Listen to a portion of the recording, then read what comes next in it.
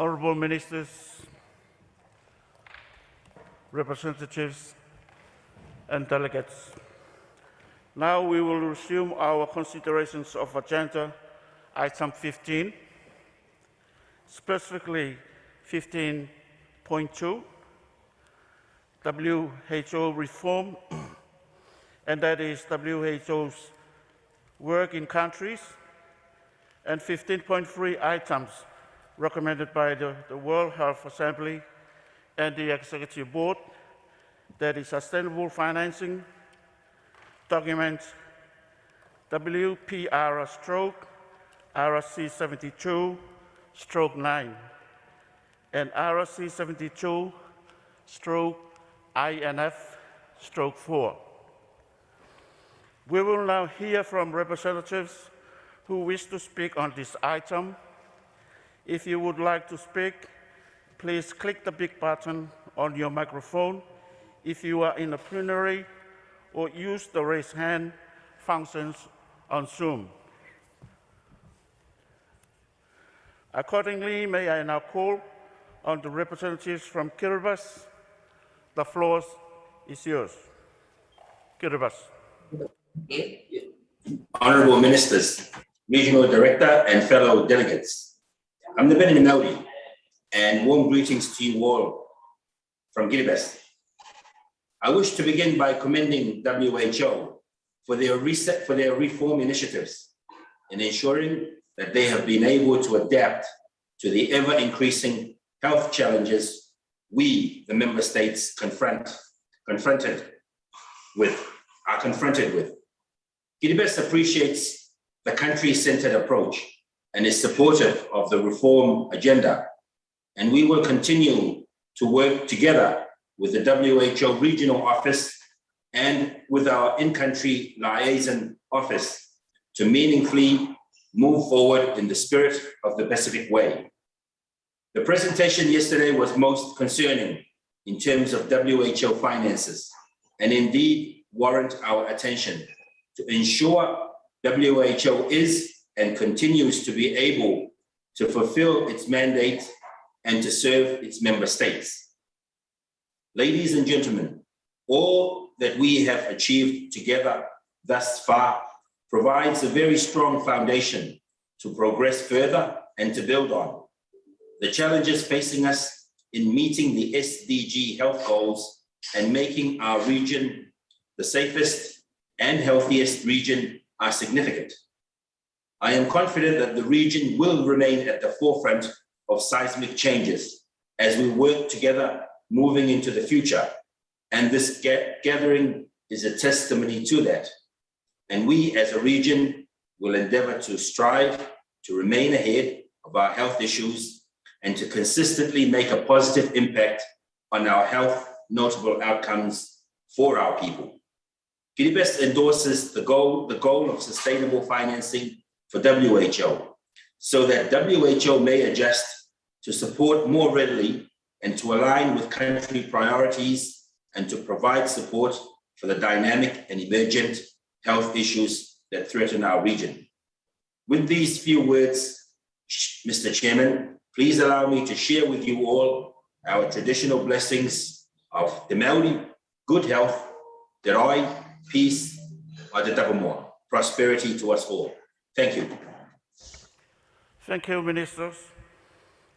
May I call Tonga, and to be followed by Cambodia. Tonga, the floor is yours. Thank you, Honorable Minister of Tuvalu, and it's good to see you as Vice Chair there in Japan. Malo e lau malie. The Kingdom of Tonga would like to commend the work of the Working Group on Sustainable Financing, and I wish to thank Mr. John Kumel and the Vice Chair from our region, Australia, and all the member states that have participated in the constructive deliberations on the working group to date. Sustainable financing of WHO has been an issue for a long time, with many attempts to address WHO's financing situation over the past decades. and the emergence of the coronavirus disease in 2019 pandemic has further underscored the need for a strong, credible, and independent WHO across all three levels of the organization. For the longer lens future, and more importantly, sustainable financing must be diligently translated into the own hands of the small island developing states and the Pacific. This is power to the people and communities in modeling preventative and lifestyle revolution for a sustainable and resilient health development towards the future.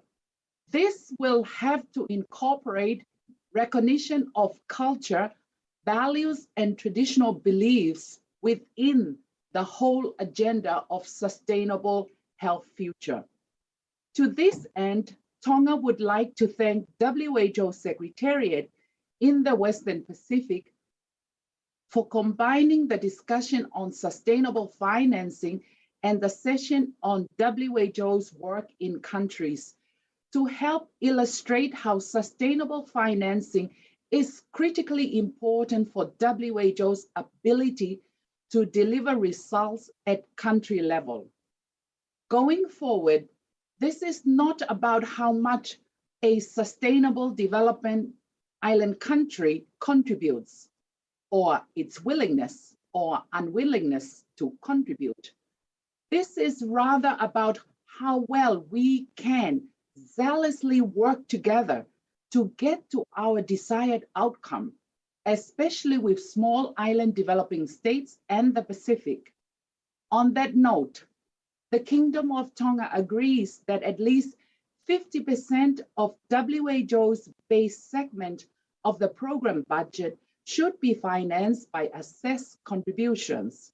However, to ensure that an increase in sustainable financing of WHO encompasses all three levels of the organization, more detailed information and absolute clarity on the 50% calculation and a better understanding of related allocations to the regions and country is much needed. We also recommend that a possible increase in assessed contributions from member states should be gradual, taking into consideration the specific economic context of countries in the Pacific region that are now exposed to a greater degree of vulnerability due to the COVID-19 pandemic. Tonga generally shares the view of the Independent Panel for Pandemic Preparedness and Response that WHO's entire base segment should be funded by more flexible, predictable, and reliable sources. Nevertheless, should WHO see a significant shift away from earmarking, safeguarding the current level of resources made available to historically disadvantaged regions and subregions would be very important to maintain and further build on the progress in these geographical areas made to date, especially small island developing states and the Pacific. On the possibility of adopting a replenishment model to cover the remaining unfunded part of the base segment, the Kingdom is interested in further discussing this innovative funding mechanism. Recognizing that such a model has worked well for other organizations, the Kingdom is looking forward to exploring modalities for a replenishment model suitable for WHO and, most importantly, small island developing states and the Pacific and non-state actors. In response to identifying the best practices and lessons learned in the region, the Kingdom appreciates and agrees with the examples presented by the Secretariat in the provided information document. While WHO continues to operate in a resource-constrained environment and the needs for its member states to evolve, it will be important for WHO in the region to effectively and efficiently reassess and prioritize its work, leveraging the one team approach articulated in the information documents. And most importantly, power to the hands of the people towards sustainable financing, incorporating preventative measures, lifestyle, and food revolution, as no country, rich or poor, small island developing states will be able to successfully combat the future tsunamis of health challenges, including NCDs and the impact of climate change. Finally, the Kingdom of Tonga would like to reiterate the concept of Tākanga e Tauwhohe, collaboratively rowing the way, working towards solutions for WHO's financing challenges. It is critical for member states and the working group on sustainable financing to ensure that the needs and specificities of each countries and region are adequately addressed, that any benefits from increased sustainable financing are equitably shared amongst all three levels of the organization, and of course, small island developing states and the Pacific. I thank you, Honorable Chair. Thank you, Honorable Minister Amelia. Next on the list is Cambodia, to be followed by Samoa. Cambodia, the floor is yours.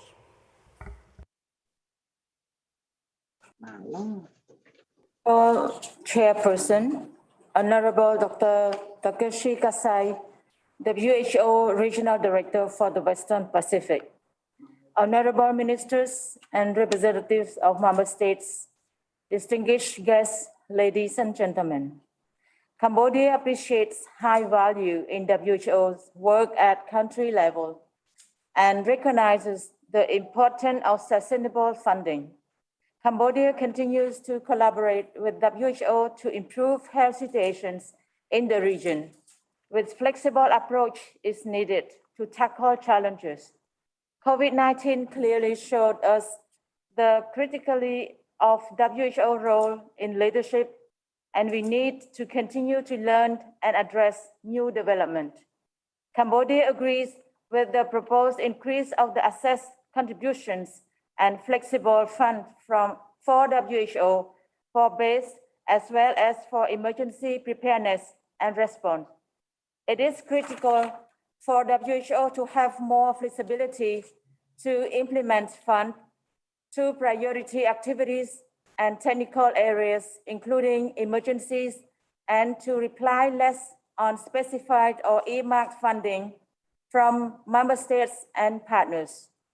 With regard to the best practices and lessons learned for prioritization in the region, we want to stress and prioritization via the thematic priorities and operational shift of the vision paper plays an important role to prioritize resources and activities for the future.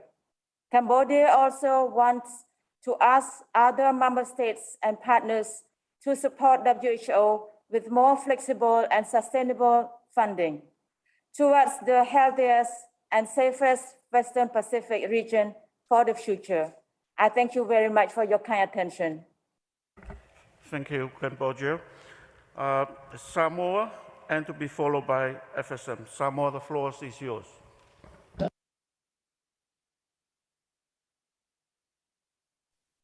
Regional Director Dr. Takashi Kasai, Excellencies, ladies and gentlemen. Samoa wishes to commend the work of the Working Group of Sustainable Financing for compiling this comprehensive report. Samoa acknowledges WHO financial support through WHO biennium budget. We echo the sentiments alluded to that the sustainable financing should always put the member states at the center, which is very much aligned with the Healthy Island vision. We also support the emphasis on the one-team approach on sustainable financing, and this is practically realized through the WHO biennium budget and our own government annual budgets. To be specific to the 5 questions provided by the Sustainable Financing Working Group report, Samoa support the utilization of at least 50% of WHO's base or segment of the program budget to be funded by assessed contributions to answer question 1. In relation to question 2, Samoa fully support the view of the IPPPR that the entire base budget to be fully funded by unearmarked flexible contributions, taking into account the unpredictable risks and severity of unexpected health emergencies may pose upon each member states, especially us as small island development states who are more vulnerable to natural disasters or any other public health emergencies, including pandemics and epidemics. We fully support the 75th World Health Assembly resolution on increasing AC and adopting an incremental implementation schedule. However, Samoa recommends this should be calculated based on each member state's GDP and reviewed periodically. In regards to question 4, Mr. Chairman, Samoa need more clarification around the recommendation for a replenishment model. And for the last question, Mr. Chairman, Samoa recommends for each member state in the region to conduct consultative processes and regularize the monitoring of country cooperation strategies, the CCS implementation. Thank you very much. Thank you, Samoa. FSM to be followed by New Zealand Aotearoa. FSM, the floor is yours.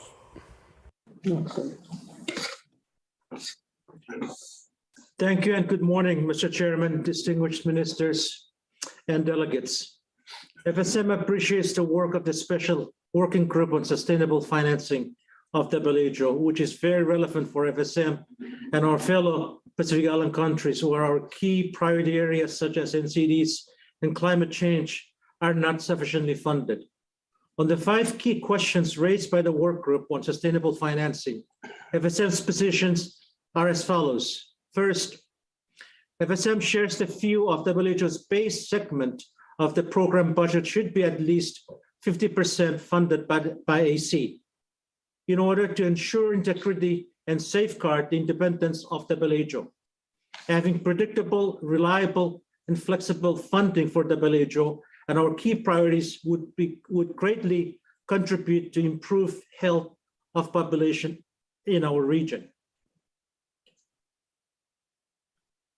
FSM also supports the view of the IPPR that the entire base budget should be fully funded by unearmarked flexible contributions. FSM would like to advocate for development partners and countries to provide more flexible, non-earmarked voluntary contribution so that the priority setting will be enhanced of all members equitably. FSM also supports the 75th World Health Assembly agreeing on the way forward for AC increase, even though it will mean FSM's contributions will be higher.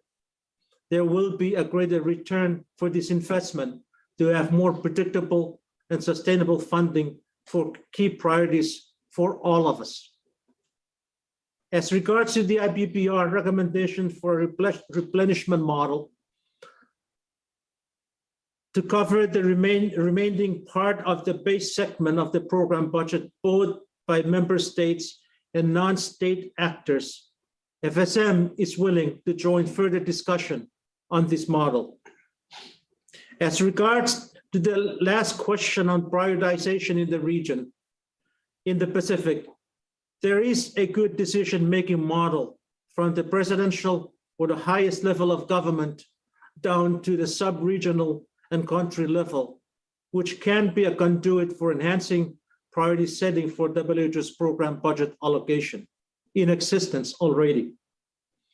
On the item on 15.2, WHO's work in countries, FSM would like to appreciate that the RCM recognized important roles of country offices.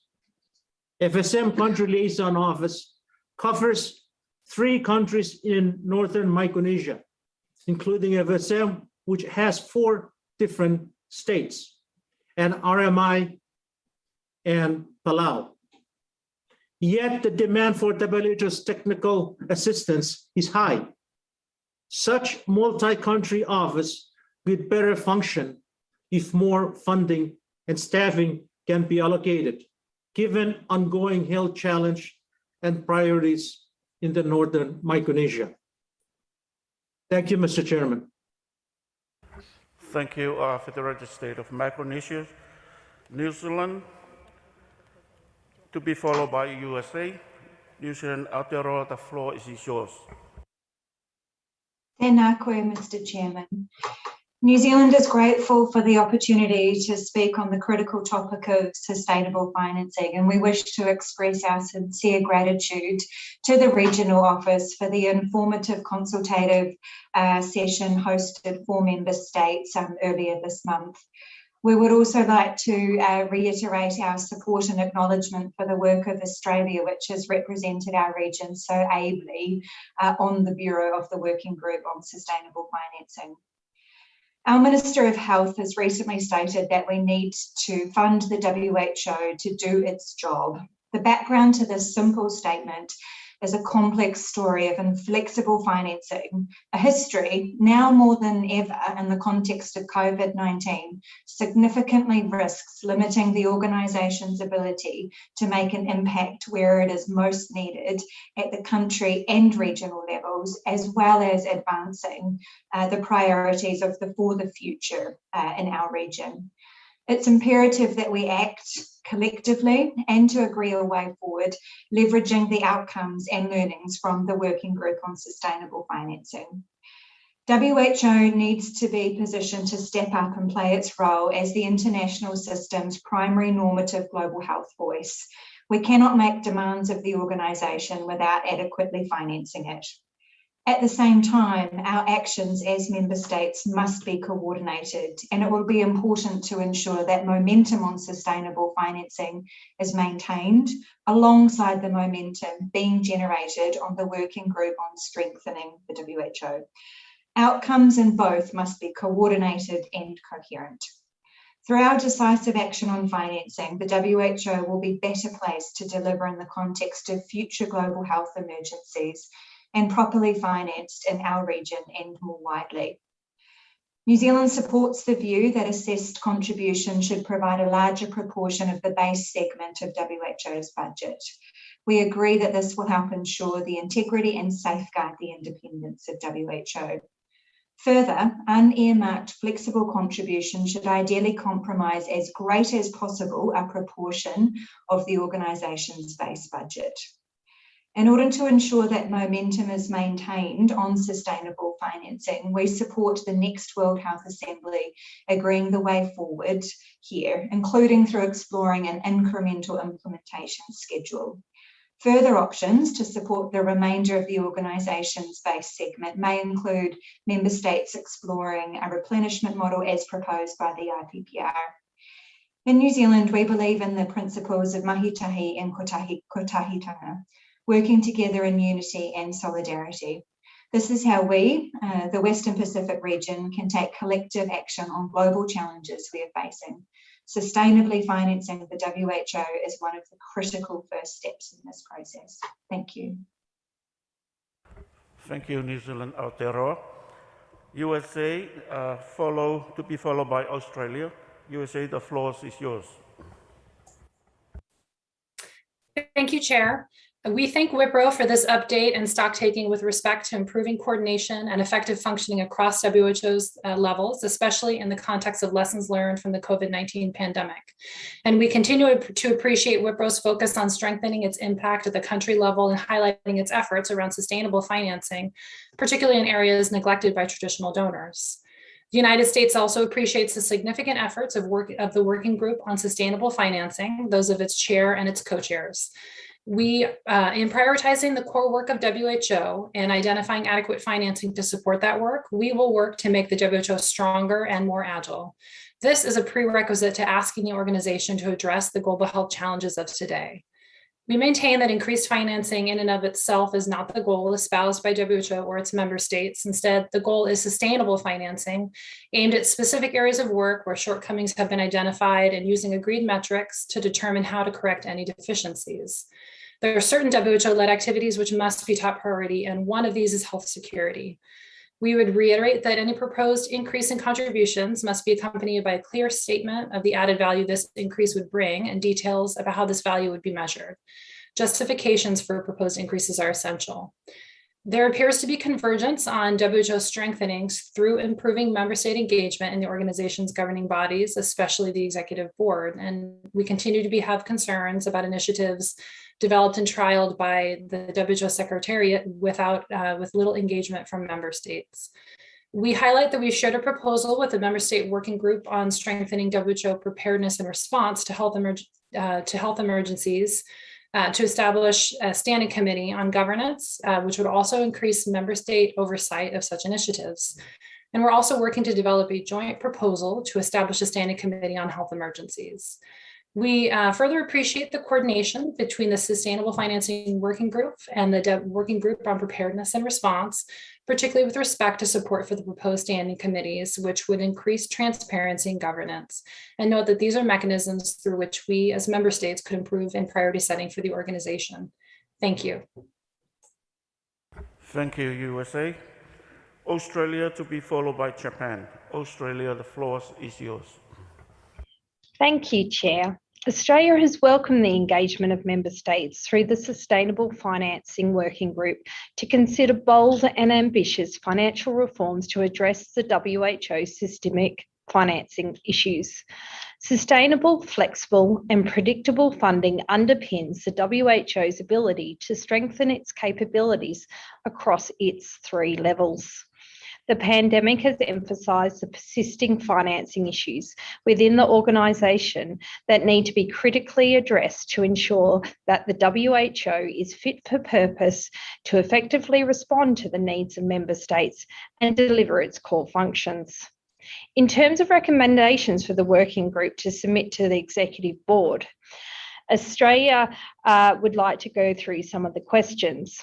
On question 1, 2, and 3, increasing flexible funding to the WHO. Australia agrees with the need for an ambitious increase to flexible funding within the WHO's base program budget. Trends towards heavily earmarked voluntary contributions have inhibited the WHO's ability to direct funding to priorities agreed by member states. This is illustrated in our region through the persisting pockets of poverty, including for NCD programs. We agree with the need to increase assessed contributions to fund a higher proportion of the base budget through a staggered approach, recognising current fiscal constraints of member states, and support the World Health Assembly agreeing to a way forward. This should be balanced with the critical need to sustainably fund the WHO now.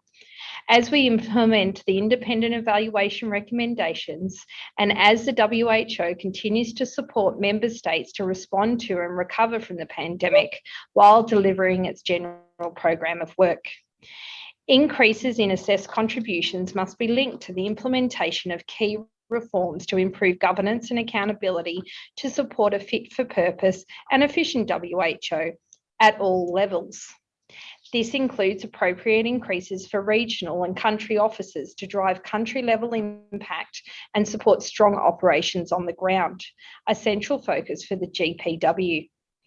Other options and innovative ideas to enhance financing should also continue to be explored, including to increase the flexibility and predictability of voluntary contributions and broaden the organisation's donor base. On question 4, replenishment model. We need further information on how a replenishment model could be adopted within the WHO to enhance its financial stability. Such a mechanism should maintain member states' oversight of priority setting and decision making. On question 5, lessons learnt on prioritisation. We thank the Regional Office for its report, which highlights regional prioritisation efforts. Prioritisation will play an integral role in the development of the program budget, with the need for increased oversight by member states. We also support the development of a zero draft ahead of the working group's final meeting in November. We look forward to expanding on these comments in our formal submission to the working group and encourage all member states to contribute ahead of the final meeting of the working group on sustainable financing on the 13th to the 15th of December this year. We remain committed to working with all member states to deliver bold financing reforms we can all agree to. Thank you, Chair. Thank you, Australia. Next on my list is Japan. The floor is yours. Thank you, Mr. Chair. I am taking the floor to speak for my delegation. At the same time, I wish to fulfill my duty as Executive Board member, supported by the caucus of the Regional Committee, and then nominated by my home country. I have been listening to the voice of my constituency, the member states of the Western Pacific region. I thank you for this arrangement. Before starting my substantial part of intervention, I wish to thank Mr. Kumel and Mr. Akasia for their facilitation of critical debates. Also, through you, Chair, I thank Dr. Kasai and team to set the scene to link WHO reform and sustainable financing. To be frank, my experience of yesterday recalled my first blind date in some decade ago. Where we are going, I was quite nervous. I could not understand initially where we go, why we didn't go straight to the discussion of sustainable financing. But after hearing an enthusiastic introduction beyond, and also solid cases in countries and explanation of DPM, I felt that I gained solid basis of understanding of the subject in theory and in practice. That's why I'm quite happy this morning. Yesterday I was not happy, but this morning I'm very happy.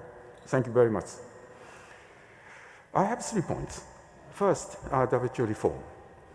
We see a lot of progress in coordination of 3 layers of WHO via GPW 13 and for the future vision in the region. The effort made by Dr. Kasai and team is really commendable. As well, that is well described in stock-taking exercise. Therefore, it may be our turn to reform ourselves in the governing bodies.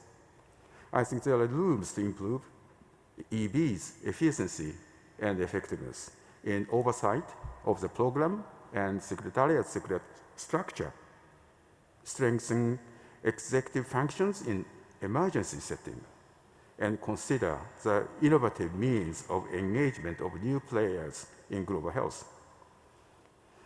Enhancing the governance is critical in strengthening accountability and transparency, as well as keeping the lean secretariat structure, avoiding top-heavy structure of staffing.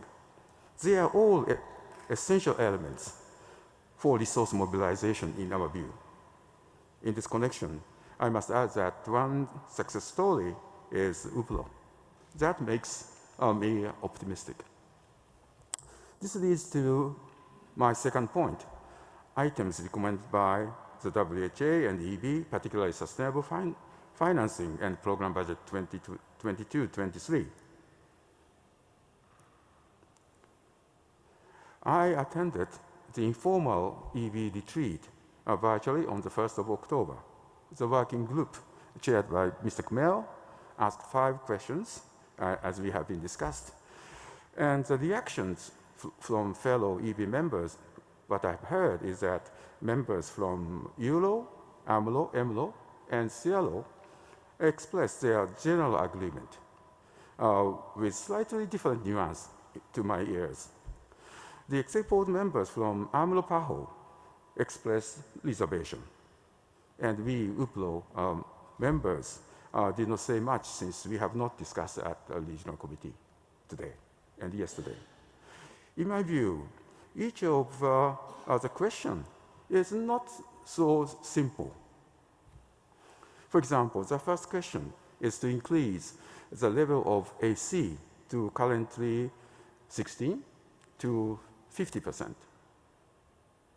According to A74/5, Revision 1, Program Budget 22-23, that is basic budget background material which was discussed at the previous White House Assembly. Very roughly, 4 billion for base program, additional 2 billion for completely VC-based programs such as polio. So total budget is 4 billion for base program and 2 billion for extra, and total is 6 billion. And financing is concerned, AC is 1 billion. So my simple calculation is that if 25% is AC financed against the base program, and 60% financed by AC against the total of 6 billion. So that is my simple calculation. If the budget size stay, we need to double AC to achieve 50% targets. If we would like to achieve 50% target against 6 billion, so that is AC need to be tripled. Therefore, my question is how large the budget should be. And the question, again, is more the area to be financed by AC. I'm very curious to learn from fellow delegates your view and strategy to persuade the second difficult person on earth in terms of financing, who is financing minister. Why the second difficult person? The first difficult person is, in my case, is my wife, that's why. As I stated in my intervention, the first intervention in this committee, Japan is very serious to fulfill our duties deriving from obligation or commitment with WHO. This is only why we are not easy to express commitment at this time. Would you please share your wisdom with me? So that is my humble request. Lastly, we need to examine the revised program budget very carefully. That will be discussed at the next executive board. Japan is fortunate to be EB member and also PBAC member. So Japan is committed to working with you to ensure that our WHO, particularly our region, is strengthened and adequately funded. I thank you. Thank you, Japan. Next on the list is Solomon, to be followed by Australia again. Solomon, the floor is yours.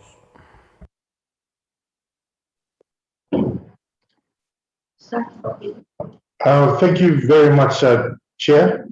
I would like to inform you that I will be sharing the pre-recorded recording message from our Minister of Health now.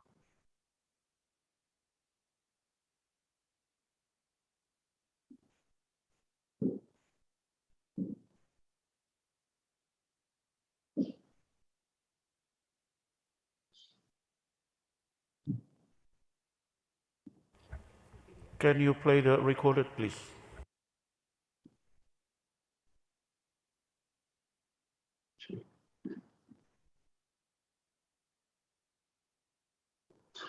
Chair, before I make a few remarks, I would like to sincerely acknowledge Dr. Takeshi Kasai, whose leadership and vision for small island development states in the region during this challenging time. Some islands, like many other small island nations, require the assistance from the development partner community to help support our challenging and often fragile health systems. Over the years, we are grateful for the financial support provided by partners such as the Department for Foreign Affairs and Trade, the Australian government, Global Fund support to our TB, HIV, and malaria programs, Gavi, the Russian allies that support our immunization programs, JICA and the European Union for environmental health initiatives. In the wake of COVID and pandemic, the Southern Islands government has mobilized and increased its support for the health sector. We have also been fortunate to receiving the support from our traditional partners and from a much wider development partner community, including funding from new bilateral country agreement with New Zealand and the People's Republic of China, and with development banks, ADB, and the World Bank. COVID-19 has certainly impacted development assistance by broadening our networks, engaging new partners, and certainly increasing the nature and the magnitude of development assistance to these own islands. To all these partners, we are most grateful.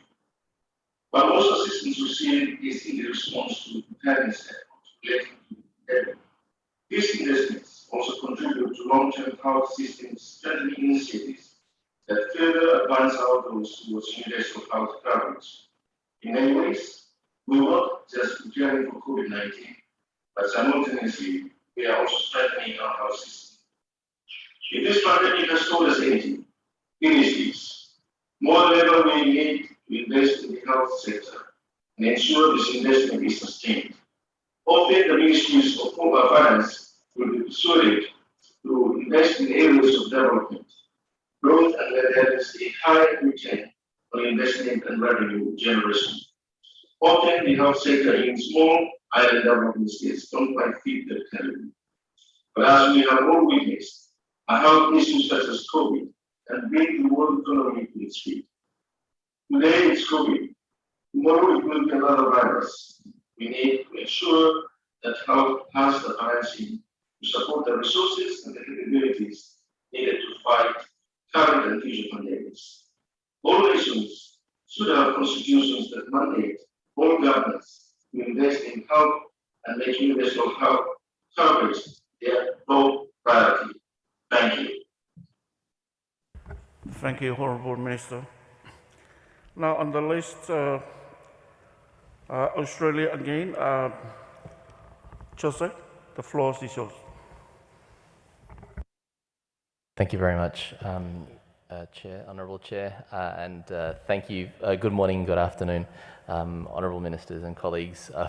Thank you for your indulgence for Australia taking the floor again, albeit in a different capacity, as representing the Vice Chair for the Working Group on Sustainable Financing. I really just wanted to make a short intervention to thank and acknowledge the thoughtful comments on this important topic from colleagues in Kiribati, Tonga, Cambodia, Samoa, FSM, New Zealand, the US, Australia, Japan, and the Solomon Islands.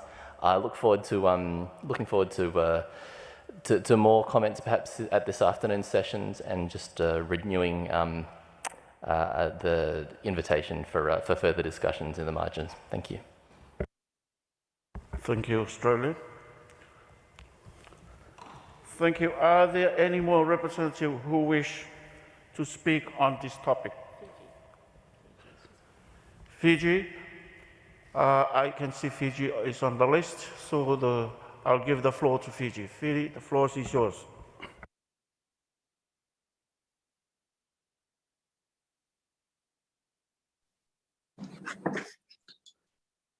Talafalawa, Chair, and thank you. Good morning, honourable colleagues.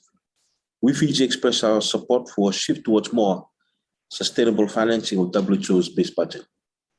We would also like to thank Australia for their efforts to keep the region informed of the working group's discussions, and the Minister of Health from Tonga for her active engagement. Fiji would like to thank the WHO Secretariat, the Western Pacific, for combining the discussion of sustainable financing with a session on WHO's work in countries.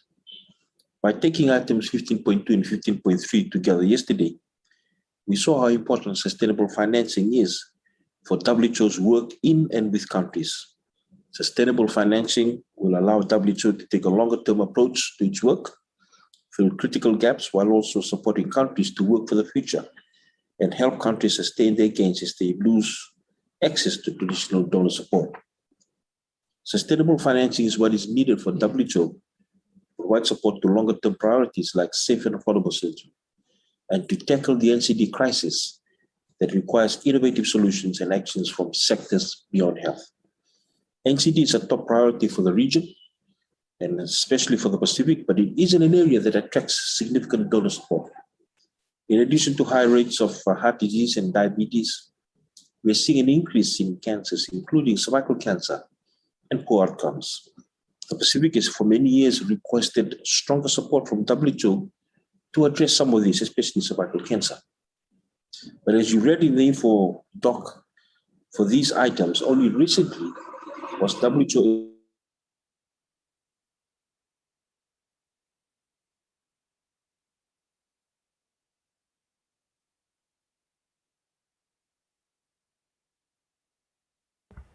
Fiji, we cannot hear you.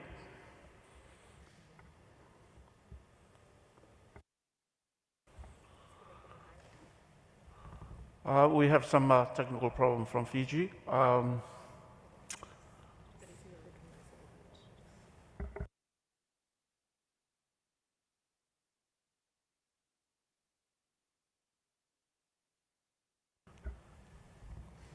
We will wait for the technical team to resolve the problem.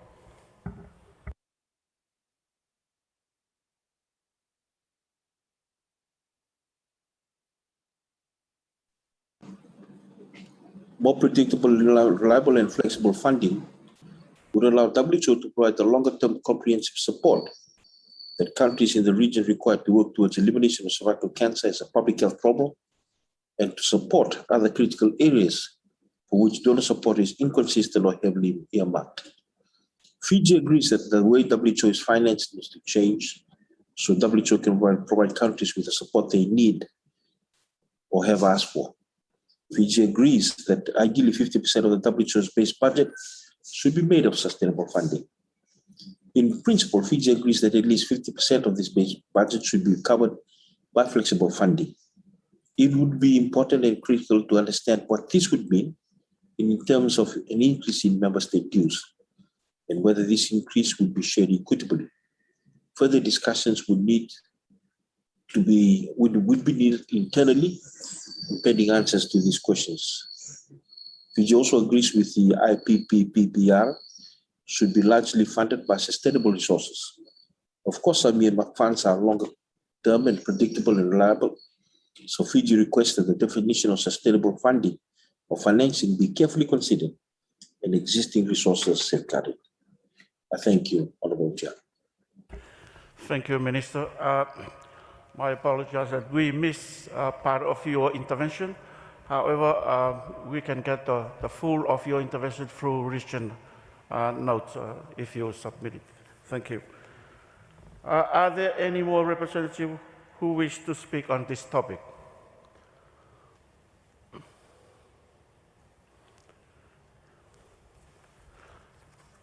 I see none. Thank you. Honourable Minister, we will suspend this discussion and continue later today at 2:45 p.m. Japan time.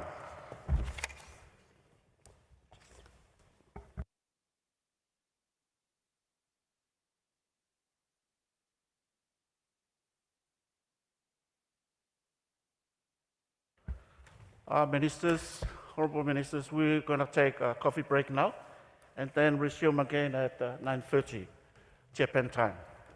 Thank you.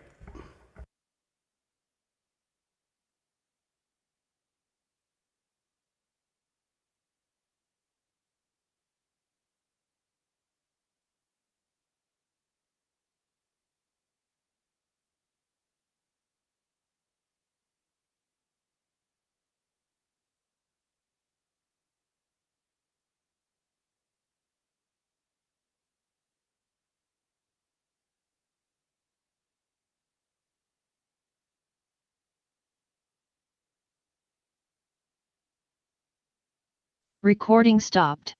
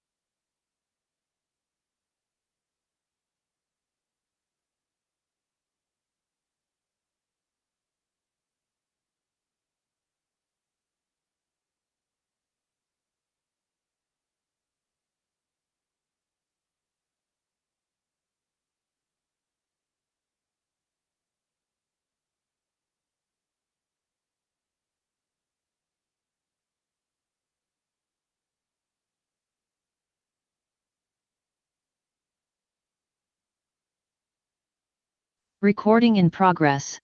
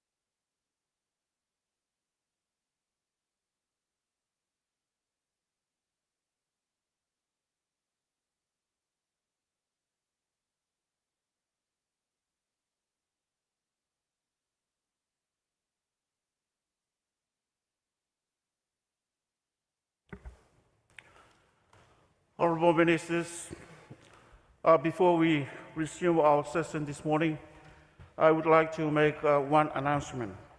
I have been informed by the Secretariat that since the report on credentials by the chair of the 73rd sessions of the Regional Committee, one additional member has submitted their credentials to the Regional Director.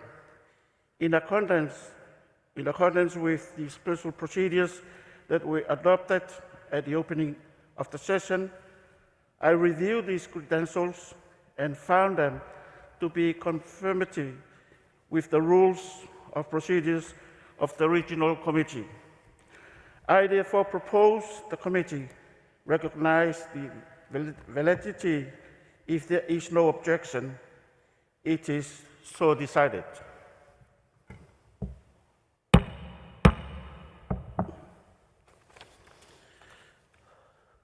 Minister, before we begin on the next agenda item, proposed resolutions and decision, also called conference papers, have been uploaded on the Regional Committee web portal. These were prepared by the rapporteur. We will consider the proposed resolutions after the second coffee break today.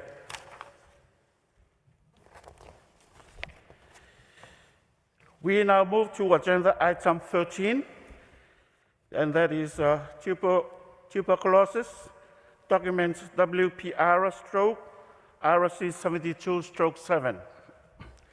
I understand the Secretary had prepared a video to introduce this item. Please play the video. Tuberculosis is one of the leading causes of death worldwide. In the Western Pacific, 1.8 million people fell ill and 90,000 died from it in 2019.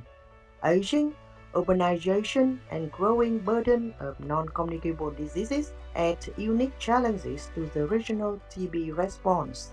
Acting today is critical to address challenges of tomorrow. With the vision of a TB-free region in 2030, we must work backwards from there while identifying steps that need to be taken to achieve this goal. Strong health systems are needed to deliver quality TB services. A multi-sectoral response is the key to ending the TB epidemic. The regional framework for tuberculosis provides strategic guidance to end TB in the region by 2030.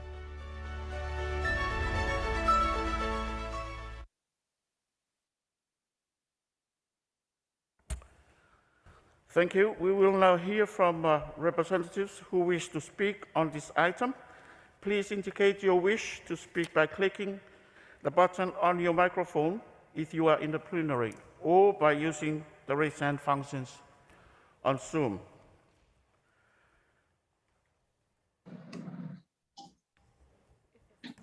FSM. I call on the representatives of FSM. The floor is yours, FSM. Good morning, Honorable Mr. Vice Chair and Chairman, Ministers and Delegates. Our respects to you all.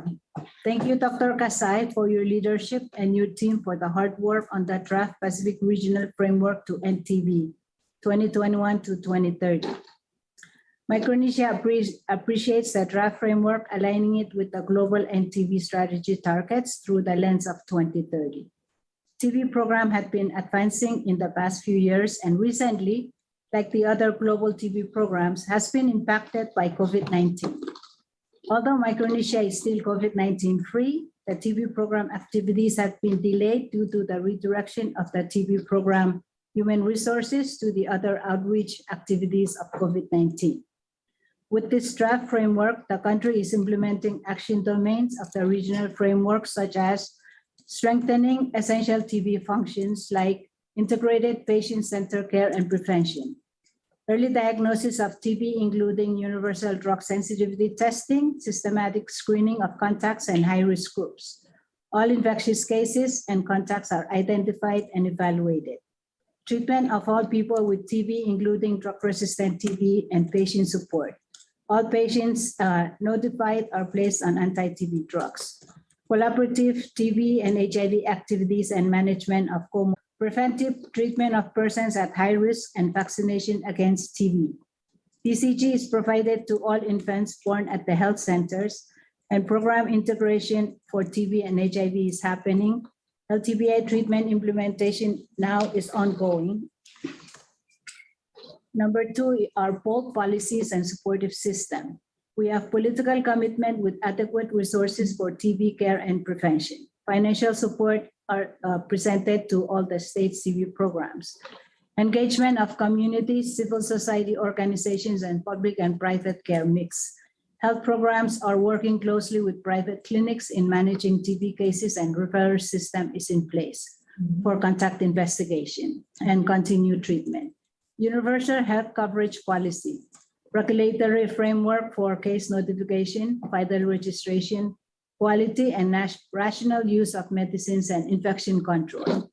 TB is a reportable disease, and all health centers report to the disease to the Department of Health in country. Social protection, poverty alleviation, and action on other determinants of TB. All patients have access to health, whether one has health insurance or not. Enablers are provided to TB patient treatments can be managed appropriately and completion of treatment is attained. Intensified research and innovation. Discovery, development, and rapid uptake of new tools like genotyping, GeneXpert is now in the country.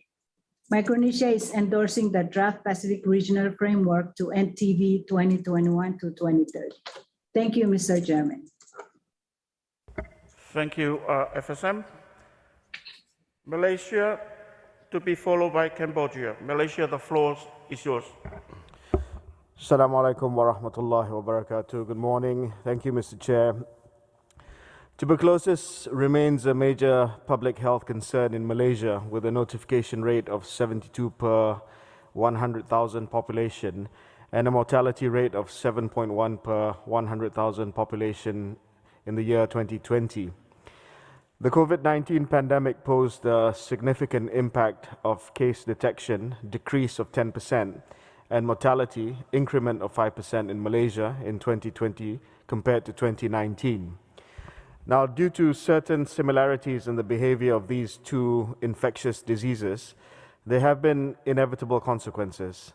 Whilst measures to contain the pandemic diverted the resources and impacted the essential TB services in the country, measures like wearing face masks, physical distancing, avoiding crowded places, and heightened hygiene awareness help to decrease the spread of the TB bacilli. Malaysia has been very careful in making sure that the progress made in TB care and prevention is not reversed by the pandemic. We have introduced the new normal in our approach, especially in finding and treating patients with TB. Virtual consultation and directly observed therapy were practiced since the beginning of the pandemic, and concurrent testing for TB and COVID-19 were advocated, taking into consideration the similarity of symptoms. Many outreach activities were also carried out targeting high-risk groups and hotspot areas for TB. Malaysia reported around 20 to 21% of latent TB infections annually, which has the potential risk for transition into active TB in later years. However, TB preventive treatment uptake is still slow, which was also around 60% for 2020. Drug-resistant TB persists and threatens our health security.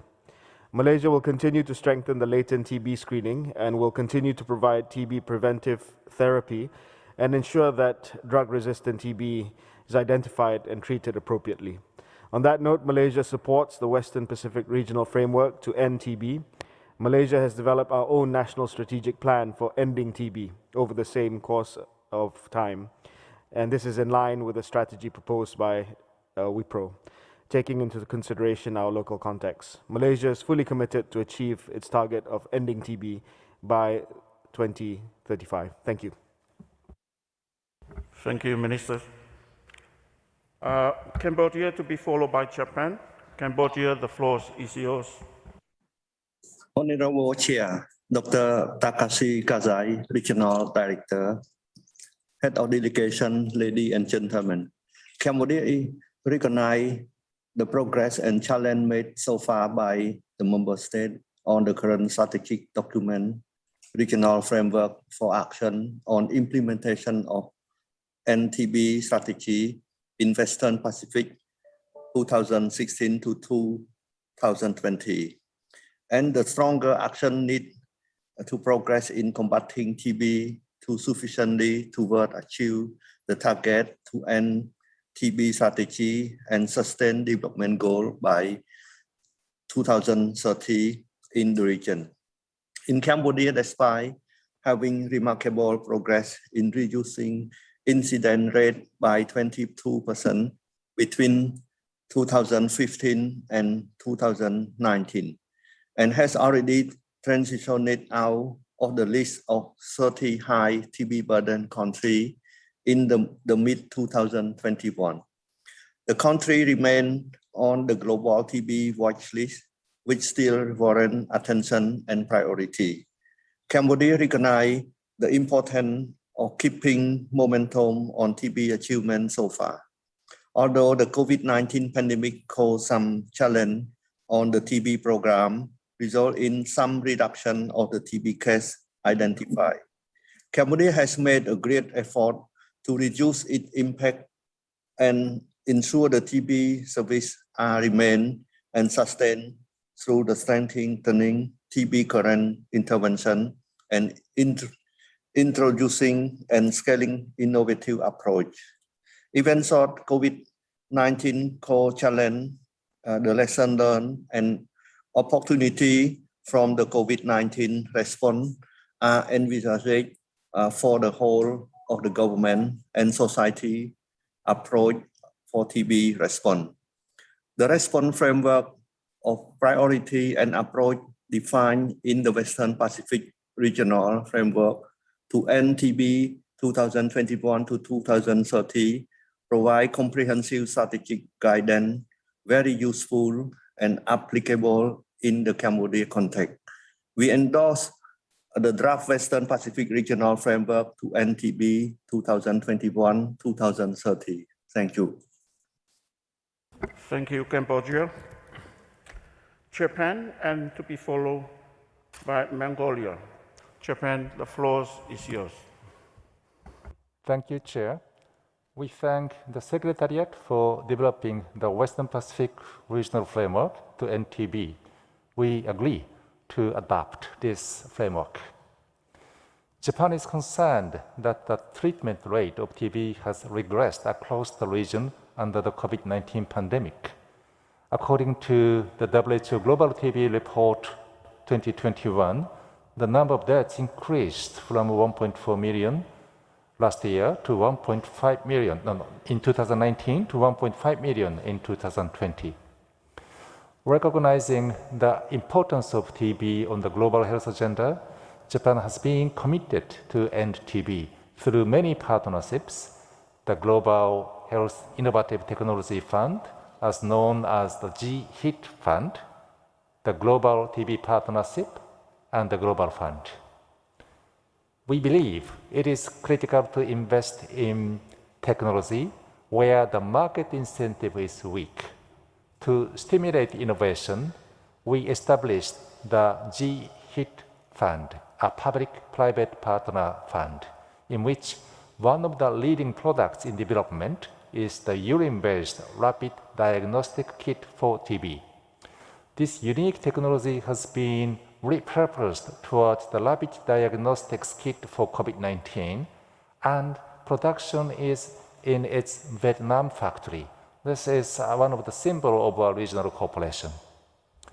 As written in this framework, Japan itself has acted to improve our TB situation domestically in the past and well understands the impact of TB on society through our own experiences. We will continue to actively work and contribute on this important agenda domestically, regionally, and globally.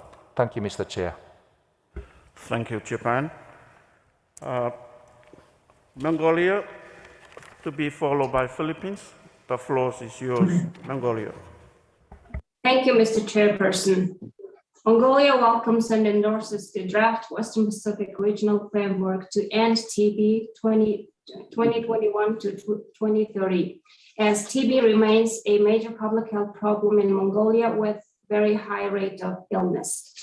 The incidence rate of all forms of TB is 437 per 100,000 population, and the estimated number of incident TB cases is 14,000 as reported in the Global TB Report 2021. Only 30% of the estimated cases are notified. The disease remains one of the major causes of impoverishment, and 69% of the TB patients face catastrophic costs. The treatment coverage is highly inadequate at 27% as of 2020, which is 9 percentage points lower compared to 2015. Moreover, the country lags behind national TB control targets set out in the National Program on the Prevention and Control of the Communicable Diseases. For instance, the program aims at reducing TB mortality by 30% between 2015 and 2021. However, mortality remains largely unchanged in the past 5 years. Mr. Chairperson, the human capacity for TB services in Mongolia was already limited prior to the COVID-19 pandemic. And that number of limited personnel and their diagnostic equipment for TB have been directed to the pandemic response, and consequently, overall TB services, including active case finding and contact tracing, have been severely affected. As a result, the detection of active and latent TB infections was decreased further, and Mongolia unfortunately joined the updated WHO list of 30 high burden TB countries, as well as the list of the 30 high multi-drug resistant or the rifampicin resistant TB burden countries. Nevertheless, the pandemic has also presented an opportunity for the national TB program. Laboratory and other diagnostic equipment, in particular, mobile digital X-ray machines, have been supplied for almost all provincial and district health facilities, increasing their diagnostic capacity. Still, the lack of human resource poses a greater risk for the successful implementation of the national TB program. Therefore, Mongolia looks forward to the WHO Western Pacific Regional Office support in strengthening its national TB program and the structures of TB services at all levels, including central, provincial, and district facilities, in order to reduce the high burden of TB. Thank you very much. Thank you, Mongolia. Philippines to be followed by China. The floor is your Honorable Minister. Thank you, Mr. Chair. The Philippines acknowledges with appreciation the Regional Committee report on tuberculosis and supports the endorsement of the Western Pacific Regional Framework to end tuberculosis 2021 to 2030. Based on the latest global TB report, the TB incidence rate in the Philippines has decreased to 539 per 100,000 population. Nonetheless, this remains to be one of the leading causes of deaths and illnesses in the country. The decrease in the incidence rate is attributed to the massive screening using chest X-rays and symptoms, the use of rapid TB diagnostic tool that can detect both drug-susceptible and drug-resistant TB cases, the introduction of the short regimen for drug-resistant TB cases, and engagement of the private sector. With these activities, TB case notification has increased by 25% from 2017 to 2019. However, in 2020, there was a 40% decrease in TB case notification due to the disruption of the services caused by the COVID-19 pandemic. The key reasons of the decrease were the following. First, few people were screened since very minimal active case finding activities were done since gathering of people is not allowed or restricted. Second, testing for TB was limited since initially there was lack of personal protective equipment and there was restriction in the transport of specimens. And third, few TB cases were placed on treatment due to restriction in the movement for clinic visits, and contact tracing was limited because of quarantine activities. To adapt to the COVID-19 pandemic, the Philippines, through multi-sectoral collaboration, formulated the National Tuberculosis Program Adaptive Plan, which aims to provide specific, doable measures and adjustments to ensure the sustainability of TB services and complement the COVID-19 response of the designated facilities and health service providers. The draft Western Pacific Regional Framework to End Tuberculosis for 2021 to 2030 is aligned with the region's For the Future vision, as well as the Global End TB Strategy, where the Philippine policies and targets are anchored. This includes strengthening of health systems and detailed plans to address the burden of diseases, such as scaling up of interventions in screening, testing, and treatment, multi-sectoral partnership, information system and dissemination, and governance and accountability. Thank you, Mr. Chair. Thank you, Honorable Ministers. China to be followed by Vanuatu. China, over to you.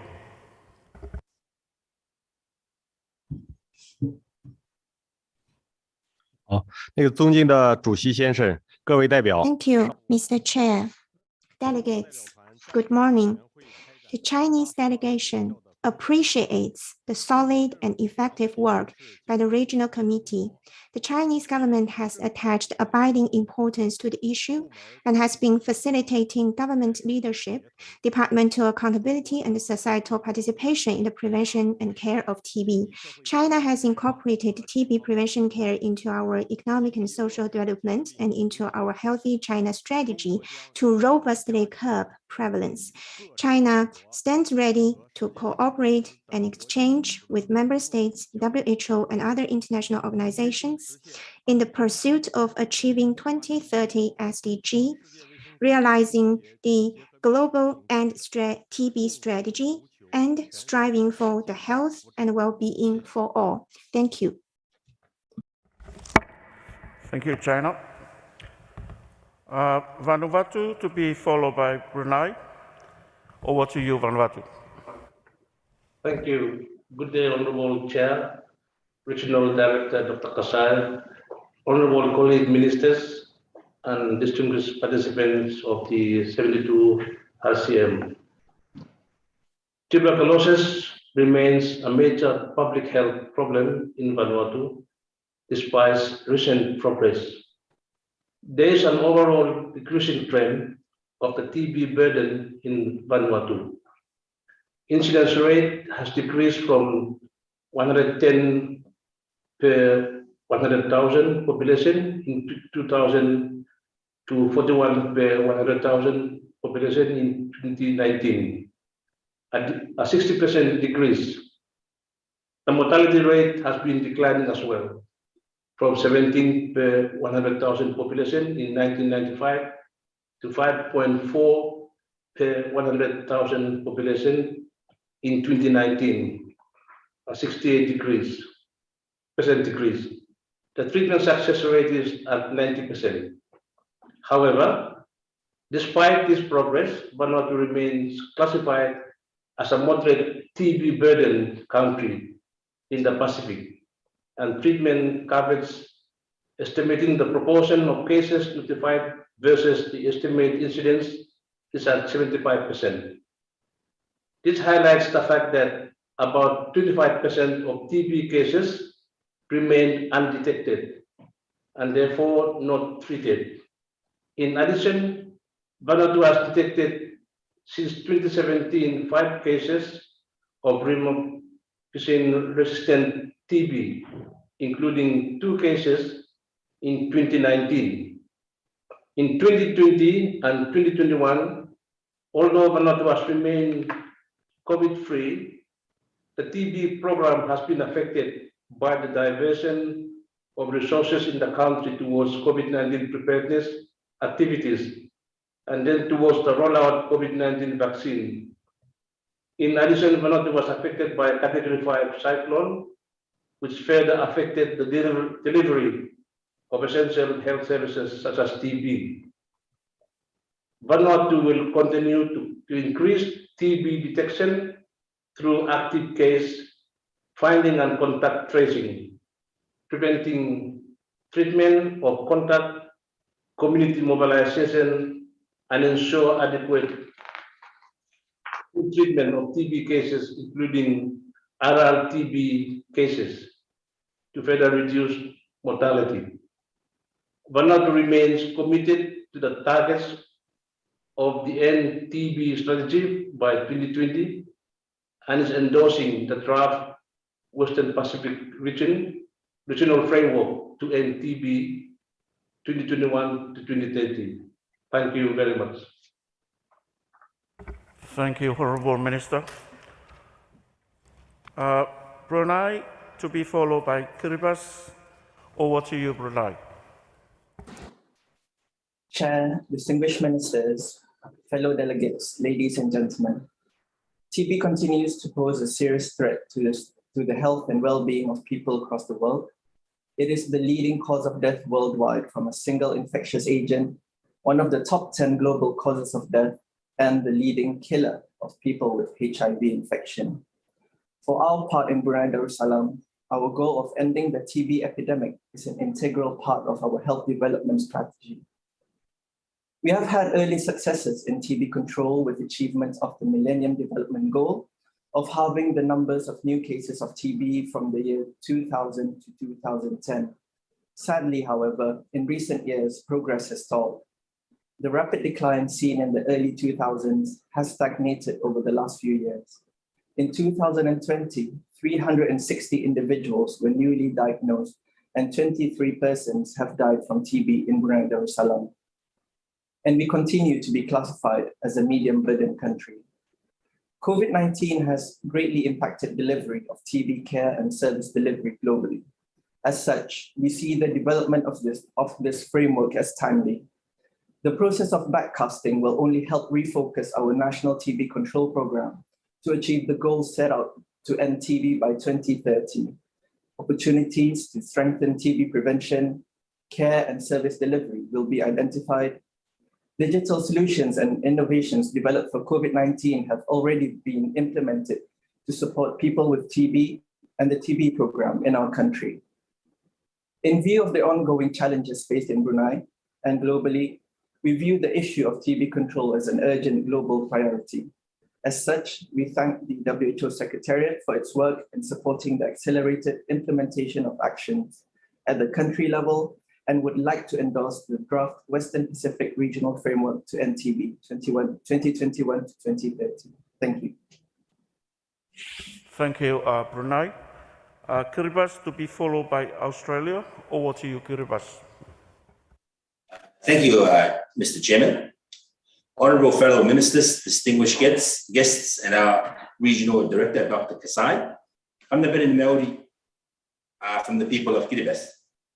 Tuberculosis is an issue of concern to Kiribati, and we have noted in notification rates over the past 5 years, which places us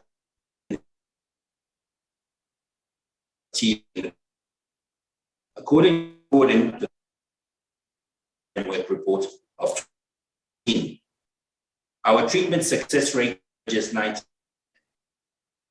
would not have been achieved without the support of our development partners. And I wish to acknowledge and the WHO for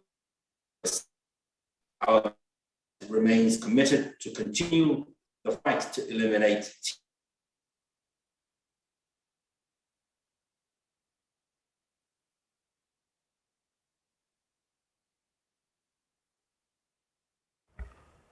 Honorable Ministers, we cannot hear you. Could be some technical issues. You can send the written intervention to the Secretariat. And can we move now to Australia? Oh. Okay, go ahead, Kiribati. Thank you, Chair. Australia thanks the Secretariat for the update on tuberculosis within the region and stresses the importance of building momentum to fight this devastating disease. We welcome the endorsement of the draft Western Pacific Regional Framework to end TB 2021 to 2030. Australia supports the focus on people-centred integrated health services and multi-sector collaboration to end TB. We are pleased to see the framework is aligned with the end TB strategy, as well as the region's health priorities outlined For the Future. The framework represents an appropriate roadmap to support Western Pacific countries to end TB by 2030, particularly those with a high burden of TB. Australia acknowledges the disruption of TB services globally and within the region due to COVID-19, which has slowed progress towards TB pre-elimination targets. This adds greater impetus for us to accelerate joint efforts towards ending TB. We must ensure our fragile gains are not lost. Controlling TB presents several challenges, particularly the detection, assessment and management of TB cases, as well as the social determinants of TB. Cross-border collaboration is crucial in addressing these challenges, both regionally and globally. Australia is committed to reducing the TB burden in our region by investing in regional health system strengthening and diagnostic and therapeutic innovations for TB. We are supporting countries to increase uptake of new diagnostics and therapeutics and operational research to support the scale-up of targeted people-centred TB interventions in line with the new framework. We must prioritise further efforts towards enhancing the diagnosis and management of drug-resistant TB in the region. Thank you, Chair. Thank you, Australia. Hong Kong, China, to be followed by Republic of Korea. Over to you, Hong Kong, China. Thank you, Mr. Chairman, Regional Director Dr. Kasai, Excellencies, fellow delegates. Hong Kong, China would like to express our appreciation to WHO for the effort in implementing strategies to end TB in the Western Pacific region. With concerted effort of the whole society, prevention and control of TB has always been on the top priority in public health in Hong Kong, China. Our TB notification rate is on a continuous downward trend in the past 50 years.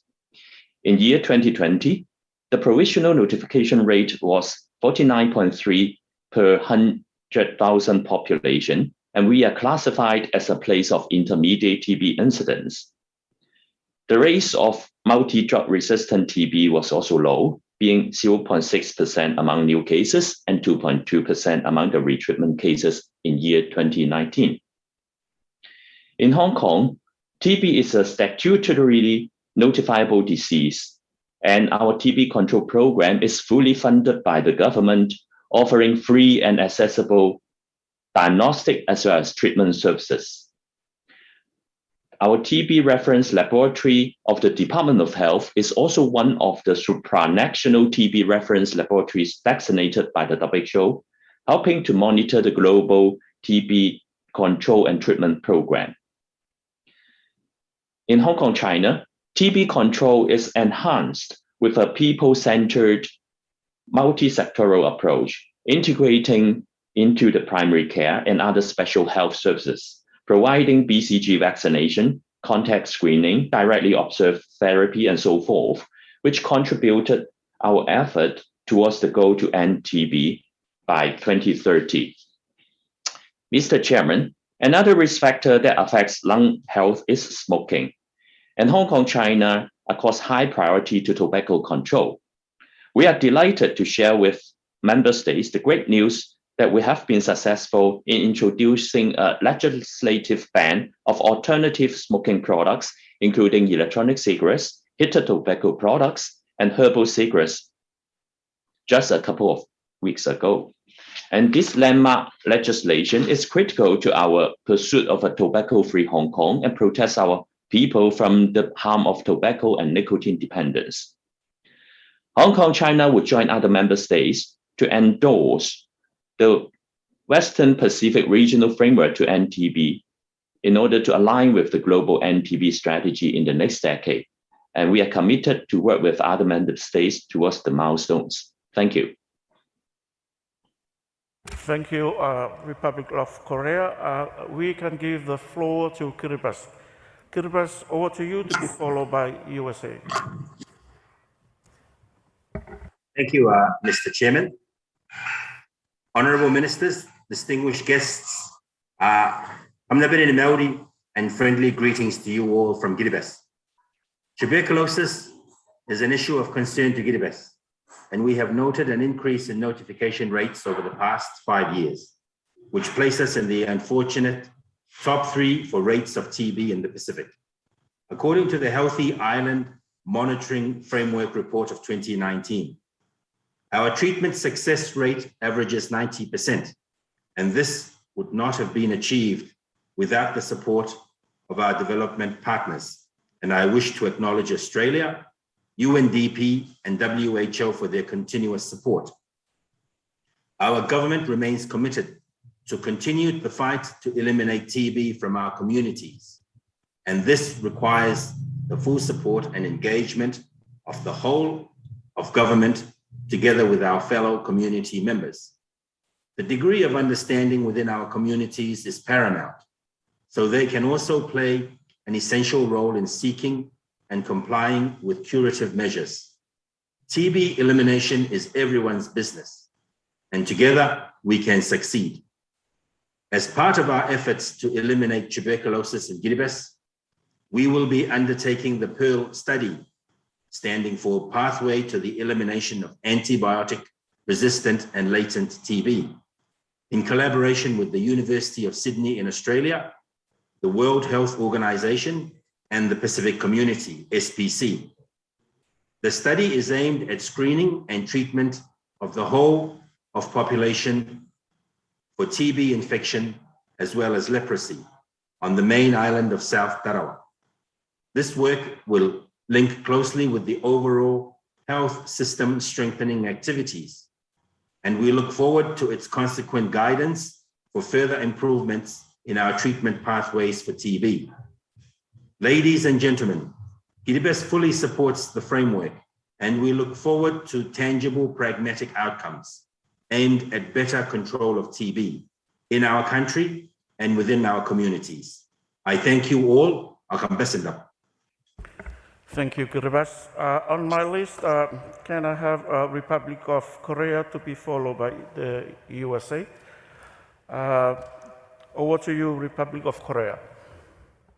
Thank you, Chair. The Republic of Korea strongly supports the UN's Sustainable Development Goals and WHO's TB strategy to achieve the goal of ending the global TB epidemic, as well as the Western Pacific Regional Framework to end TB 2021 to 2030.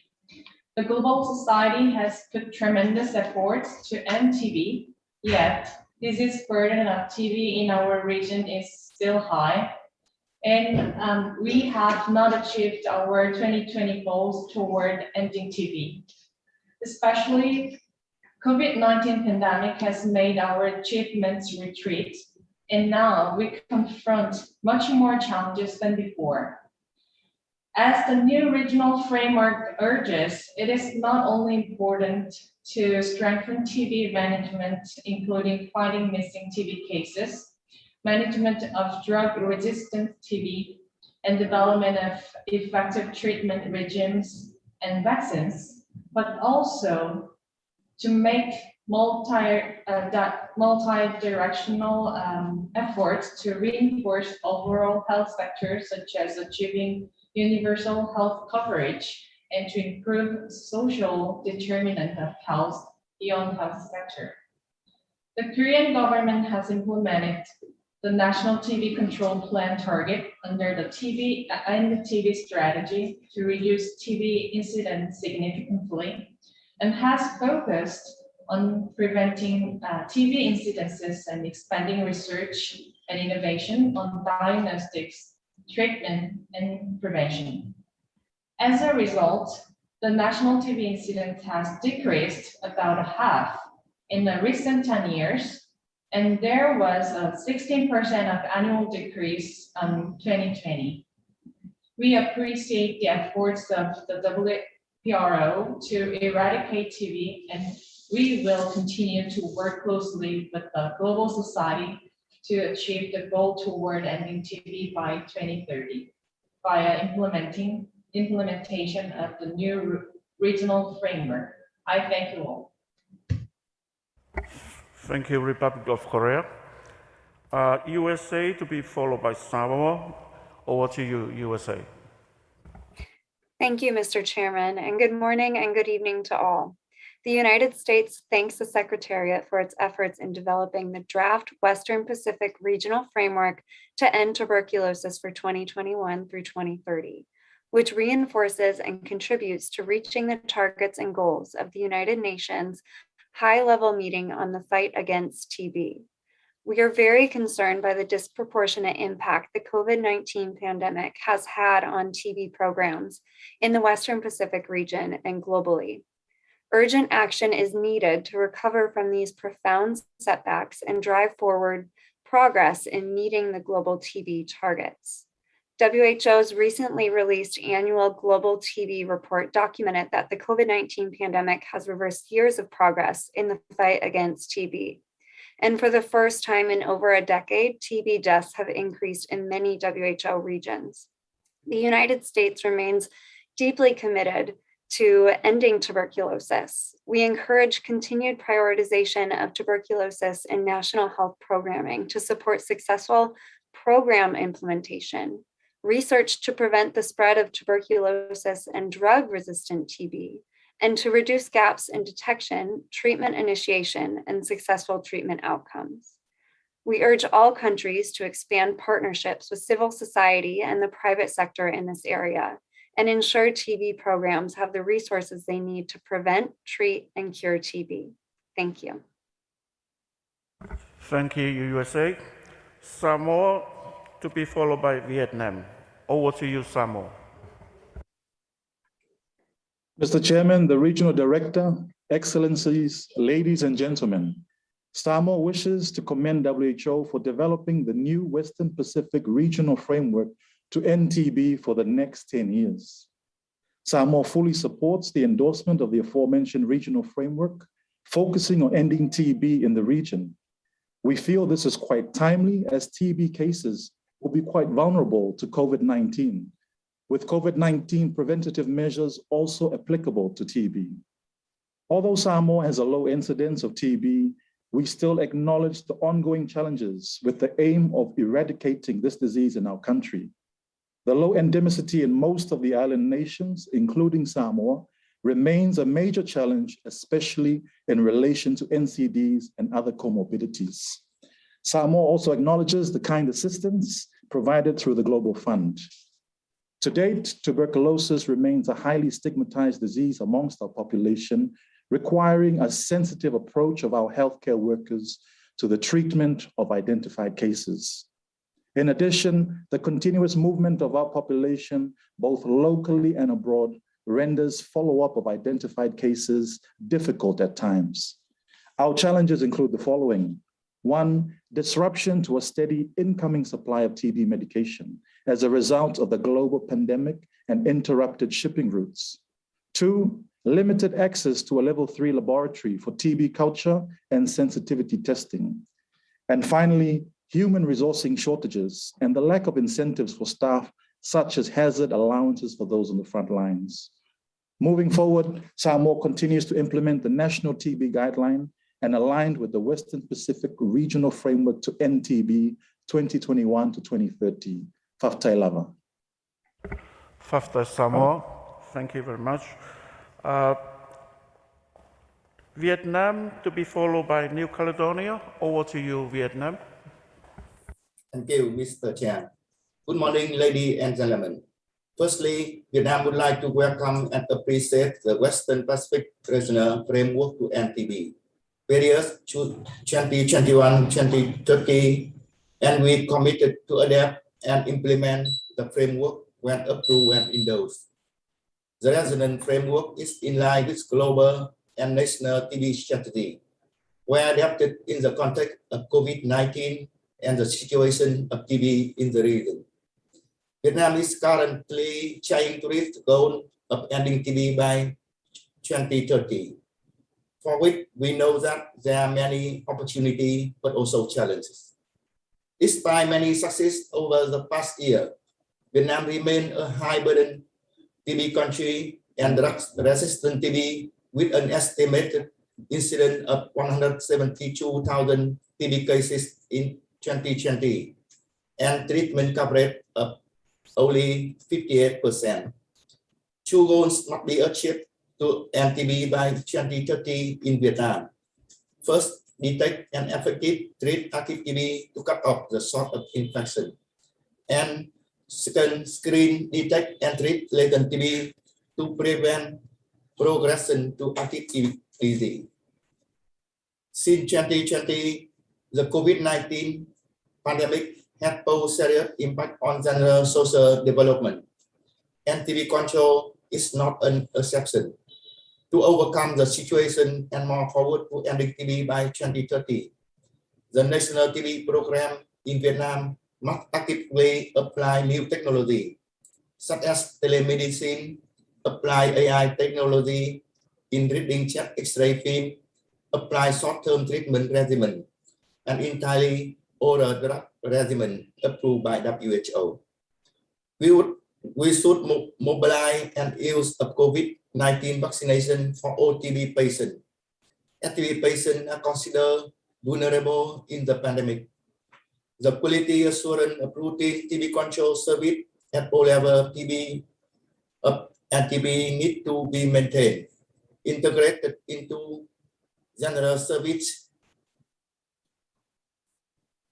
of routine health system, especially the treatment adherence need to be strictly supervised.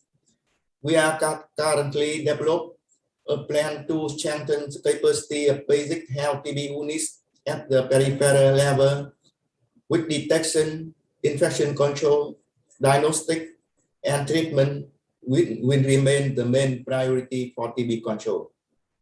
We are pleased to note that our government continue their strong political commitment to end TB by 2030. A national committee on ending TB, chaired by the Deputy Prime Minister, were established to follow the progress.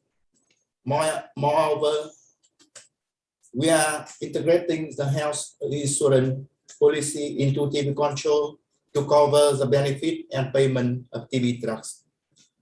We will continue to make good use of the support from our international partner, especially technical assistance from WHO, new technology and finance for TB prevention. At the same time, we also need to more proactive in mobilizing domestic resources at locality, harmonizing the hospital autonomy, financing, and the TB political duty. A comprehensive strategy with a strong mobilization of domestic and international contribution, resources, and commitment is needed to accomplish the goal to end TB by 2030, which we are currently trying our best together with support from international partners. Thank you, Chair. Thank you, Vietnam. New Caledonia, over to you. Vous avez la parole.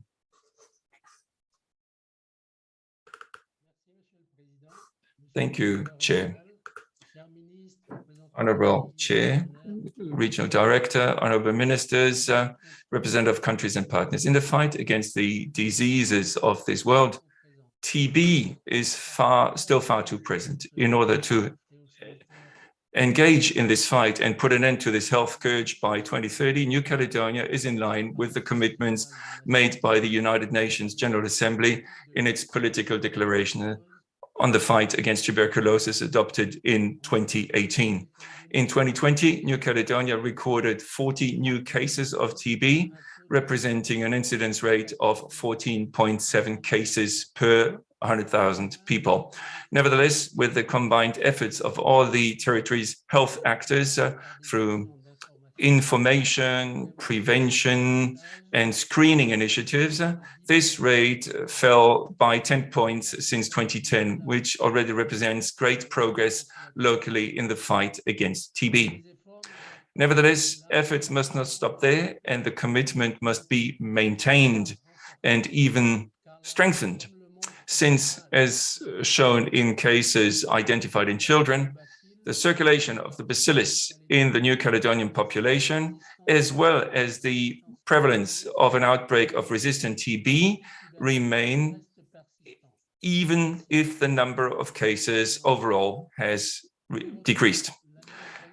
However, New Caledonia is on the right track, as its curing rate is approaching 85% and is thus in line with the target set in the Western Pacific TB control strategy.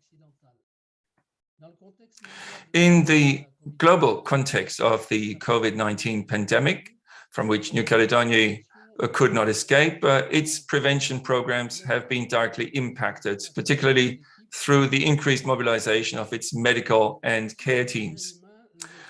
To make up for these human resources shortfall, New Caledonia acquired digital monitoring tools, which will soon be implemented by the agency in charge of health and prevention in order to improve the monitoring and tracking of TB patients and facilitate their care by professionals, especially for those patients who have been lost in the system and who have disappeared from the system. This will improve the follow-up of tuberculosis patients and facilitate their management by health professionals, particularly for patients who have been lost to follow-up. We have to ensure that by 2022, we want to ensure that nobody escapes the healthcare system, and we want to ensure that the cure rate remains around 85% and is improved. In the fight against TB, New Caledonia remains committed to alert to this public health priority in the fight against TB. On behalf of the New Caledonian government, I thank you for your attention. Thank you, New Caledonia.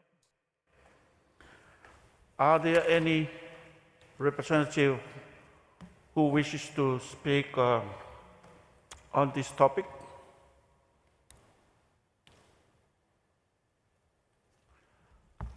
I see none. I understand that the non-state actor, the International Federation of Medical Students Association, that is IFMSA, has submitted a video statement to the committee on this agenda item. Let's play the video, please. Honorable Chair, distinguished delegates, I'm Yijun Tae from the International Federation of Medical Students Association. I'm here to give a statement on tuberculosis. Tuberculosis control of the WHO Western Pacific region has shown substantial advancement in the recent decades. However, TB remains a major regional public health crisis, charting one of the highest statistics on new TB cases among the WHO regions in the latest estimate. The IFMSA would like to commend the work of the region for publishing the Regional Framework for Action on Implementation of the NTB Strategy 2016 to 2020, which has successfully guided national TB responses among member states. However, COVID-19 has posed unprecedented challenge for these programs, evident by the lack of updated published TB outbreak reports. This necessitates an upstream approach of health system transformation by strengthening health emergency preparedness and response strategies through regional and country offices. The TB burden varies widely across the region due to its heterogeneity with low socioeconomic status translating to vulnerability towards TB, threatening progressions of the region towards the UN SDG target 3.3 and 3.8. IFMSA calls upon member states to minimize the socio-economic gap by removing cultural and linguistic obstacles for disadvantaged migrants' access to medical aid. population growth, rapid urbanization in the region has caused social disparities among the locals, demanding a multi-systemic approach to address these social drivers. IFMSA applauds the efforts undertaken in the region on multi-drug resistance TB, such as the RGLCWPR, the Organized TB Consultant Training Workshop. In line with this effort, we urge the WHO to leverage the TB project in engaging multi-sectoral personnel to ensure its sustainability via a multi-level approach. Youth bridges the generation gap to increase community TB literacy. Hence, we ask the region to prioritize meaningful youth engagement in their plans to eliminate TB. Thank you.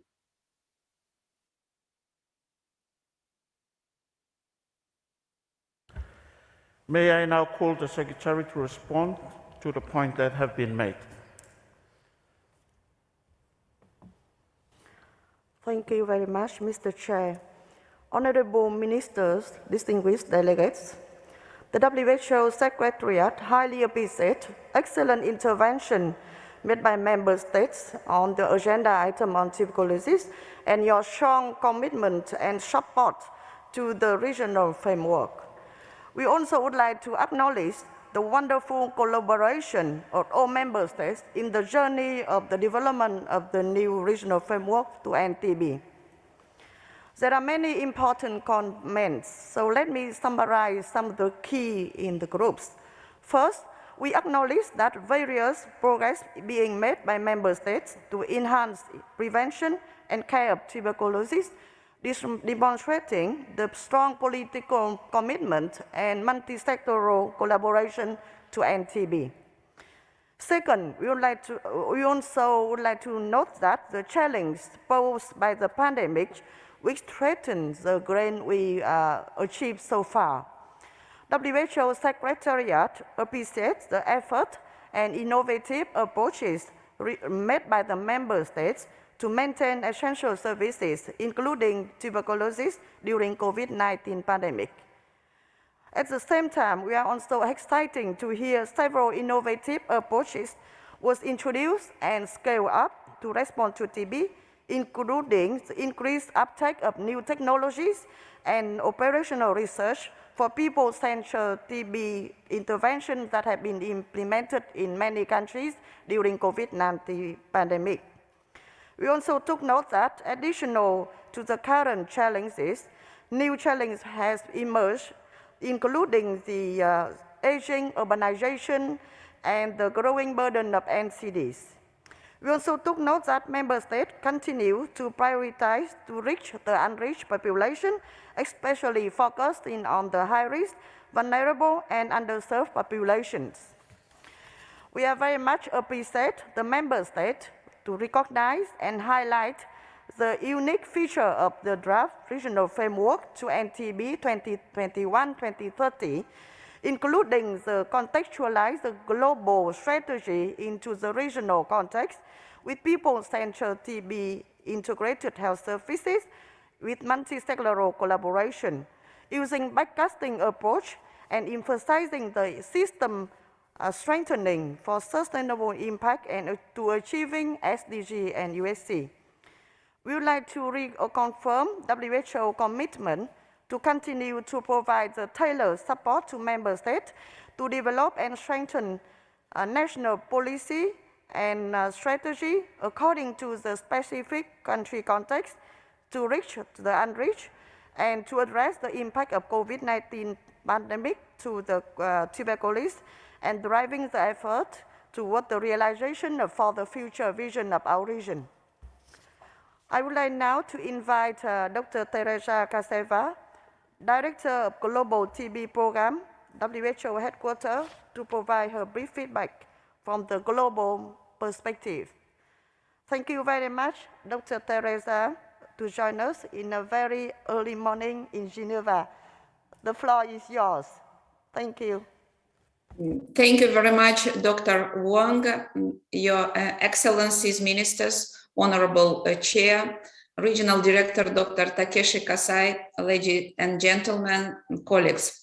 On behalf of the Global Tuberculosis Program at WHO Headquarters, I would like to welcome development of the regional framework to end TB and highly appreciate the interventions made by the Member States on the agenda item. We acknowledge significant efforts made by the member states before pandemic and during pandemic for providing access to the essential services, including TB services. And we agree also share with the same concern that the impact of COVID-19 pandemic is enormous. For the first time in over a decade, WHO is reporting an increase in tuberculosis death globally. 18% drop in TB case detection brought us back to the level of 2012, with more than 4 million people with TB missed out on access to care and or not reported. TB preventive treatment dropped by 21%, and only 1 in each 3 people with drug-resistant TB had access to treatment. Funding for TB is also reduced significantly. WHO monthly monitoring of TB notifications shows that speed of recovery of access to the services is still not sufficient. At the first UN General Assembly high-level meeting on ending TB, member states made unprecedented political commitments followed by actions. Reversals in progress due to COVID-19 pandemic put the gains in recent years and global TB targets under threat.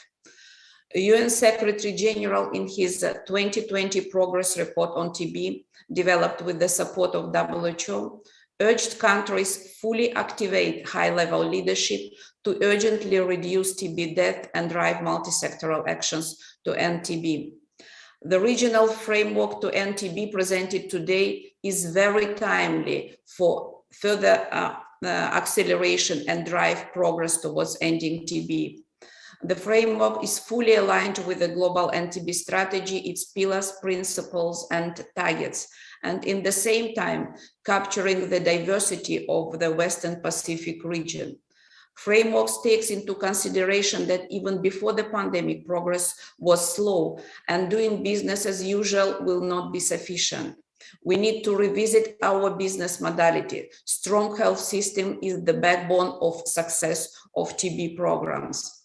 The regional framework is based on the principles of universal health coverage, people-centered integrated system development, and considers future challenges specific to the region through future to now lens. The framework is applicable for all countries of the region with varied epidemiological situation. Multi-sectoral action and accountability is embedded in the framework, which is fully aligned with the commitment made at the first WHO Ministerial Conference in Moscow and the UN General Assembly political declaration. WHO across all 3 levels as one team is committed to provide strategic and technical guidance and support to member states in implementing the framework, harnessing the system approach, innovation, and the strategic use of data for action to accelerate progress towards ending TB in the region. We have just 1 year left to reach the 2022 TB targets committed by the heads of states at the first UN General Assembly high-level meeting on TB, and less than 9 years to reach Sustainable Development Goals and anti-TB strategy targets. We have to double our efforts and concerted actions across health systems and beyond to mitigate impact of COVID-19 pandemic and address social, environmental, and economic determinants of TB and provide our further progress towards ending TB. Thank you very much, colleagues. Thank you very much, Dr. Kaseva, for your comprehensive response. I would like now to invite our regional director for your closing remarks. Thank you very much. Vice Chair, thank you very much for giving me this opportunity. Honorable Minister, distinguished delegates, this is a new type of regional action framework. And I wanted to thank all your experts in the countries and then your TB staff. And I also like to appreciate Dr. Lin Mingay, our ADG covering this tuberculosis, and also Dr. Teresa Kaseva. She's really leading the effort of tuberculosis around the world. It's new. Why? Because this TB community shifted their approach from their traditional disease-specific approach with a series of indicators to system approach. They use this backcasting approach, noticing that the context that they're delivering the TV services has been continuously changing. And so they did the exercise, what kind of context that they have to deliver these TV services by 2030 or 2035. And interestingly, they themselves shifted from this diseases specific one to still maintain the disease core. They even noticed that those TV capacity is so important to continue and maintain this work. But then they expanded their scope to the health system. But not only that, they realized how important that they should go beyond the health system. And when they talk about this context, it's not just the context of today. They put themselves to the future and then did backwards. So you can see this TV action framework is very different to the conventional one. And I was very also happy to ensure that all the heads of statement commitment made by 2018 UN General Assembly, I noticed that several member states made a very strong commitment in that UN General Assembly by your heads of state. This regional framework is going to ensure those commitments. Once it's endorsed, of course, we have to tailor the implementation to the context. Some countries we have to still have to do special approach. Some countries we can start to move towards integrating this TB program into the system. And some countries we have to really already start preparing for the latent TB. But once endorsed, I wanted WHO to commit and continue to work together with all the member states in implementing this new approach. I remember that when the entire world tried to expand the dots in around 2000, it really stimulated the health system. And I wanted to use this new framework to continue to strengthen the system to make sure that nobody left behind and contribute in achieving the UHC. Thank you very much.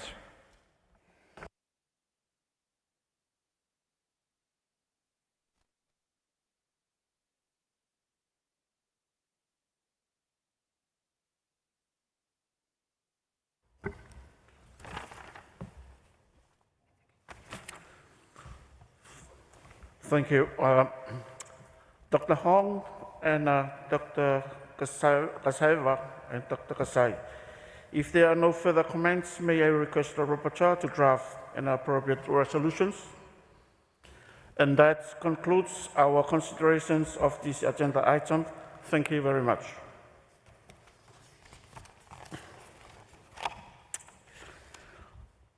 Honourable Ministers, we will now move to agenda item 14, progress reports on the technical program, documents WPR/RC72/8.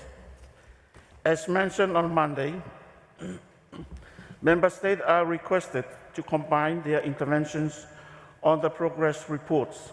May I request the Director for Program Management and the WPRO technical directors to introduce the progress reports. Mr. Chairperson, distinguished representatives, I am pleased to introduce agenda item 14, which is outlined in document WPR/RC72/8.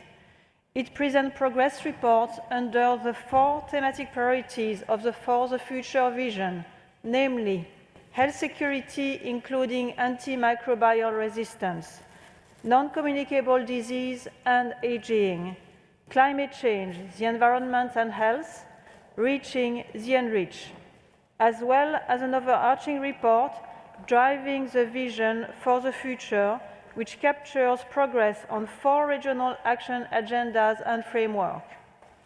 As mentioned by the Honourable Chair, all progress reports will be considered together. I'd now like to invite our technical directors leading the work under these areas to present the progress report. We will start with progress report 14.5, driving the vision of For the Future. And I would like to hand over to Mr. Martin Taylor, Director, Division of Health Systems and Services, and Acting Director, Data, Strategy and Innovation, to introduce this progress report. Martin, you have the floor. Thank you, DPM. Honourable Ministers, respected delegates, good morning, good afternoon, good evening. So I will present to you the key elements in Progress Report 14.5, which provides an update on WHO's implementation of 4 regional action agendas and frameworks that have previously been endorsed by the Regional Committee between 2015 and 2019. And I will report on how they are now driving the For the Future vision. Those 4 action agendas and frameworks are: first, universal health coverage, moving towards better health action framework for the Western Pacific region. Secondly, the regional action agenda on achieving the Sustainable Development Goals in the Western Pacific. Thirdly, the regional action framework on improving hospital planning and management in the Western Pacific. And fourth, better laws for better health, Western Pacific Regional Action Agenda on strengthening legal frameworks for health in the Sustainable Development Goals. Since these all predate the Regional Committee's endorsement of For the Future, we have been evolving our implementation of these 4 frameworks to align with and contribute to the vision and to enable For the Future to be delivered. Under each, the relevant teams have also utilised the environment provided by COVID-19 to accelerate implementation where possible and where relevant. First of all, for example, under the UHC Action Framework and the Hospital Planning and Management Framework, WHO has supported Member States to strengthen COVID-19 care pathways for severity-based and timely referral and efficient use of resources to save as many lives as possible. This support was provided to Member States across the region before and at times of surges of COVID-19 cases, and was tailored to try to ensure that hospitals would not become overwhelmed, to ensure efficient use of resources and to save lives. Secondly, and related to the SDG Action Agenda, which highlights, amongst other areas, working with partnerships, national authorities and international partners on financing. We have continued to collaborate closely with the International Monetary Fund, the World Bank and the Asia Development Bank to understand the impact of the COVID-19 economic crisis on the future fiscal space of governments in our region to be able to finance healthcare, and also the implications of increased poverty on people's own ability to pay for healthcare. Through this work, we have worked to reinforce commitments among the international partners and member states to continue to invest in health to achieve universal health coverage despite and because of the COVID-19 economic crisis. Next, we turn to the legislation framework. With the pandemic revealing the needs of member states for effective or updated laws and enhanced capacity to put them into effect, WHO has provided direct support to many member states in our region on legal aspects of the COVID-19 response, including the development of new legal frameworks and issues around the use of new digital tools and technologies. In particular, member states where direct support has been provided have included, but not limited to, Cambodia, Cook Islands, Kiribati, the Federated States of Micronesia, Palau, the Philippines, and the Solomon Islands. WHO has also leveraged the operational shifts set out in For the Future as new ways of working when we apply these action frameworks. I'd like now to highlight one example of how we are doing this. Taking a systems approach with universal health coverage is one of the core operational shifts. We have applied this systems approach to our own ways of working, and by doing so, we have elevated the Universal Health Coverage Technical Advisory Group, or TAG, to serve as a mechanism that brings together all technical disease programs around our common and shared agenda of building health systems to achieve universal health coverage.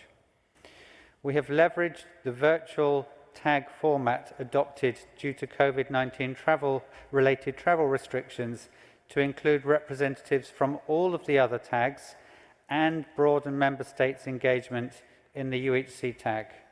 We have done this so that we can bring everybody together around this common agenda of building health systems to achieve universal health coverage and make sure that we are identifying the linkages and the synergies between different areas of work. In addition, we established a mechanism for the chairs of all the regional tags to meet twice a year to explore areas of common interest and identify linkages.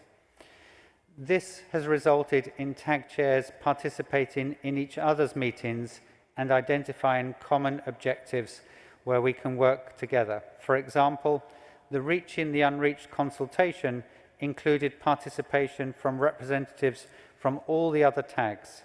This confirmed that the Reaching the Unreached is a concern for all of our areas of work, and also has resulted in those working on Reaching the Unreached also participating in other tags. We've just been hearing about the tuberculosis agenda, and I think this is one of the clear areas where bringing Reaching the Unreached and a technical advisory group together has great benefits. This concludes the brief report on Progress Report 14.5. I now pass back to you, DPM. Thank you, Martin.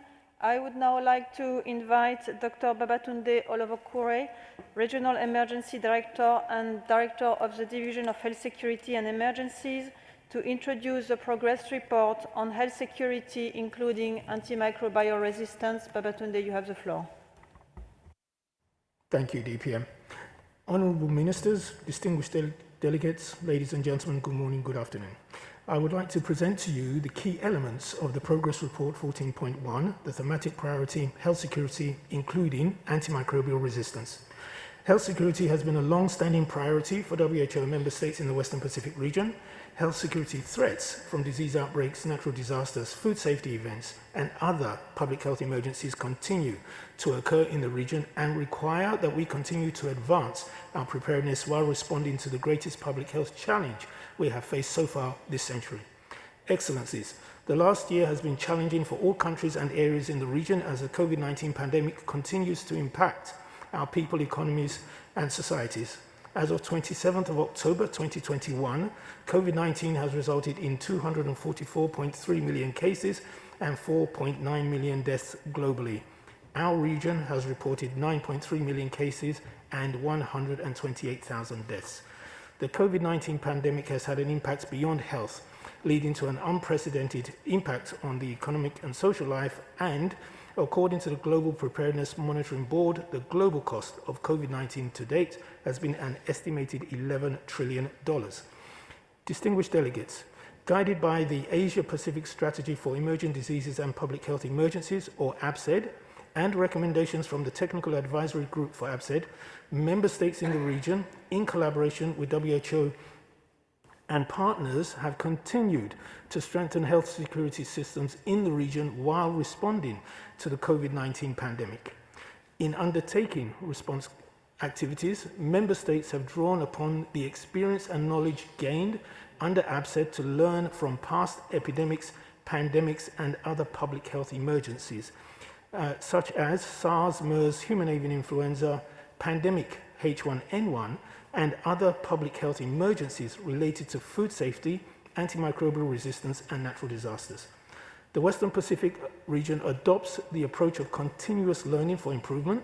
This means that the response to a current event, such as COVID-19, is used to support and prepare system readiness for the next event, such as the next pandemic. This approach has enabled member states to develop strong, updated national action plans for COVID-19 pandemic response and to prepare systems for future health emergencies in line with APSED 3.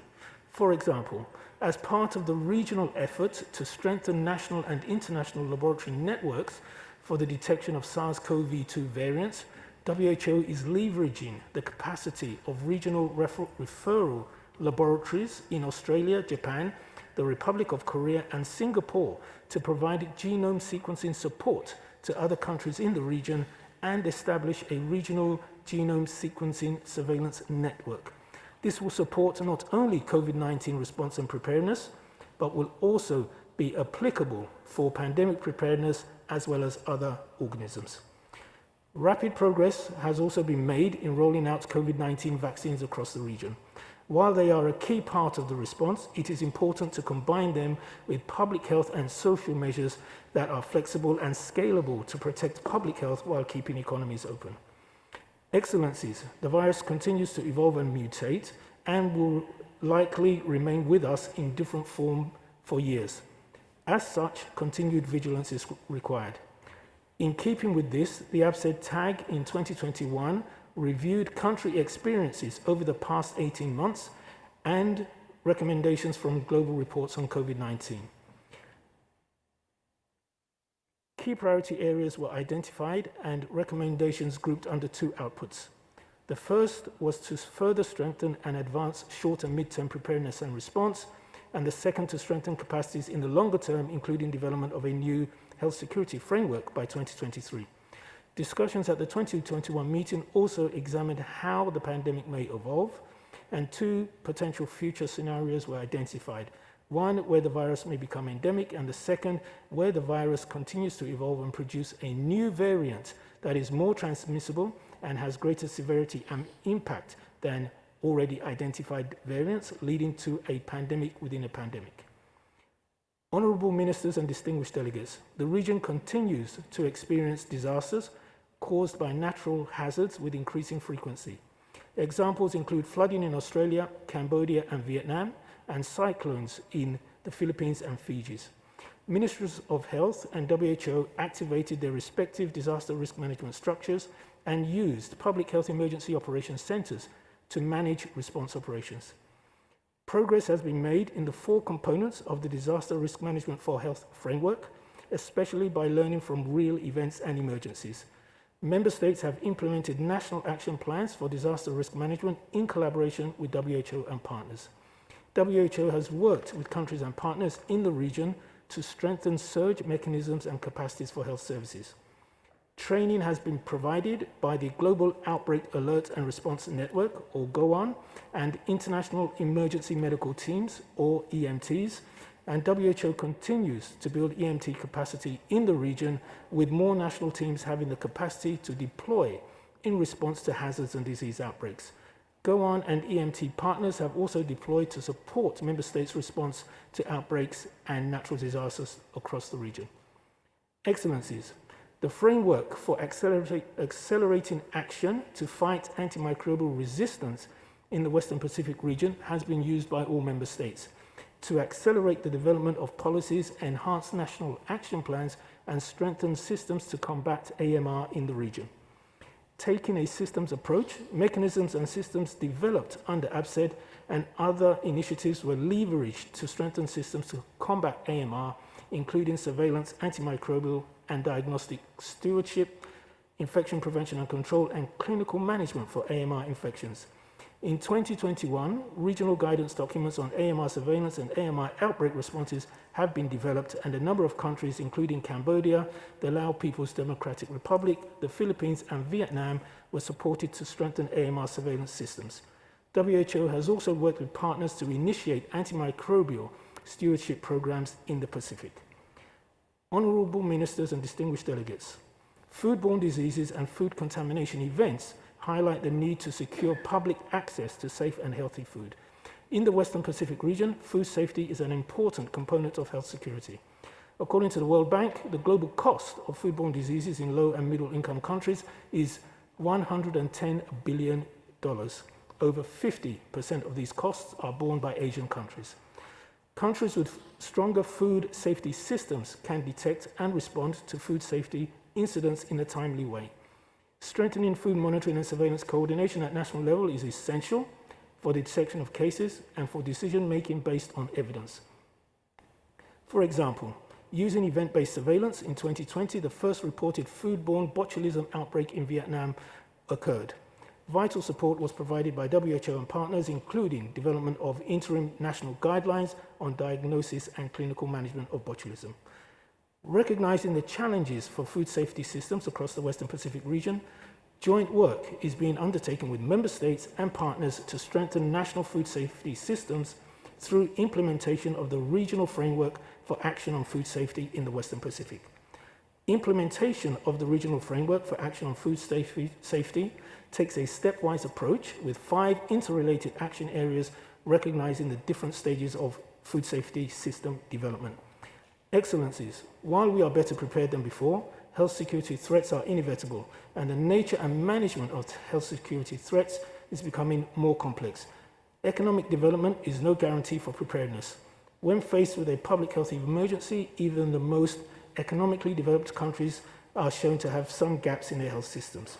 With support from WHO and key partners, as well as the commitments of member states and partners to build back better and use universal health coverage to strengthen health systems, the response to the COVID-19 pandemic can be used to support building resilient health security systems towards the vision of the healthiest and safest region. The Regional Committee for the Western Pacific is requested to note the progress on the For the Future thematic priority on health security, including antimicrobial resistance, through the implementation of the Asia-Pacific Strategy for Emerging Diseases and Public Health Emergencies, the Western Pacific Regional Framework for Action for Disaster Risk Management for Health, the Framework for Accelerating Action to Fight Antimicrobial Resistance in the Western Pacific region, and the Regional Framework for Action on Food Safety in the Western Pacific. Thank you, DPM. That concludes my report. Over to you, Angela. Thank you, Babatunde, for this extensive report. To introduce a progress report on non-communicable disease and aging, I would now like to invite Dr. Angela Pratt, Acting Director, Division of Healthy Environment and Population. Over to you, Angela. Thank you very much, DPM, and good morning, good afternoon again, ministers, distinguished delegates. Very happy to join my colleagues in presenting our progress report on our work on the 4 thematic priorities outlined in the For the Future vision. So this year's progress report to the Regional Committee on NCDs and Ageing focuses on 4 areas. First of all, strengthening overall NCD prevention and control, protecting children from the harmful impact of food marketing, promoting mental health and well-being, and 4th, improving the health and well-being of our older populations. So I'm going to make some very brief comments on our work in each of those areas.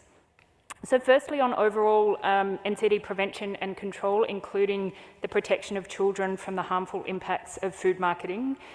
Together with member states, we've seen some very important steps forward in this area in the last 12 months, despite the challenges of the COVID-19 context. Several countries have adopted new laws and regulations which will help address the common risk factors for NCDs. We heard in the Regional Director's address earlier this week about the Philippines' move to eliminate trans fats, Brunei Darussalam's adoption of a new code regulating food marketing to children. We heard also loud and clear this week about the importance of tobacco and in particular new tobacco products, including electronic nicotine delivery systems. We were so happy to hear last week that Hong Kong SAR has just passed a new law banning those products. We hear from Malaysia very clearly that you are moving in that direction. We hear loud and clear from member states the importance of this area to all of you. And again, I just want to reiterate our very, very strong commitment to doing all that we can to support you in these areas. But ministers, delegates, despite the progress that we have seen, collectively, we know that we are not doing enough. Only 3 countries in the region are on track to reach the Sustainable Development Goal, or the SDG target of reducing premature mortality from NCDs by 1/3. In some countries, the trajectory has gotten worse, meaning more rather than fewer people will die prematurely from NCDs in the future. We have to do more to get this trajectory pointing in the right direction, downwards. At WHO, we know that we need to do better in supporting member states to address the common risk factors for NCDs. The framework that the committee discussed yesterday on school health and will hopefully formally endorse later on today is a great start. We heard very clearly from member states yesterday that investing in children and adolescents' health is a very, very important investment in preventing NCDs in the future. We also know that we need to do better in supporting countries on NCD management, so that, for example, a diagnosis of hypertension or high blood sugar does not mean a lifetime of cycling in and out of hospital with complications, a lifetime of disability, and of course the risk of premature death. So the new framework on NCD prevention and control, which we propose to develop and present to the Regional Committee at some point in the future, will provide a comprehensive, coordinated approach to strengthening WHO's support in these areas, and we obviously very much look forward to working with member states and partners on that. Very briefly on mental health, clearly this is an area which we have long known is incredibly important, and again, as we've heard many times this week from member states, the impact on COVID-19 on mental health has been significant and profound. COVID-19 has been both a mirror and a lens, sharpening our focus on long-standing inequities and challenges in mental health, but at the same time amplifying the demand and the need for services and support. Yesterday's lunchtime side event, I hope many of you were able to attend that, provided an overview of our current approach to work in this area and our ambition of working with member states and stakeholders to co-create a shared vision for the future of mental health, which again we would propose to present to the committee for consideration next year or at some point in the future. Finally, and very briefly on ageing, so last year, recognising that population ageing is a global trend that is accelerating in the Western Pacific region, acknowledging that countries are at different points in that trend or on that journey, and that while people are living longer, they're not always living well. Last year, member states endorsed the Regional Action Plan on Healthy Ageing, and I'm happy to say that our team has been very quick to start work with member states on implementation of that plan, particularly with a focus on advocacy for early action, the importance of taking action now, even if it seems ageing is a long way in the future, technical guidance to member states on this issue, and as well as research and evidence generation. So DPM, that concludes my brief summary of the NCD progress report. Of course, look forward to hearing member state interventions on this very important area later on. Thank you very much. Thank you very much, Angela. I would now like to call on Dr. Mark Jacobs, the WHO representative for the South Pacific and Director of the Division of Pacific Technical Support, to introduce a progress report on climate change, environment and health. Mark, over to you. Thank you, DPM. Mr. Chair, distinguished representatives, climate change and environmental hazards such as air pollution, exposure to hazardous chemicals, and lack of water and sanitation pose serious threats to the health of the people in the Western Pacific region, contributing to the region's burden of communicable and non-communicable diseases. Left unaddressed, the impact of climate change and environmental hazards will pose an even greater risk to the region's health and safety in the future. The sixth assessment report of the Intergovernmental Panel on Climate Change, published on the 9th of August of this year, paints a stark picture of future health and social challenges caused by rising temperatures if no urgent action is taken to reduce the impacts of climate change. The impact of rising sea levels and extreme weather events will be particularly acute for Pacific Island countries and areas. For the future, towards the healthiest and safest region, endorsed by the Regional Committee in 2019, identifies climate change, the environment and health, or CCE, as a thematic priority for WHO's work in the Western Pacific in the coming years. With the goal of ensuring that countries and communities have the capacity to anticipate and respond to the changing environment and climate, the CCE thematic priority focuses on 4 pillars. Firstly, advocacy to raise the profile of the climate change, environment and health priority, and to articulate the health co-benefits of actions and policies from non-health sectors. Secondly, building resilience into health systems to withstand the impacts of climate change and environmental threats. Thirdly, monitoring the impact of climate change and the environment on health to provide timely, accurate and strategic information to inform decision-making, guide advocacy, drive action and track the impacts and successes of interventions. And finally, applying a climate change and environment lens to our work in WHO. WHO's work on climate change, the environment and health is guided by the Western Pacific Regional Framework for Action on Health and Environment on a Changing Planet, endorsed by the Regional Committee in 2016, and by the Pacific Islands Action Plan on Climate Change and Health, endorsed by Pacific Health Ministers in 2018.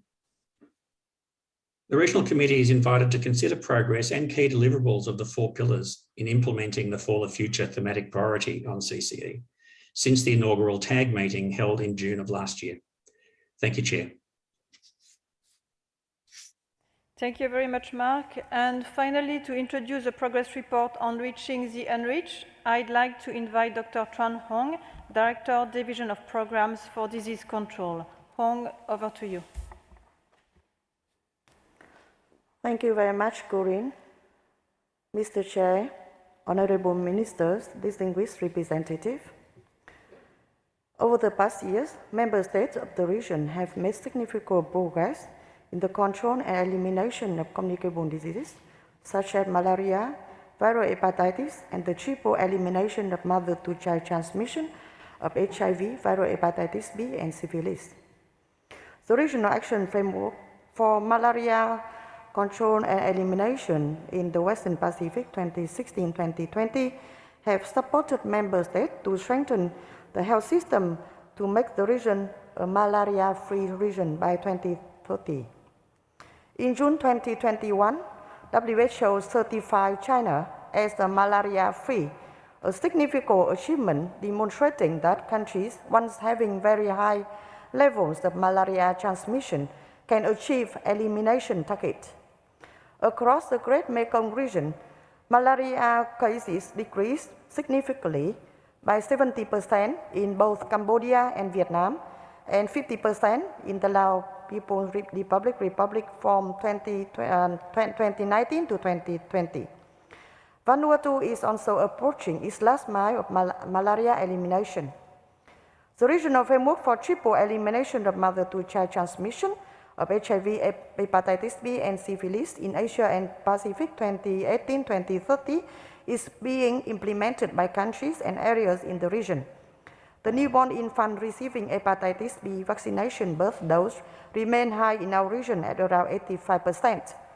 In the last 2 years, the proportion of mothers with syphilis testing during antenatal care increased by 10%, and HIV testing increased by 5%.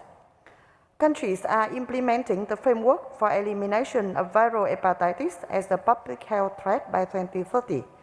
There is a focus on expanding access to testing and treatment through the integration into the essential service, decentralized service delivery models, and strengthen primary health care to improve access to quality healthcare for all, including the most vulnerable population. Price of hepatitis medicine have reduced in the region, facilitating the improved access and scale up for treatment. New hepatitis infection continue to decline as demonstrated by majority of countries in the region having achieved a less than 1% prevalence of hepatitis B antigen among children. In order to further accelerate control and elimination of such diseases and sustain the gain achieved to date, continued efforts are needed to identify the unreached and build the system and platform to reach them with essential health services and intervention. While sustaining the momentum for ending epidemics, the region needs to focus on transforming the healthcare delivery and public health systems to be able to reach the most vulnerable, marginalized, and stigmatized populations. The WHO, in collaboration with member states, initiated the process of developing the regional guidance for reaching the unreached, anchored the system approach for contribute to broader health system transformation and realization for the future vision of the Western Pacific region. Thank you very much, Mr. Chair.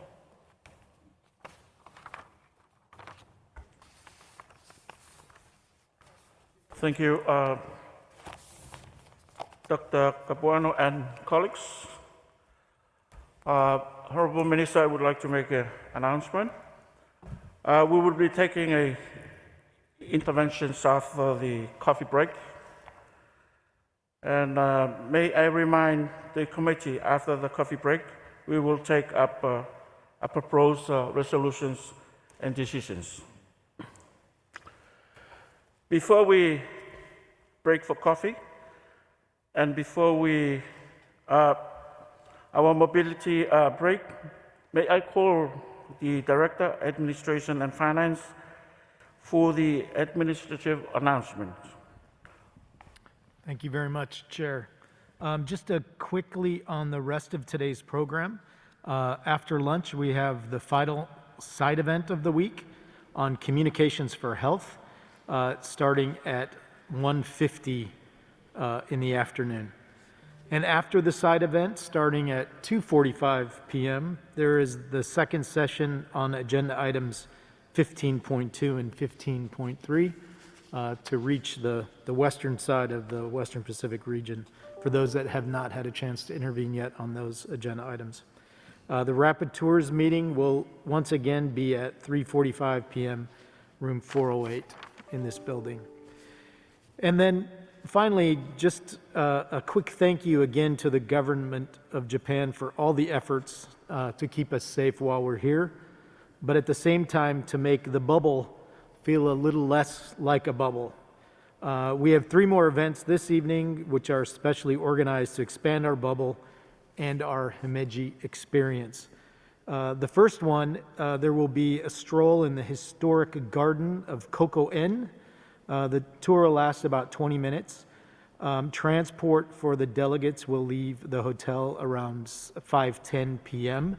Please remember to wear warm and comfortable clothes for a nice walk this evening. Secondly, dinner will once again be self-pay at the hotel from 6:30 to 8:30 p.m. And this time will feature Japanese home-style dishes. And then the third item is a special bubble shopping opportunity in the hotel. It will be from 9 to 10 p.m. on the second floor. And it features an electrical appliance store and a pharmacy. So we will feel like we're in a bubble, but we have some opportunities to experience a little bit more in Himeji. So we really appreciate that. And then finally, the session tomorrow will start at 9:30 a.m. Thank you, Chair.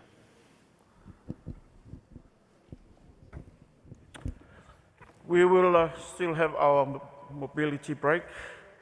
I understand it is Pacific theme, led by the WIPRO dancers and the Tuvalu delegations. May I ask everyone to please stand up, switch your camera on, and join in. For those in the plenary, may we request everyone to maintain safe distance.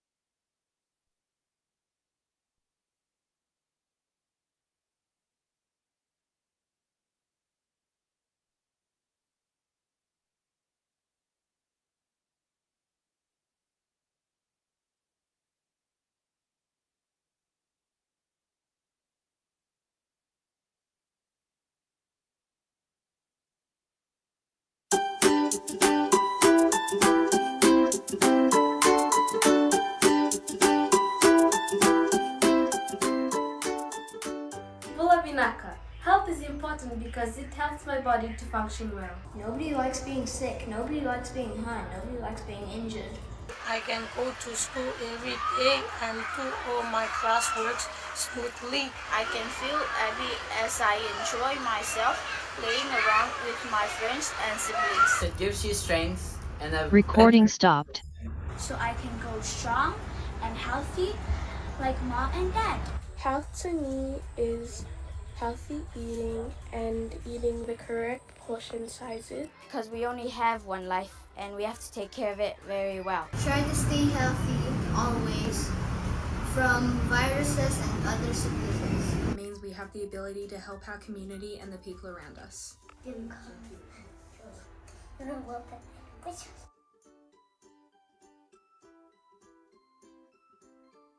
Why is health important to my future? So I can grow up free from being sick.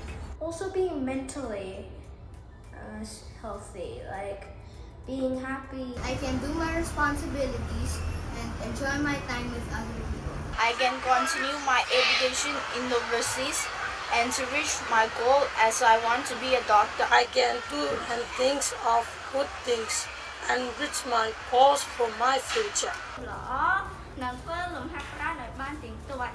It's also about being in a good and safe environment and to help protect the planet's future and the generations after me. If I take care of my health well, I will be able to enjoy my future.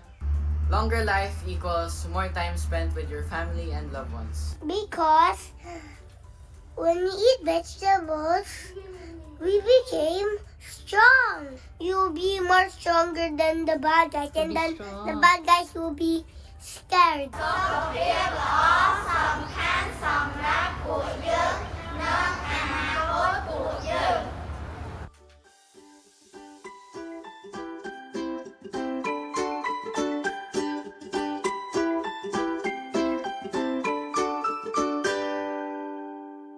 복지관을 천국이라고 생각해요. 그러니까 매일 오시니까요. 그런데 이제 닫았으니까 답답하고 갑갑한데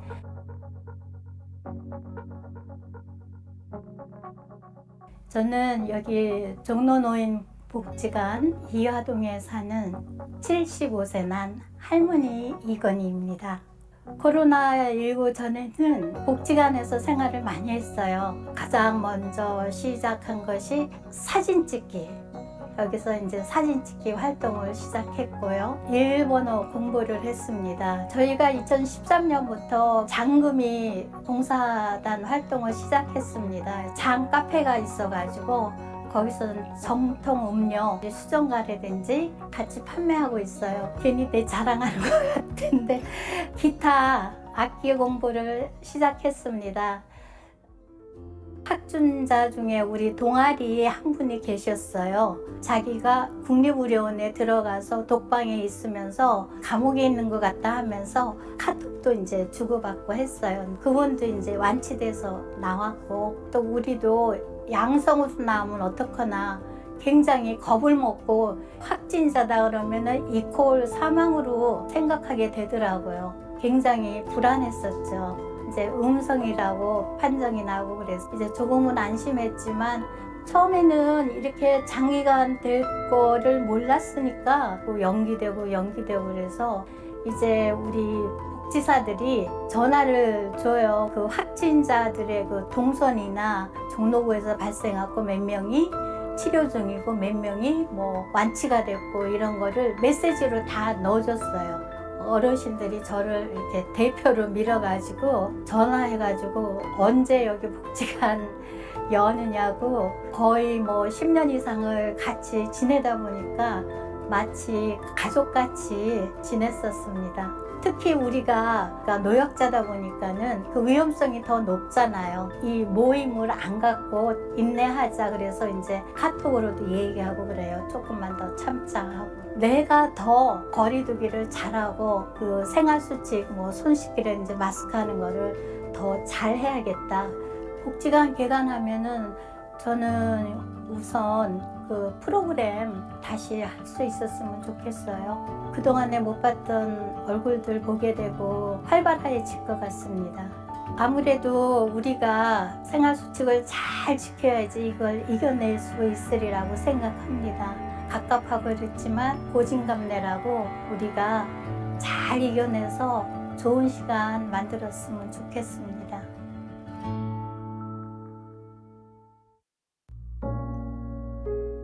Basically, time my family really find out to me got sick TB, all Fred Lomi, no been go looking me love sick too.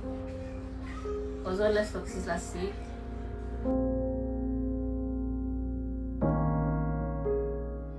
We can start to sorry. All honestly, I'm not me. On start close to one to me. All plate to me, spoon to me, put it separate. Ito ko ang sika na utipa, gini paso. O put it separate. Ano sa stop close to one to me. Time to ko si mixing them sa spread through air. Time me cough. Na mi sabi ako sick as a spread. Ito na confront me use that time. All community pa mi. Looking na ba to backside na to. Yan yang pagkailan looking si sa no sick TB. Asa to backside na to kasi na ba. Now all start looking mas time yung pagsimarasin may skin na mi beken. Na mi look alright. Sweat number na pen number te also sign when mi sa looking men time yung start look simarasin ko mi na mi no sot mi feeling alright inside the body to me feeling alright. Help assistant to me Agata and helping me make sure that me must work every day lo. Those side look simarasin. And all well vision too sa kami talo side of my kai na baswe when like helping me pla lo mi paken like amo mas look simarasin no kami to sa COVID too mi stop like kind now time sen mi sick mi got sa sick TB too na mi sa wario sen mi vaccine sa COVID-19 too and paano na bukta lo side because mi got all the sick stuff finish. So the only way mi pamiti mi must wear mask all the time mi go mi must wear mask. Mi find out that mo TB you can fight in TB back and the life if only you simarasin faithfully and you go back into normal skin you can go back into life. Go back into on and dream go back into school on and as long as you must be simarasin so then I'm by alright.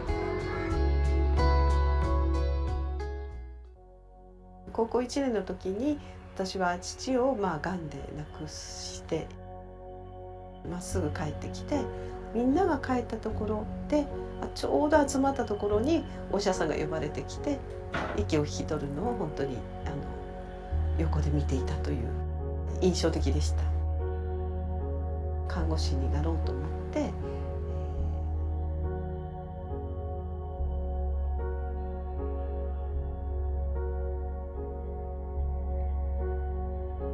今では在宅死は 13% ぐらいでしょうかっていう状態なので一気に病院化が進んでしまった。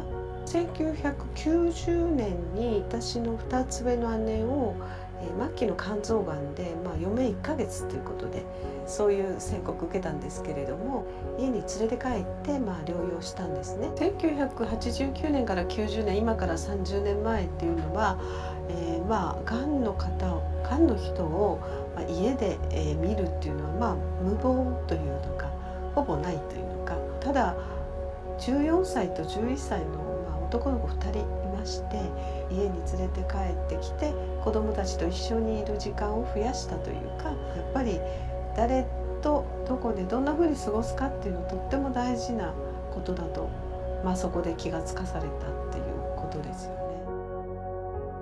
家族と一緒に家で過ごしたいっていう人のために看護を届ける仕事つまり病院から出て人々のところに出向くというそういう在宅医療や訪問看護そういうことが必要なんじゃないかなと思いました。訪問看護の道を進み出したんです。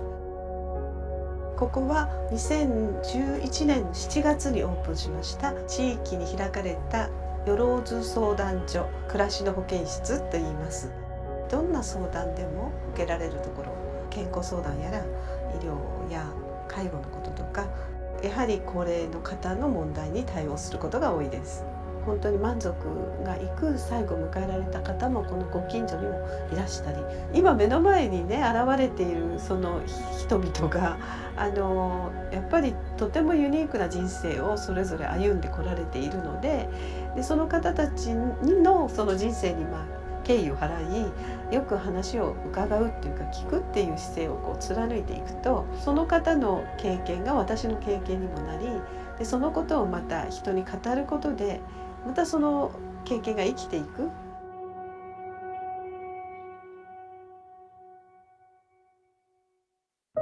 For my son, he was having those rashes, and I have to bring him to the hospital. I was sick too, like I was feel weak. At that time, I just stood up and I just tried to make myself strong so that I can bring him to the hospital. My name is Eleanor Bruce. I'm a registered nurse. My son's name is John Edgar Bruce and my daughter is Amelia Bruce. In the beginning, I thought that I was pregnant because I was feeling nauseated for how many days. And then I realized that it was dengue. For my son and my daughter, they were saying that they feel weak, they are feeling nauseated too. My son, he was vomiting too. But my daughter, he was losing appetite and she didn't want to drink at all. I bring them to the hospital and blood test was done and then it confirmed that they got dengue. During the dengue outbreak, majority were children that were affected. Actually, in the hospital, we are having some cases admitted and we have 2 died. Ahead of more tide and raining, I think that will be the cause of more mosquito at the moment. For John, he wants to be a policeman, and for Amelia, he wants to become a teacher. Oh, they are getting better. And they are doing what they used to do before, helping in the house, going to school.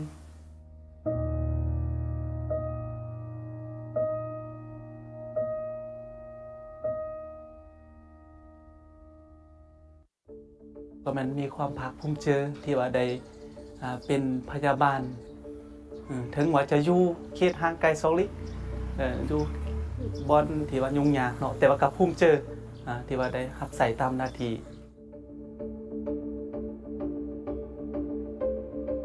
ข้าพเจ้าเฮ็ดเวียกอยู่นี่ก็ได้16 ปีนี่แล้วว่าซั่นซะหมายความว่าคนเจ็บที่ว่ามาหาเนาะมันจะเป็นรุ่นตัวอย่างแนวผู้ที่เอาดูกมากวดแล้วก็ได้รับการปิ้นปัวบางคนก็เติบเยอะมีลูกเนาะกับพัดใดมาปิ้นปัวนำท่านหมอนำข้าพเจ้าอีกกิจวัตรประจำวันข้าพเจ้าเกิดมาก็แต่ว่าทำออกกำลังกายย่างออกกำลังกายเบาๆหลังจากที่ว่ามาหอดสุขศาลาเนาะทำอีกเขาก็กวดแล้วก็ให้ยาบดแล้วให้คำสุขศึกษาให้คำปรึกษาเกี่ยวกับการรักษาสุขภาพข้าเจ้า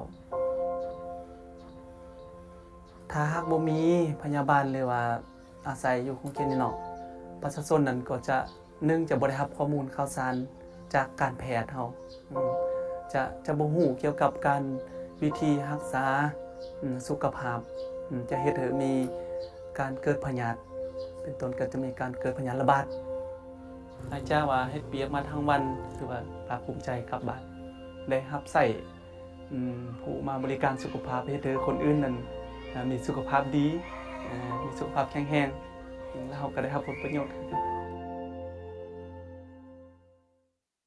When my anxiety is really bad, it kind of starts as just like I'll wake up and it's this worry.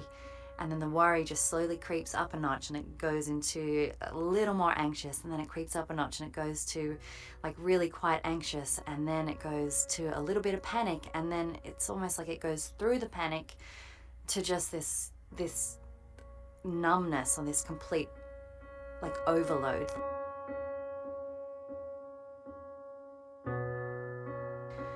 I live with my husband and my little boy who's just went 19 months old.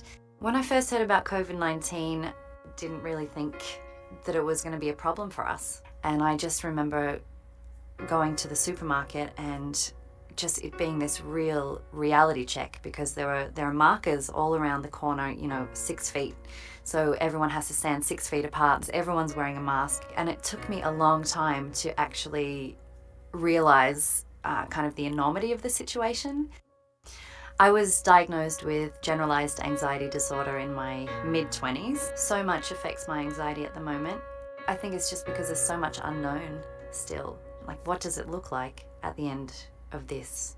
Is there going to be an end to this? I struggle with not having friends around. Physical distancing is tough because I can't have that connection that helps me so much. On the days that it's really bad, it's really hard to know what to do to come out of that, especially when you have a toddler going, "Mommy, mama, mama," and I'm like, okay, I know I need to step away to take care of myself, but I know he needs me. And then just feeling the shame of feeling that way and not being able to get on with it. So in terms of self-care, I'm definitely trying to limit the amount of news I take in. I've started doing some counselling over the phone, which has been great, to actually just talk in depth with a trained professional.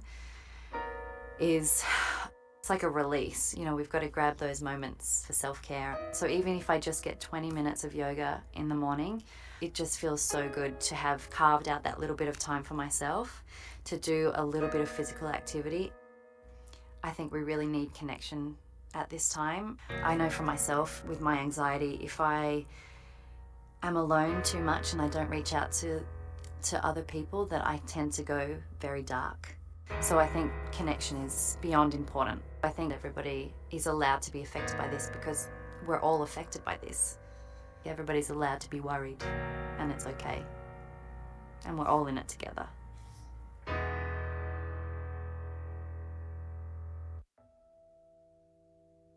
如果不是因为这样一场疫情，我从来都没有觉得像我这么渺小的人，原来也可以为自己的国家吧，为自己的城可以去奉献一点点什么。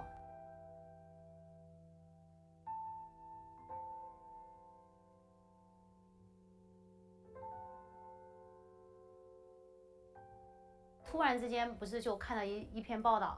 就说武汉是封城了，然后就看到朋友圈里面铺天盖地晒的，就是到了个出口嘛，路口上面全部都堵车了，说10点钟就出不去了。朋友圈里面突然间有一天就会发了一条朋友圈，说明天就会有一趟运送物资，现在缺车、缺人。当时我就加入了这样一个群里面去了。那时候就说封城了之后，知道吧？说医务人员吃不上饭，所以说当时就是报任务。 医院里面报你们需要多少份，我们就送多少份去。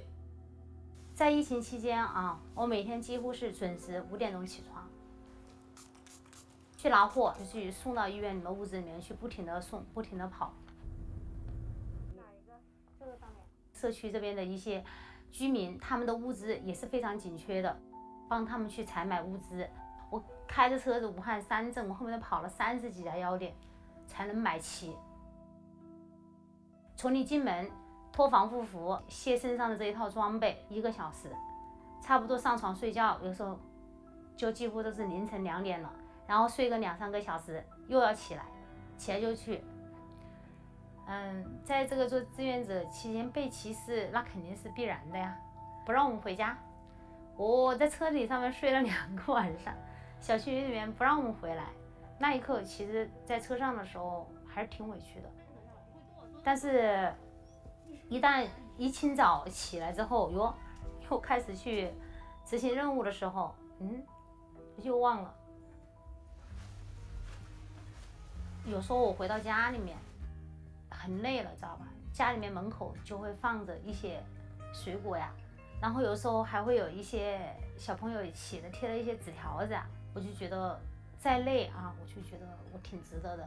我从来都没有觉得像我这么渺小、这么普通的人，原来可以被别人称之为英雄。我们所有的人凝聚在一起，每个人都尽自己的一点点心，出自己的一点点能力，它就会变成了一股大的力量。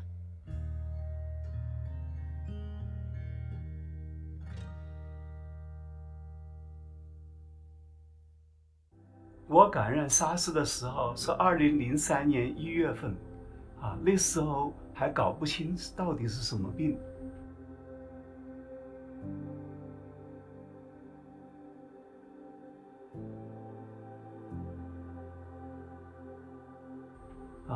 我带了几个医生、几个学生，还有几个工人，一起送一个呼吸急促的危重病人，在一个很小的电梯里面。那么所有的这9个人后来全部病了，而且病得都很重，是这样感染。58岁了，当时病得很重，血氧很低，1、2个月平卧在床上，不能吃饭，不能起来。起不来，不要讲起来，起来一点都不行。我才知道缺氧这个滋味因为我看过很多病人，但自己没滋味。我的目标就很卑微了，我就想做一个好医生，能够帮助人家解决一点问题。一个好的医生是2个方面，一个有一颗知道同情、怜悯、感恩的心。第2个，他有比较好的判断和知识，能够实实在在的帮到人家。中医的话呢，它讲是望闻问切，大概讲起来呢，中医呢，一个他要了解病情，他病人有各种感觉，他感觉到这个病在怎么作怪，怎么破坏，他这个感觉非常重要的。中医看100个病人，即使这里面有很多是相同的，100个人都不同。实际上，在我们观察社会的时候，每一个个体都是一个奇迹，每一个生命都有特点。这里现在病人多的话呢，老人多，另外青壮。他一般老人的风湿痹痛、到处疼痛，这个多有的是慢性。Recording in progress。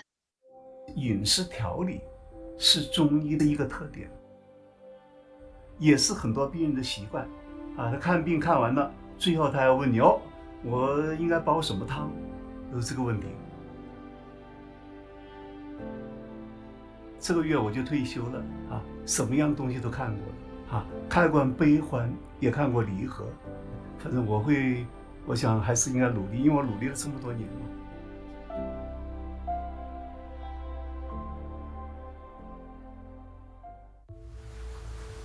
Ni garewang plapesen, hem som timba, but soe hem godan chopem nan legia. Chopem out legia para out na.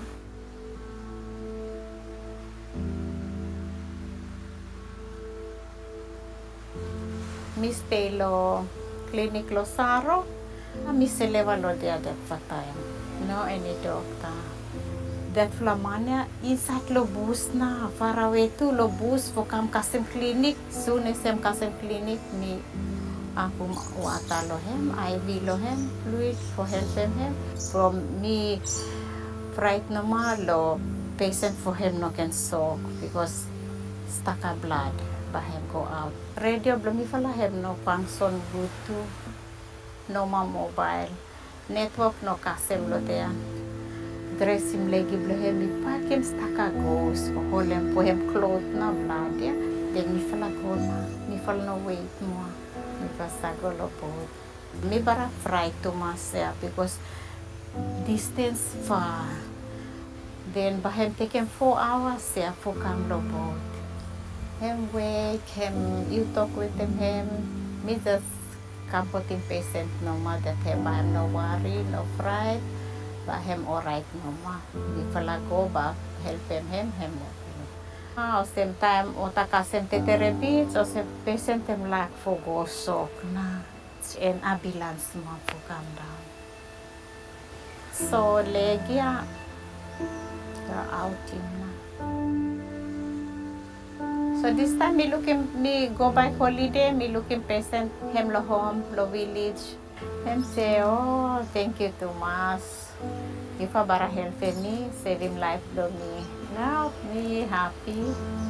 And to ko say me happy, me say him good. Me fall always there for help him na people sick. For care lo kita everywhere we go. Save him life lo everywhere.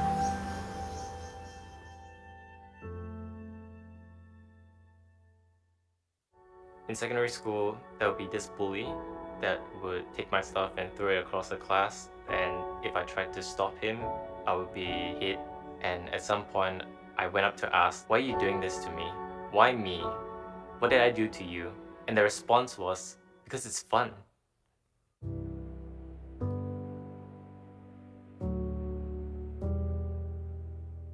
Having experienced bullying in the past, I understand the effects it can have on people, and it gives me a strong motivation to address it. In primary school, I would be thinking I was playing around with these upperclassmen during recess to take my snacks, throw it on the ground, crush it, and I didn't know it was bullying at that point in time. Fortunately for me, my form teacher found out and she actually went to address the situation, but it happened again in secondary school. It got way worse. I would dread going to school, and just before I enter the classroom, I would always stop outside and wonder, what is this guy gonna do to me today? And this caused me to feel very unmotivated with anything to do with school. Back then, the stigma for mental health was really bad, and there was a very negative association with therapy, and there was a sense of shame that we had in walking to the counselor's office. So at that point in time, it was not on my mind at all to see the school counselor. As the bullying affected me more, I used running as a main outlet for managing my emotions, managing my mind, and because of that, I managed to break out of my depressive emotions. Currently, most solutions to bullying require the victim to tell someone they're being bullied, and I find it weird that we're placing the burden on the victim instead of targeting the exact source of bullying.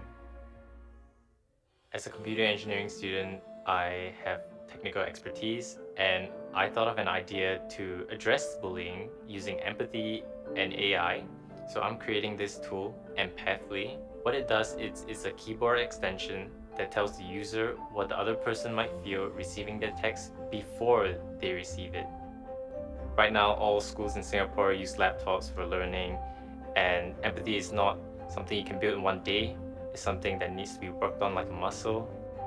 Being in school right now, I still see bullying happening around in the classrooms. What needs to be improved on is to create a positive mental health culture where people actually talk about it openly, and we're also making more students think about mental health.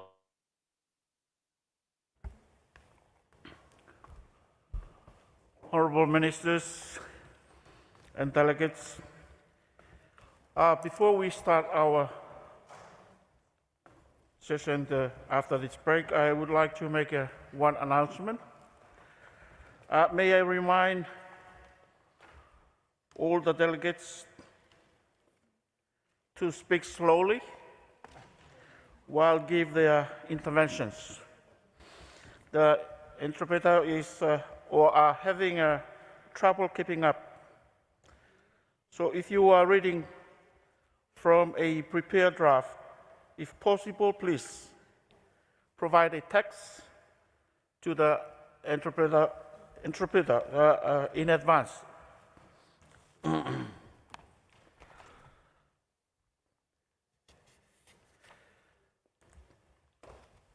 Now, next on our agenda is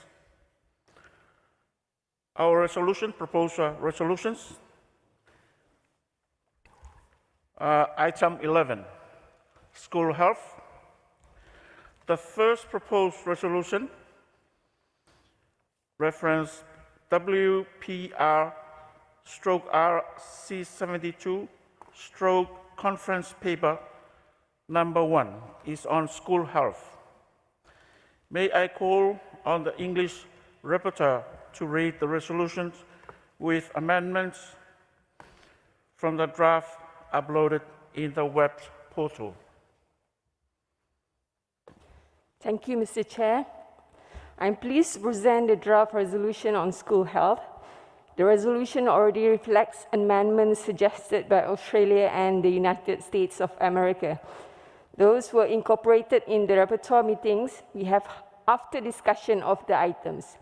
In addition, the French rapporteur and I have tried to reflect any concerns commonly expressed by member states, both in the plenary session and online in the draft resolutions.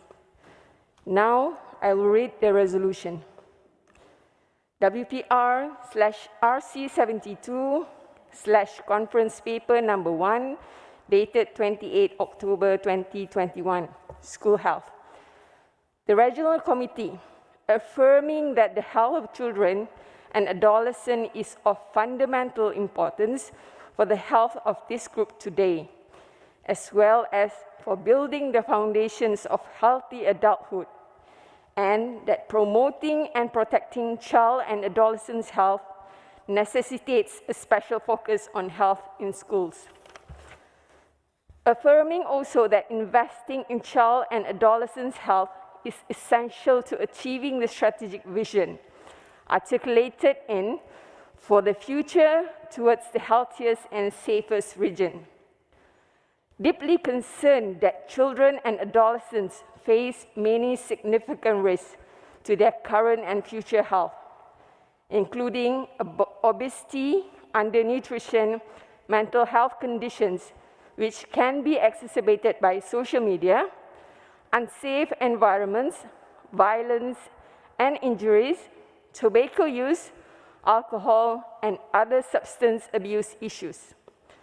Concern also about the impact of prolonged COVID-19 school closures on educational outcomes, as well as children and adolescents' physical and mental health.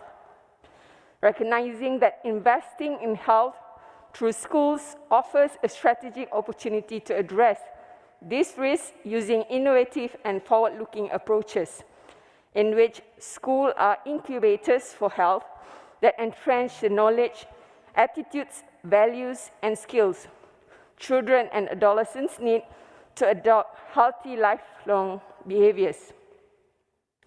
Acknowledging that health and education are inextricably linked and that both are critical for building human capital and sustainable development. Building on existing body of work on school health, including global tools and recently released guidance document on health promoting schools from WHO and the United Nations educational, scientific, and cultural organizations, which highlights the vital role schools play in the health and well-being of students, families, and their broader communities. 1, endorses the regional framework on nurturing resilient and healthy future generations in the Western Pacific. 2, urges member states, 1, to use the regional framework as a guide to develop or update national strategies, policies, or plans according to their local situation, capacity, and resources, including in educational settings beyond schools as appropriate. 2, to foster high-level political commitment and intersectoral collaboration among government agencies, particularly health and education ministries, as well as those responsible for water, sanitation, and hygiene, or WASH, and multi-sectoral collaboration, including with civil society organizations, in support of coordinated approaches at national and subnational levels. 3, to ensure adequate technical and financial resources are available for the implementation of national strategies, policies, or plans to promote schools as incubators for health. 3, request the regional director, 1, to provide technical support for member states to develop or update and implement gender and age-responsive national strategies, policies, and plans in line with the regional framework.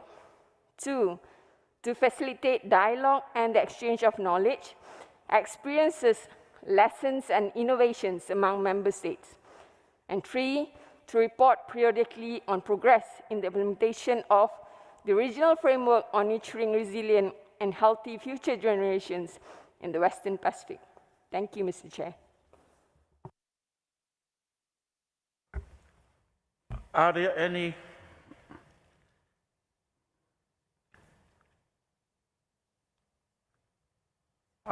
other proposed amendments?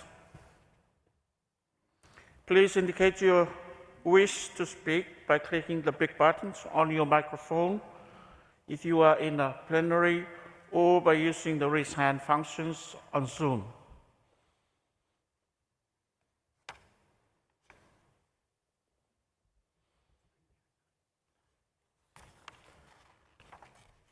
I see none.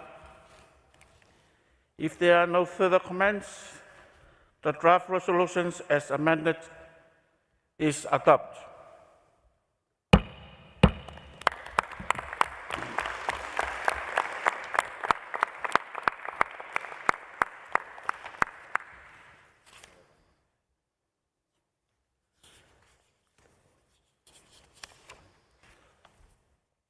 Item 12, traditional and complementary medicines.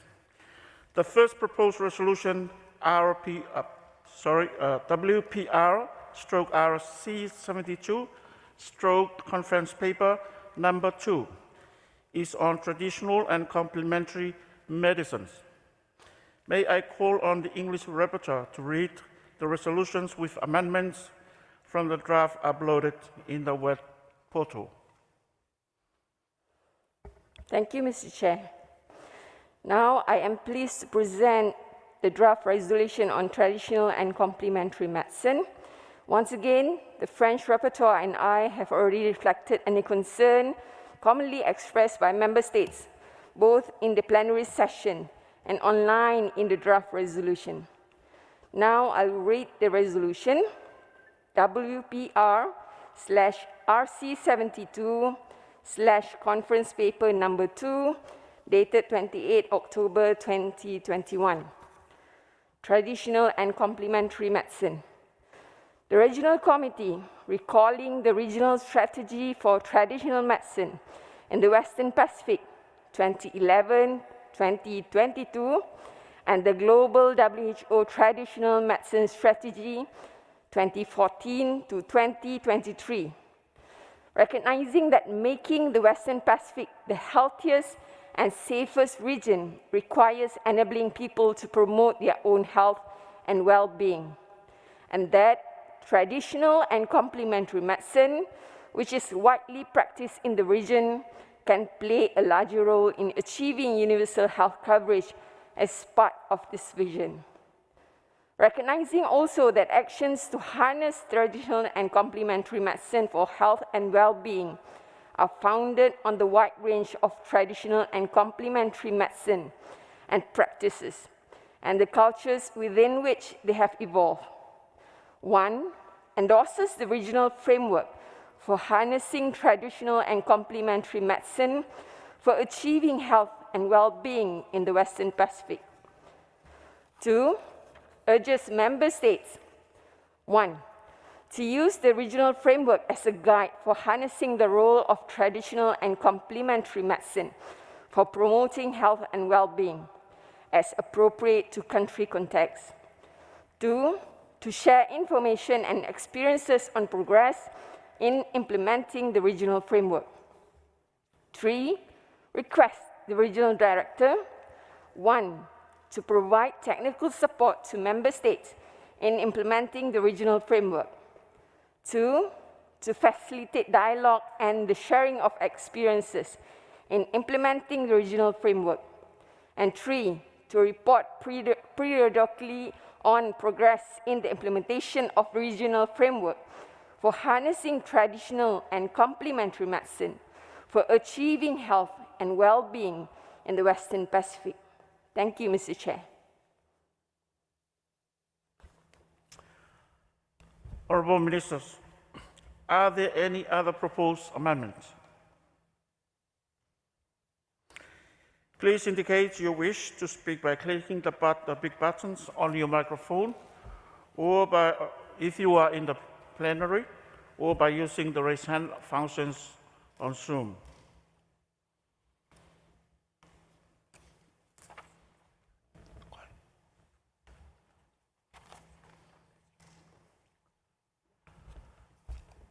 I see none.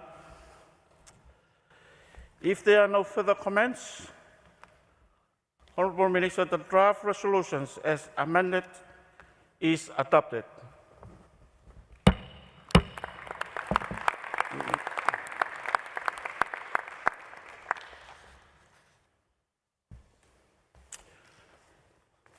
Honourable delegates, we are moving to continue on for item 14. We will now hear from representatives who wish to speak on this item. Please indicate your wish to speak by clicking the big button on your microphone if you are in the plenary, or by using the raise hand functions on Zoom. I call upon on the representatives of China. The floor is yours. Thank you, Mr. Chair. China appreciates Secretariat's thematic progress reports on all the items with comprehensive articulation of the regional actions and response strategies in the areas of health security, NCD and aging, climate change, environmental health, meeting unmet goals, and advancing, driving the vision for the future. China supports making health security a long-term priority for the region. Better regional cooperation is needed to jointly address health security threats and to get prepared for potential future pandemics. China commends the regional efforts in preventing NCD risk factors and promoting healthy aging. We recommend the fusion of healthy aging concept into socio-economic development and a health lens for all policies. We should continue with the Healthy City Initiative to create an enabling environment for healthy aging and meet the diverse needs of senior citizens. We hope better policy advocacy, technical cooperation, and capacity building, when combined, will enable realization of NCD prevention control targets in the region. China appreciates the regional progress in the 4 pillars of CCE, in particular Pillar 1 advocacy. China supports global and regional actions. In September 2020, at the UNGA, China announced to the world its goal of achieving carbon peak by 2030 and becoming carbon neutral by 2060. In addition, we've taken note that WHO is building a CCE digital platform. China stands ready to share its experiences in improving tap water safety, monitoring health impact of air pollution, and improving health system resilience to climate change. The Pearl region has made great progress in eliminating malaria, controlling viral hepatitis, AIDS, and STDs. Notwithstanding the important progress, the region is still away from the 2030 strategic goals. We hope that WHO will continue strategizing prevention, pooling global and regional technologies, and putting forward more effective prevention control strategies and measures to speed up the realization of regional goals. China notes that on the front of promoting the efficiency of UHC, WHO is on the track to assist the member states to adopt a system approach to analyze measures for better efficiency and apply information technology for UHC. We appreciate and support this practice. With regard to driving For the future vision, China would like to confirm with the Secretariat on two issues. First, regarding the 4 action areas, has the regional office assisted member states in identifying development priorities tailored to their national context, resources, and conditions? Second, the work and the progress listed in each thematic priority cannot be advanced without the advocacy and promotion of WHO headquarters and VIPRA office. We are interested to be provided with greater transparency on the technical funding and other support deployed by the region. Thank you, Mr. Chair. Thank you, China. Next on the list is Philippines, to be followed by the Republic of Korea. Over to you, Philippines. Thank you, Mr. Chair. We appreciate the Secretariat's progress reports on technical programs. On health security, we recognize the WHO's framework for accelerating action to fight AMR as a valuable guide to accelerate implementation of AMR action plans. This supports the second Philippine National Action Plan to combat AMR and the country's leadership in the ASEAN Strategic Framework to combat AMR through One Health approach. With regards to COVID-19, we note APSED's 2 scenarios of a pandemic within a pandemic or COVID-19 becoming endemic.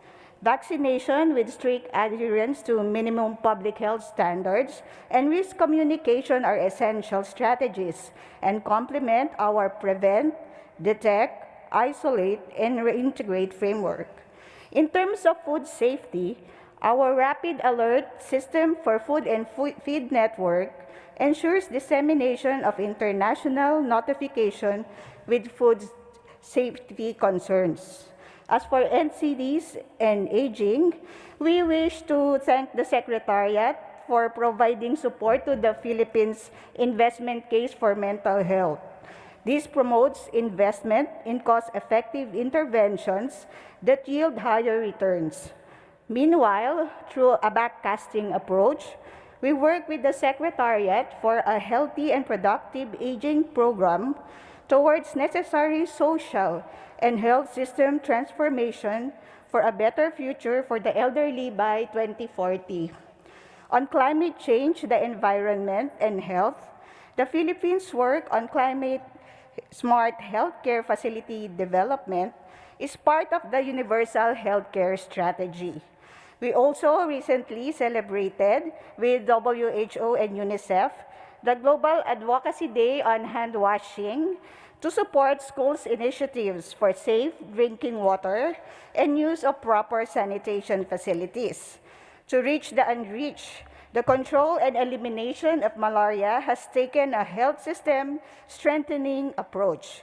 To ensure unhampered malaria service delivery, diagnostic and treatment facilities in the country were expanded to reach the geographically isolated and disadvantaged areas.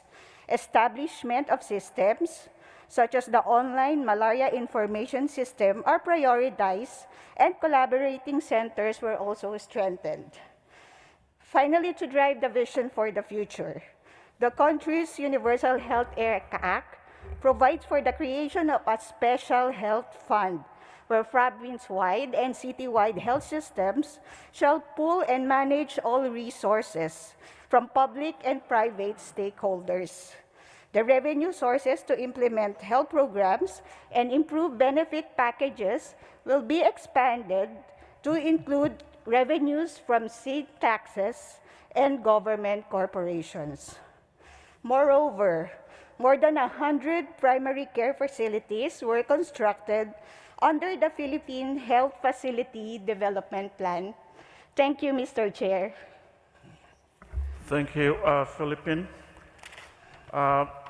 Republic of Korea, followed by Japan. Republic of Korea. Yes. Over to you. Yes. Thank you, Mr. Chair. Faced with the current socioeconomic impact of health sector from the COVID-19 pandemic, the Republic of Korea deeply appreciates the WHO's significant role in preventing measures to cope with various factors causing this health crisis. Especially, we would like to underline the efforts of Regional Director and Secretariat to establish the impact monitoring network of Western Pacific region for coping with the possibility of the emergence of the ongoing COVID-19 variants and potential future pandemics, to launch the Western Pacific region antimicrobial surveillance system, as well as to continue managing major infectious diseases such as malaria, viral hepatitis AIDS, and STIs during the COVID-19 pandemic. Under the leadership of the WPRO, Korea is willing to strengthen solidarity with member states and continue the following cooperation and efforts. First, the Republic of Korea will actively participate in the impact monitoring network by sharing Korea's experience of strengthening the national monitoring capacity and supporting bioinformatics technology and genetic analysis. Second, we will actively cooperate with WPRO and member states on climate change and health issues. As public concerns and interests in the safe and healthy environment are growing, Korea established the second comprehensive environmental health plan from 2021 to 2030 and presented measures to expand monitoring and management of potential harmful vectors. In addition, based on the law enacted in 2017, a quinquennial evaluation of the health effects of climate change will be conducted and announced in 2022. And then these will be used as a basis for policies on climate change and health. We will also strengthen cooperation with the WHO Asia Pacific Environmental Health Center located in Seoul. Finally, we will share with the international community our years of experience of multi-ministerial joint projects in the field of AMR and continue to cooperate in the areas of infectious disease that are very important in Western Pacific region. We hope this regional committee will serve as an opportunity for both the WPRO Secretariat and member states to strengthen multilateral cooperation to jointly respond to a global health threat. And the Republic of Korea emphasizes our commitment to cooperate in that process as much as possible. Thank you very much. Thank you, Korea. Japan to be followed by Vietnam. Japan, take the floor.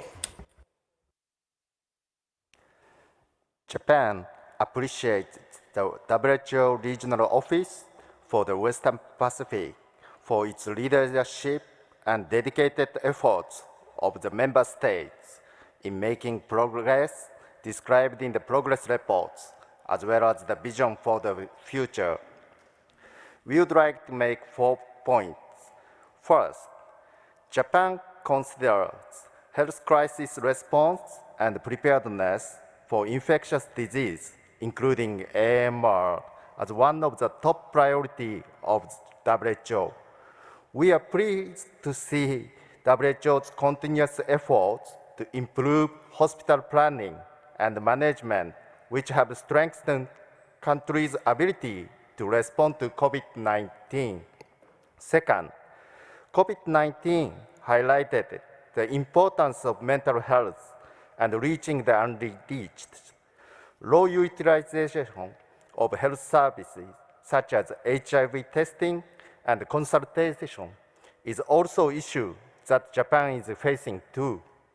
However, we highly commend that the UPRO region successfully reduced malaria cases and deaths.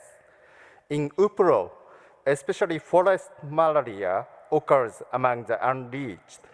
Japan has experience of JICA Technical Cooperation Project that extending service to hard-to-reach areas.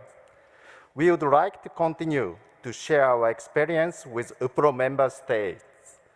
Third, Actions for climate change and environmental health needs to be accelerated. We expect the Secretariat to show the progress of country level working on this issue. Finally, to address nutrition issues, the government of Japan is going to hold the Tokyo Nutrition for Growth Summit 2021 in this December. I thank you. Thank you, Japan. Vietnam to be followed by Australia. The floor is yours, Vietnam. Thank you, Chair. Vietnam delegation is pleased to acknowledge the Regional Committee for the Western Pacific Progress Reports on technical programs and issues, of which health security, including antimicrobial resistance. Vietnam highly appreciates the WPR Committee leadership and efforts in supporting regional pandemic prevention, preparedness, and response in the past years, and also its significant contributions to the ongoing global response to COVID-19 pandemic, which has been demonstrated clearly in the report. Continuing to implement the NCD National Strategy, Vietnam developed the National Action Plan for Prevention and Control of NCD period 2021-2025, including mental health, and which has been waiting for Prime Minister approval. The important legal policies, guidelines, and intervention for alcohol control, harm reduction, and NCD management at primary care has been developed and implemented. We note the progress report and thematic priority NCD and aging in the Western Pacific region and acknowledge the efforts and role of WHO in providing effective technical support for prevention and control of NCD in Vietnam. For climate change and the environment and health, we fully support the report and highly appreciate actions taken by the TAG on climate change and health, focusing on four pillars of work. The MOH Vietnam has been working with WHO country office and relevant stakeholders to develop a conceptual model on integrated cost and climate resilience and environmental sustainability of healthcare facilities. For the reaching to the unreached, with the commitment of to address the major infectious diseases, including HIV, hepatitis, malaria, and tuberculosis as public health issues, and to achieve the SDGs. For example, recently, Vietnam government approved the national strategy plan to end HIV epidemic by 2030. With regards to malaria, Vietnam is on track of achieving the goal of malaria-free by 2030. COVID-19 has revealed many challenges and opportunities to the health system in Vietnam. Currently, Vietnam is moving toward living with COVID-19 to ensure quality, sustainable, and resilient health system with universal health coverage as the foundation, and to promote the collaboration between health and other sectors and community in formulating policies that ensure equitable access to essential services. Vietnam welcomes the report on sustainable financing in the context of WHO work in countries in the Western Pacific region, with many attempts to address WHO financing situation over the past 2 decades.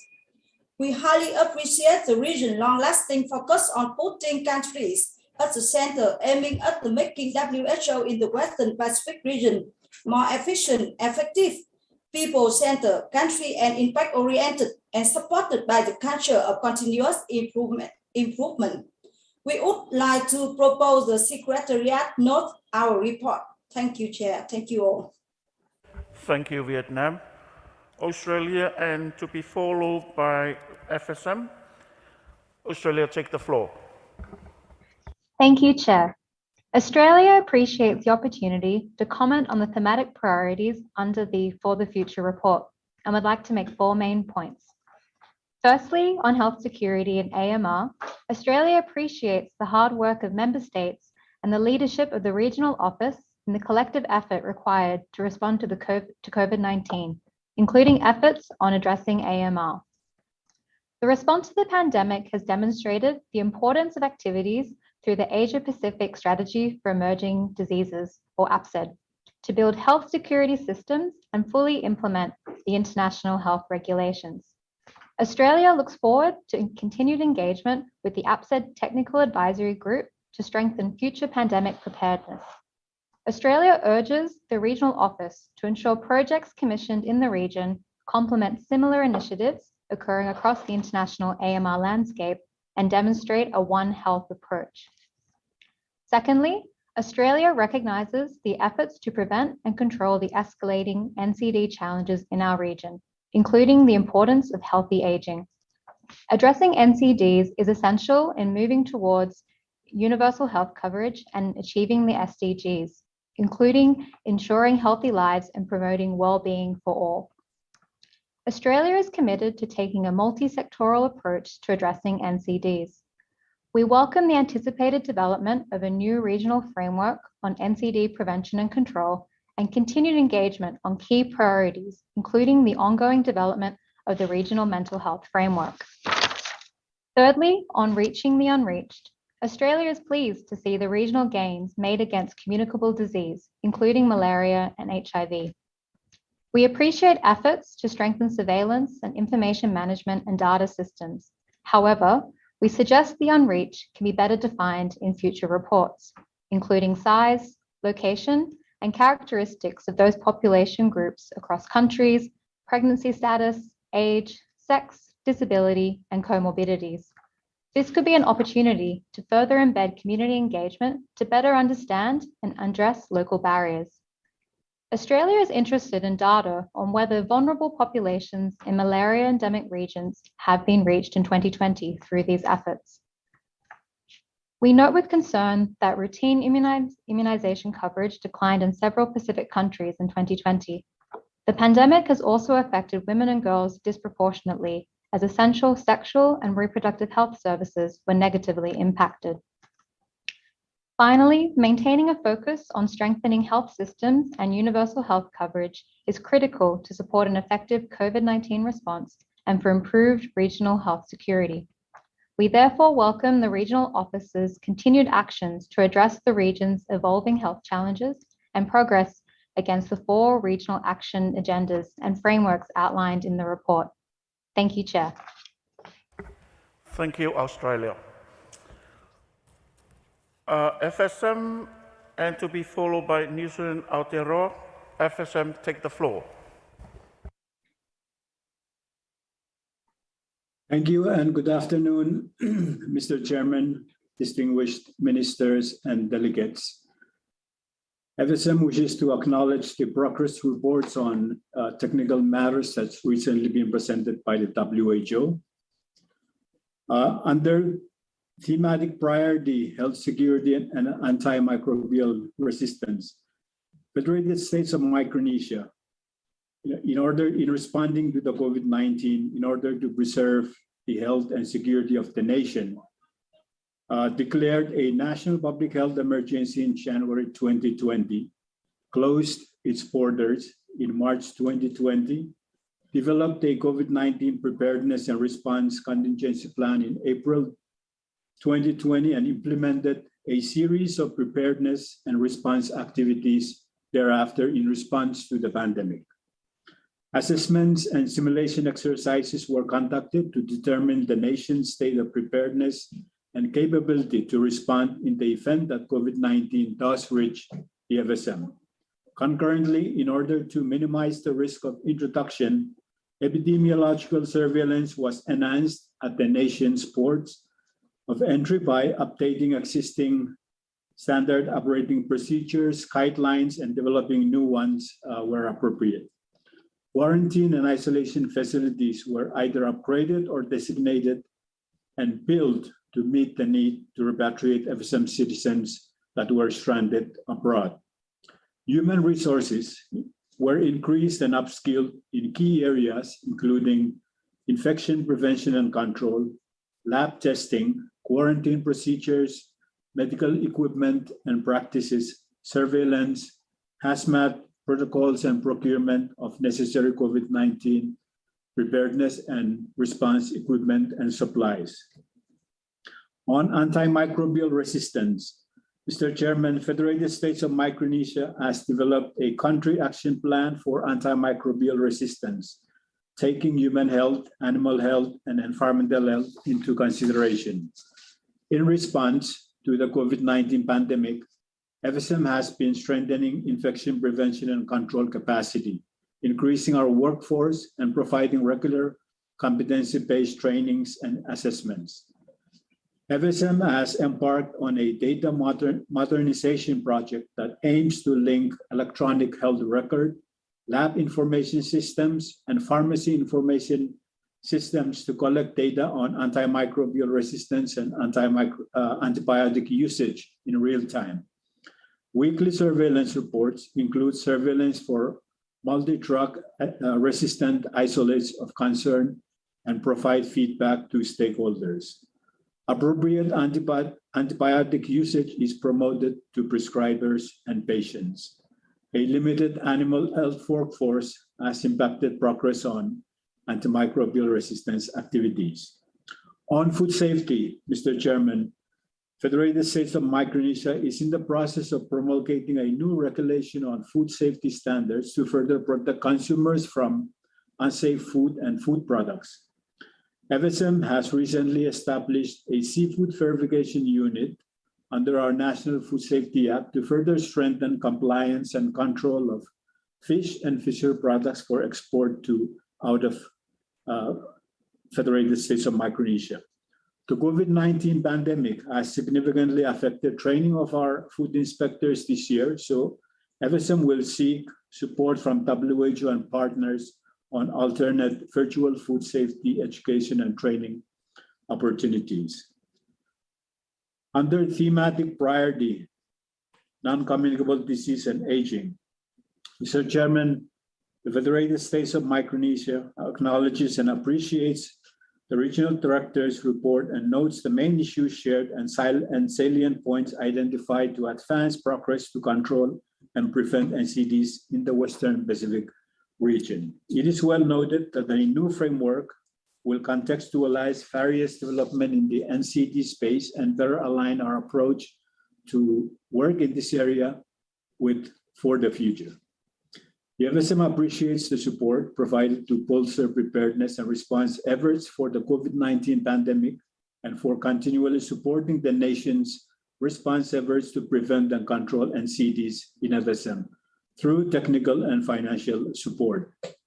FSM acknowledges WHO's contribution in developing a national essential service delivery framework as a preparedness mechanism to address the needs of the vulnerable population during this COVID-19 global pandemic. Despite the pandemic and as part of our essential services delivery framework, FSM continues to implement the package of essentials on NCD or PEN to strengthen health systems. FSM continues to build on and push for the social marketing and other promotion campaigns. In this regard, FSM has expanded its platform using the UN Food System Summit Dialogue to address the NCD crisis under the thematic area of food and health.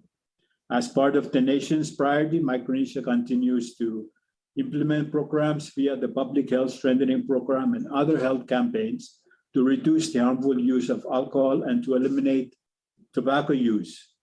FSM is grateful for support and assistance provided by WHO at both national and state in formulating policies to increase tobacco importation tax and sales tax. FSM reaffirms its commitment to the Healthy Islands vision. FSM continues to seek support from WHO in the areas of NCD prevention and control and healthy aging. Moving forward, FSM is incorporating healthy aging as a key concept to address the NCD burden. We are grateful and appreciative of the working relationship WHO and FSM continue to nurture to tackle the NCD dilemma, especially in the face of the COVID-19 pandemic for the future. Mr. Chairman, under thematic priority, climate change, environment, and health, In addressing the climate change impacts on health, the Federators of Micronesia, in collaboration with WHO and the Secretariat of the Pacific Community, developed a concept note on a proposed project entitled Increasing Resilience to the Health Risks of Climate Change in the FSM. The project concept note got accepted by the Green Climate Fund earlier this year, and Federated State of Micronesia is now in the project proposal development phase. The project will allow the FSM to better cope with the increasing climate health risks associated with vector, water, and foodborne diseases by creating an enabling environment, integrating climate and health information systems, and implementing health-related adaptation interventions at the community level. FSM intends to submit the project proposal to the GCF in early 2022 for consideration for funding. Mr. Chairman, FSM would also like to report that a significant portion of our population still do not have access to safe sanitation and to some extent safe drinking water. Although there was increase in the percentage of our population with access to safe sanitation over the past 3 decades, the progress was rather slow, especially for our rural, outer island, or hard-to-reach communities. To help increase and improve access to safe sanitation and drinking water in these communities, FSM requests additional technical and financial assistance support from WHO and partners in strengthening of our water sanitation and hygiene, or WASH programs, particularly in institutional strengthening, human resources development and training, and delivery of environmental health services at the community level. Mr. Chairman, under thematic priority, hard-to-reach populations, the hard-to-reach populations in the Federated States of Micronesia include those living on the outer remote islands of our country. The usual practice in targeting the hard-to-reach populations is for our public health programs to collaborate with each other and to coordinate a schedule with the chief of dispensaries for program visit to the dispensaries in the hard-to-reach areas in order to provide essential clinical services, medical supplies, and resources. Other hard-to-reach populations include the pockets of disadvantaged, low-income families who are less easy to identify and more likely to require preventive health services. Often these populations have multiple health problems and often delay seeking healthcare. While also having reproductive health and family planning needs, some persons with mental or physical disabilities are less likely to seek services. Special efforts by providers are needed to reach these populations as well. Delivery of essential healthcare services to hard-to-reach communities and populations is further exacerbated by the lack of dedicated transportation services and due to the fast spread of these outer islands. Therefore, Mr. Chairman, Federated States of Micronesia would like to seek assistance and further support to procure a floating hospital to help improve universal health access for our hard-to-reach populations. Finally, Mr. Chairman, the Federated States of Micronesia would like to thank WHO for all your support, and we will continue to work closely with you and member countries of the Western Pacific region on continued implementation of our vision for the future towards the healthiest and safest region. Thank you, Mr. Chairman. Thank you, FSM. New Zealand Aotearoa, and to be followed by Hong Kong, China. You take the floor, New Zealand Aotearoa. Tēnā koutou katoa. New Zealand welcomes and commends the progress made in reducing the burden of NCDs in our region as laid out in the Technical Programs report. We would like to share New Zealand's experience in 2 areas we think may be of interest to other member states: our approach to tobacco control and mental wellbeing. New Zealand has made good progress in reducing the harm caused by tobacco in recent years. Daily smoking rates have declined to 12% last year. However, this decrease in smoking prevalence is inequitable. The daily smoking rate for Māori, our Indigenous people, remained at just under 29% last year. Our Māori-specific smoking cessation providers remain a central part of smoke-free health promotion activities in New Zealand. While COVID-19 has impacted our ability to undertake tobacco control enforcement activities, New Zealand remains strongly committed to our goal of being smoke-free by 2025. As part of this, we have amended our Smoke-Free Environments Act to regulate vaping products and ban nicotine pouches, as the government is considering a range of end-game strategies to ensure equitable reduction in tobacco harm. This includes reducing the retail supply of smoked tobacco. Turning to mental health, we have a number of significant legislative and policy changes underway here, which will fundamentally shift the way we support New Zealanders' mental wellbeing in the short, medium and long term. This includes the ongoing rollout of integrated primary mental health and addiction services in general practices to support patients with mild to moderate needs, and targeted services for Māori, Pacific, youth, and rainbow young people. More broadly, we have committed to fully repealing and replacing New Zealand's current Mental Health Compulsory Assessment and Treatment Act to improve the protection of individual rights. Before the end of the year, the Ministry of Health will launch public consultation to get a clear direction on what mental health legislation in New Zealand should look like and how new legislation can support pai ora or healthy futures. COVID-19 has and will continue to have a significant impact on our ability, on New Zealanders' psychosocial wellbeing, as in many other countries, in both the medium and long term. Investment to counter this has focused on wellbeing promotion, self-help and primary support.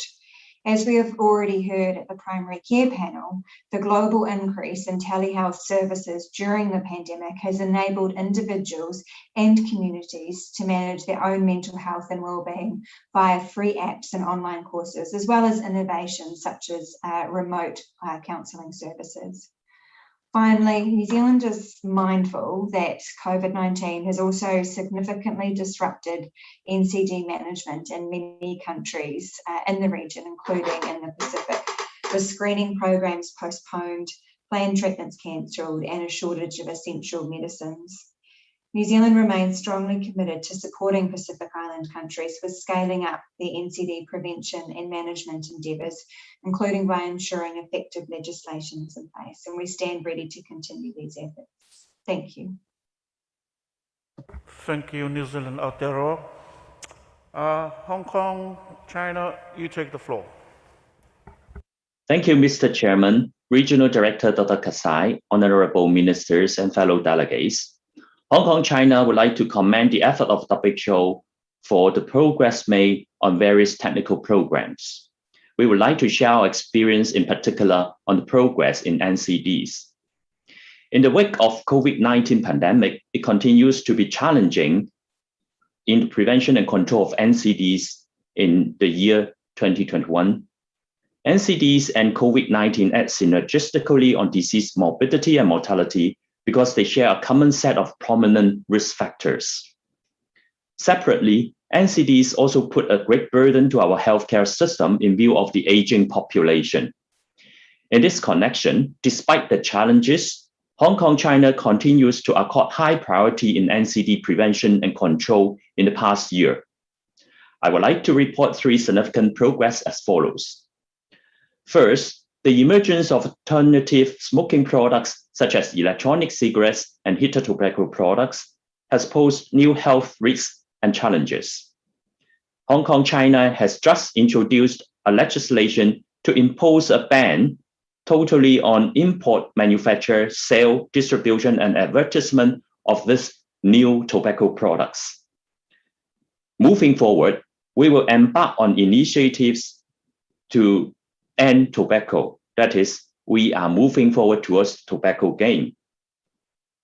Second, Hong Kong, China has also passed a legislation this year to eliminate industrially produced trans fatty acids in food. In order to allow sufficient time for the trade to get prepared for this new legislative requirement, it will take effect in the year 2023.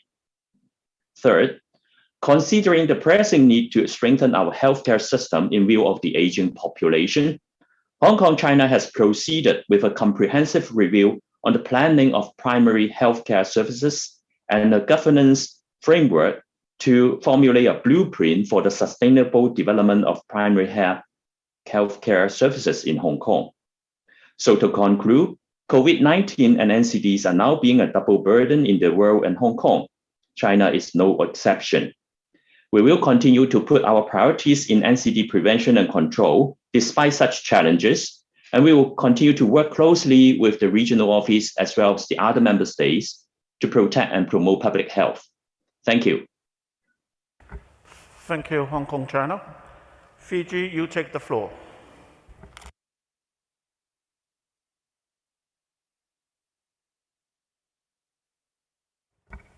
Fiji, you have the floor. Thank you, my brother.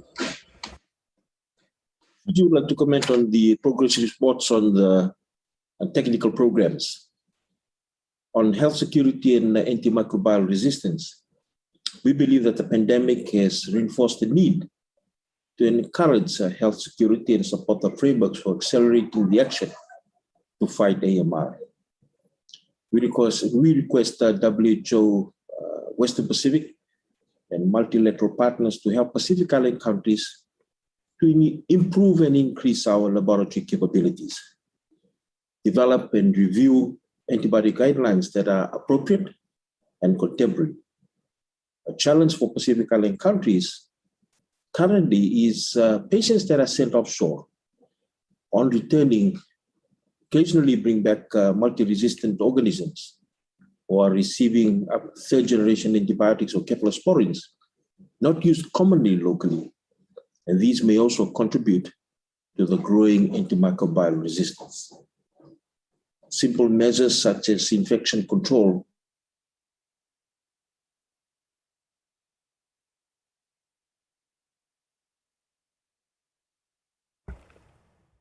We have some technical problem.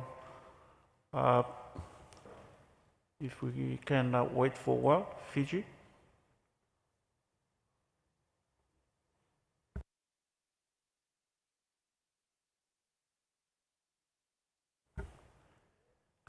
Fiji, are you there?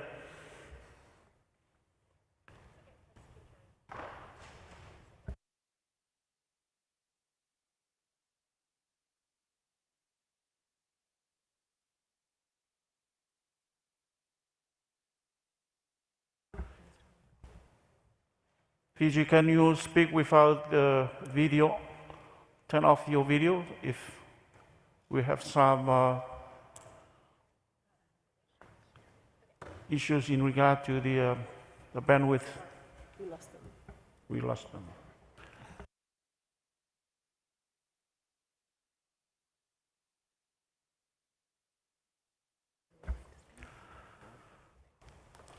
Honorable Ministers, are there any more representatives who wish to speak on this topic?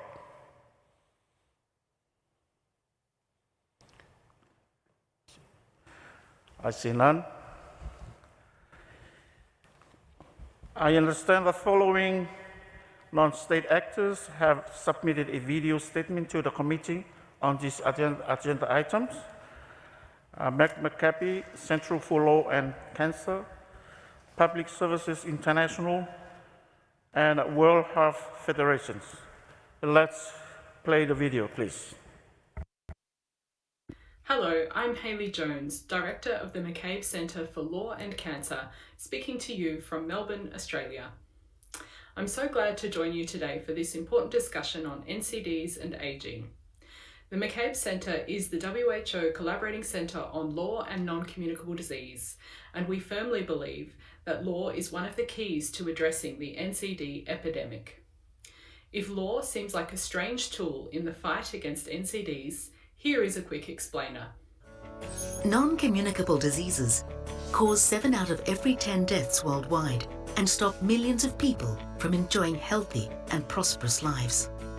They also cause huge social and economic problems, putting extra pressure on countries that have limited resources.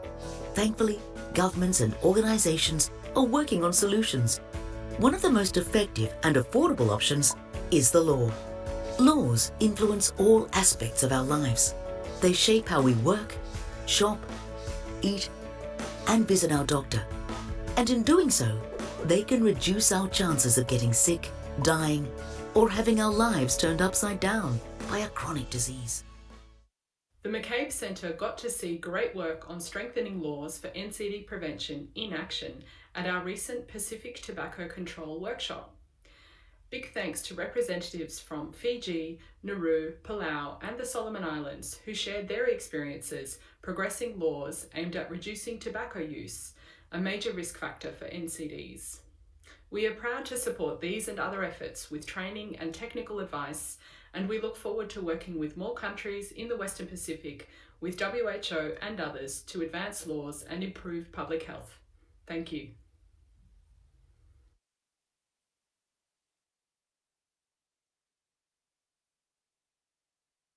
I am Dr. Basil Leodoro of the Vanuatu Association for Public Service Employees. I speak on behalf of Public Services International, the global union for workers who deliver public services and represents health workers at the WHO.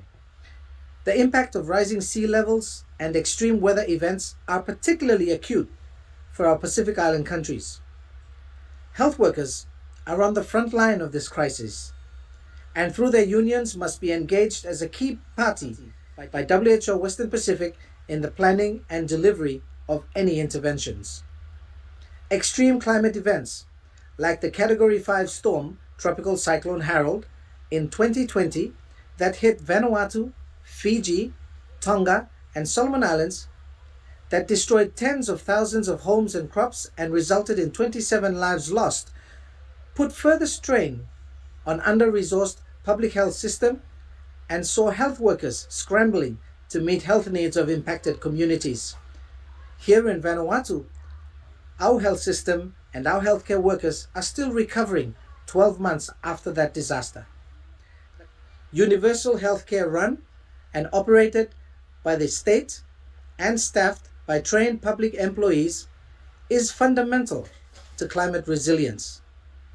Too often, the proposed solutions to the impacts of the climate crisis focus on market-based and privatized service provision. Such an approach is ad hoc, high risk, does not create decent work, and increases the cost of essential services for citizens.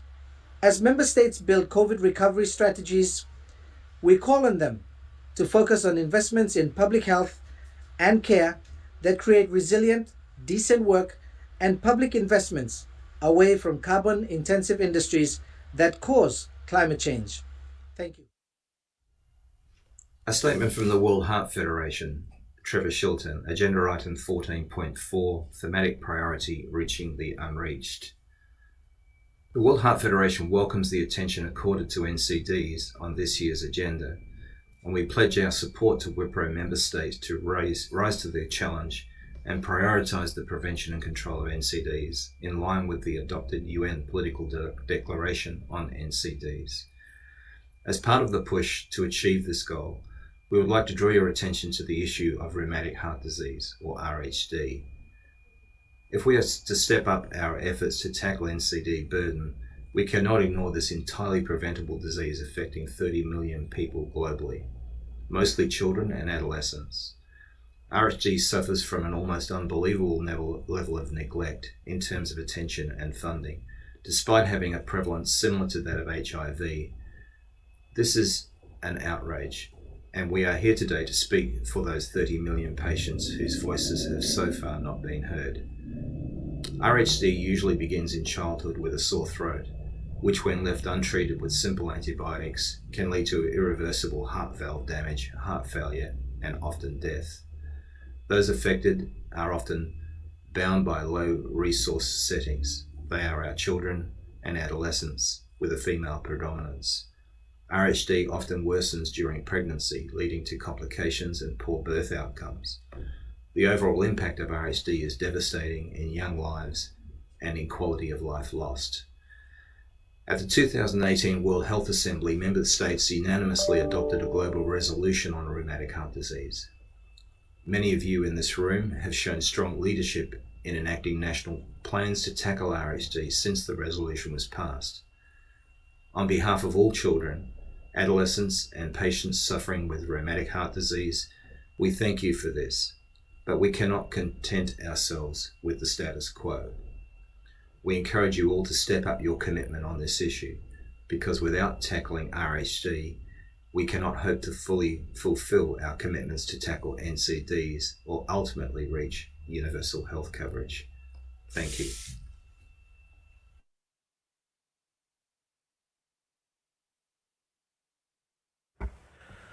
Thank you very much. All written and video statements from non-state actors and observers on this agenda item will be uploaded to the RCM website. As statement reflects solely the views of the NGOs concerned, it follows that statements do not necessarily reflect the view of the World Health Organization, including its member states and secretariat. Honorable Ministers, this is the beauty of hybrid meeting. We can always back and forth. So we give the chance for Fiji is coming back. So I invite the Minister of Fiji to make his intervention. Honorable Minister, you take the floor.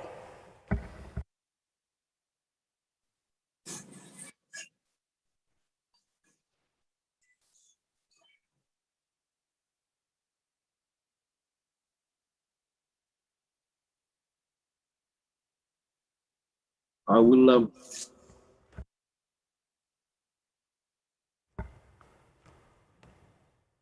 Fiji would like to comment on the progress reports on technical programs. Fiji would like to comment on the progress reports on technical programs. On health security and antimicrobial resistance, we believe that the pandemic has reinforced the need to encourage health security. The frameworks for accelerating action to fight AMR. We request WHO Western Pacific to help Pacific Island countries to increase and improve our laboratory capacities, develop and review antibiotic guidelines that are appropriate and contemporary. A challenge for Pacific Island countries are patients that are sent offshore returning with multi-resistant organisms or receiving third-generation cephalosporins or antibiotics not used commonly locally, and these may contribute to AMR. Also, simple measures such as infection control guidelines brought about by the pandemic needs to be sustained. And we ask WHO Western Pacific and the Pacific Technical Division to continue in their measures to support Pacific Island countries and provide technical advice in these areas. 2, NCDs and aging. Once aging is not yet a significant problem in the Pacific, we know that it will be in a few years' time. But nevertheless, NCDs remains a constant challenge in the Pacific Island countries. And we request WHO Western Pacific and multilateral partners to support innovative efforts in primary and secondary prevention. In Fiji, we are keen to pursue the healthy settings set about in 1995 with the New Declaration. And we want to be able to have health promoting communities, a concept where all aspects of society is encouraged to be health seeking. We would like our faith-based organizations, schools, villages, and settlements, sporting organizations, and so forth, to be health-seeking. And these health-seeking is intersecting at all levels. And we seek support as we launch this next year. Climate change, environment, and health, Fiji requests WHO Western Pacific to support our desire to develop a climate-resilient health system, but not only us, but also Pacific Island countries. We have begun by launching our climate-resilient health facilities guidelines. And in this financial year, we want to ensure that all our more than 200 health facilities have access to clean water, and those not in the electricity grid to have solar power. We are thankful to the multilateral partners who have helped us so far, but in these economic constraints, any support is welcome. The Universal Health Coverage principles of reaching the unreached is well embedded into our remodeled health service program. Our teams have set up field hospitals in the highlands, set sail to far-flung maritime islands on our hospital ship, and last year some of the islands have been visited 3 times. These activities obviously need resources. Yet again, we reach out to WHO, Western Pacific, and our multilateral partners, and mechanisms by which they can be able to support us to ensure that we reach the unreached and ensure also that we are progressing towards SDG 3.0 by 2030 of universal health coverage. I thank you. Honorable Minister. Ministers, delegates, may I now call on the Secretary to respond to the points that have been made. Over to you, Dr. Capuano. Thank you, Vice Chairperson. The Secretariat appreciates the valuable comments made by the distinguished delegates and the commitment expressed towards the implementation of our shared vision for the future. We have taken note of the innovative approach, the experience mentioned by the distinguished delegates. We have also taken note of the overall guidance and the more detailed suggestions provided, and we will take them forward as we continue to implement the 4 thematic priorities of the For the Future vision. We will do so, including in continuing to tailor our support to each country context, as we've heard yesterday, in particular during the working country session. We'll continue our UHC advocacy, including with our HQ colleagues and through various mechanisms and initiatives, such as the Joint Minister of Finance and Health Symposium on UHC, held in September 2020, the Asia-Pacific Parliamentarian Forum on Global Health and its virtual meetings held on COVID-19 in investing in UHC, and of course through our technical advisory group, including the umbrella UHC tag. Mr. Chair, distinguished representative, together we have an ambitious agenda because of the importance of the issue and the size of the challenges. The Secretariat looks forward to continue working closely with you in this vital effort. Thank you very much, Mr. Chair. Thank you, DPM Dr. Capuano. That concludes our consideration for these items. Thank you very much. Delegates, we will now break for lunch. There will be a side event on communications for health at 13:50 hours Japan time here at the plenary hall. The same Zoom connections link as the session will be used. For representatives who still wish to speak on agenda item 15, on whose work in countries and sustainable financing, we will resume the discussion on this topic at 14:45 hours Japan time. Thank you very much. Have a good lunch.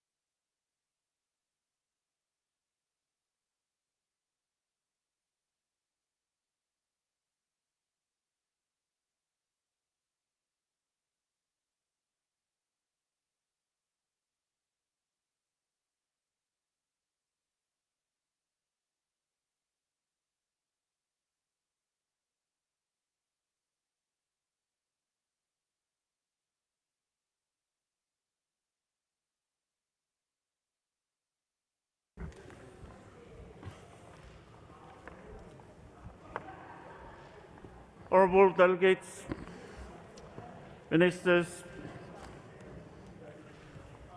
we now resume our session this afternoon. The next item is item 15. Now we will resume our consideration excuse me, of agenda item 15 on WHO's work in country and sustainable financing. Please indicate your wish to speak by clicking the big button on your microphone if you are in the plenary, or by using the raise hand functions on Zoom. Accordingly, may I, on the representative country, Korea is on the list, so I give the floor to Korea. Thank you, Chair. WHO is expected to take on more responsibility in the global health sector. Thus, it is deeply unfortunate that there are limited capacities and resources in securing sufficient funding for its work. In principle, Korea agrees that WHO's basic program budget should be procured by increasing the assessed contribution of member states, and that we are in need of more flexible and predictable funding mechanism. However, as WHO takes on a bigger role in the international stage, it would need to scale up its available resources. Measures to secure the efficiency, transparency, and accountability of WHO activities must be constantly explored. If it could be clarified how the member states' contributions were expanded and how much progress resulted from them, the member state would feel a higher sense of accountability, and this would eventually allow WHO to secure an adequate long-term budget. While WHO is improving its efficiency by prioritizing its primary activities, we need to devise ways to avoid a situation where we would need to choose between newly established activities and existing activities due to limited funding. One approach we can take is to be more explicit about how each activity would be concluded. For example, when planning for an activity, we could determine in advance how we hope to conclude it and what we hope to achieve from it. Lastly, although we recognize the need for flexible unearmarked funding, we believe that it is important for us to carefully review the possibility of setting priorities in the national, regional, and global level. There is also the need to recognize the challenges member states go through to secure their contribution for WHO from their respective governments.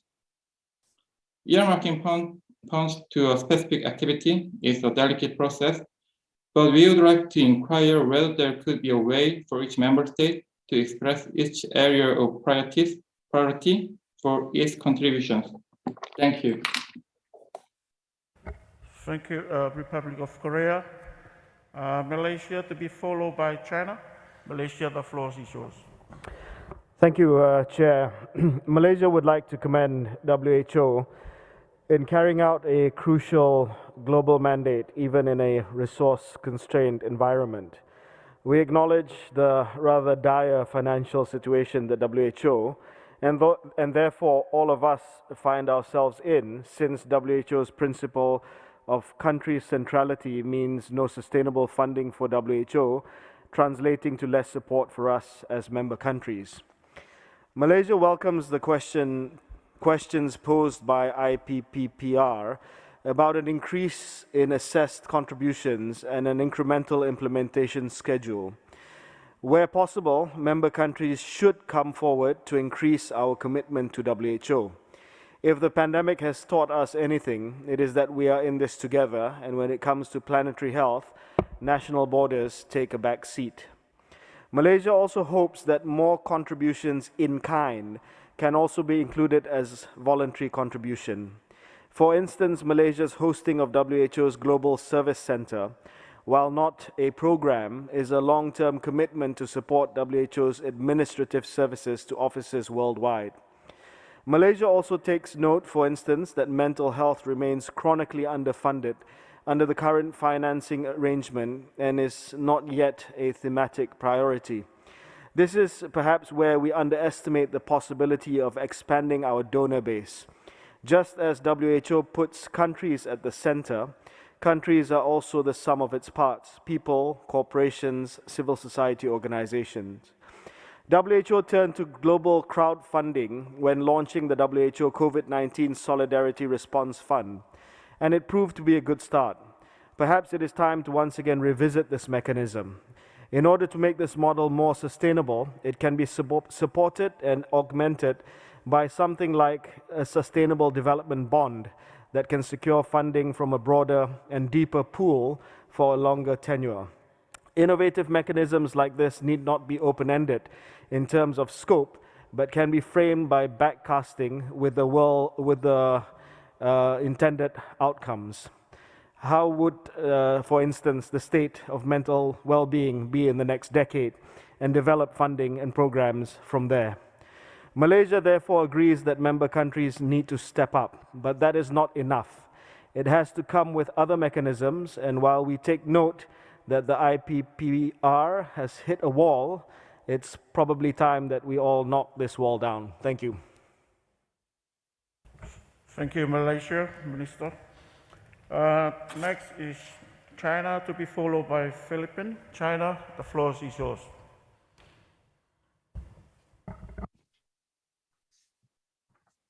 Thank you, Mr. Chair. China thanks the Secretariat for the drafted document, which succinctly summarizes the efforts made by the region for coordinating 3 levels at headquarters, the region, and countries. It also identifies that tailored approaches need to be contextualized in light of social and economic development. We appreciate Secretariat's efforts, and China would like to make 2 points.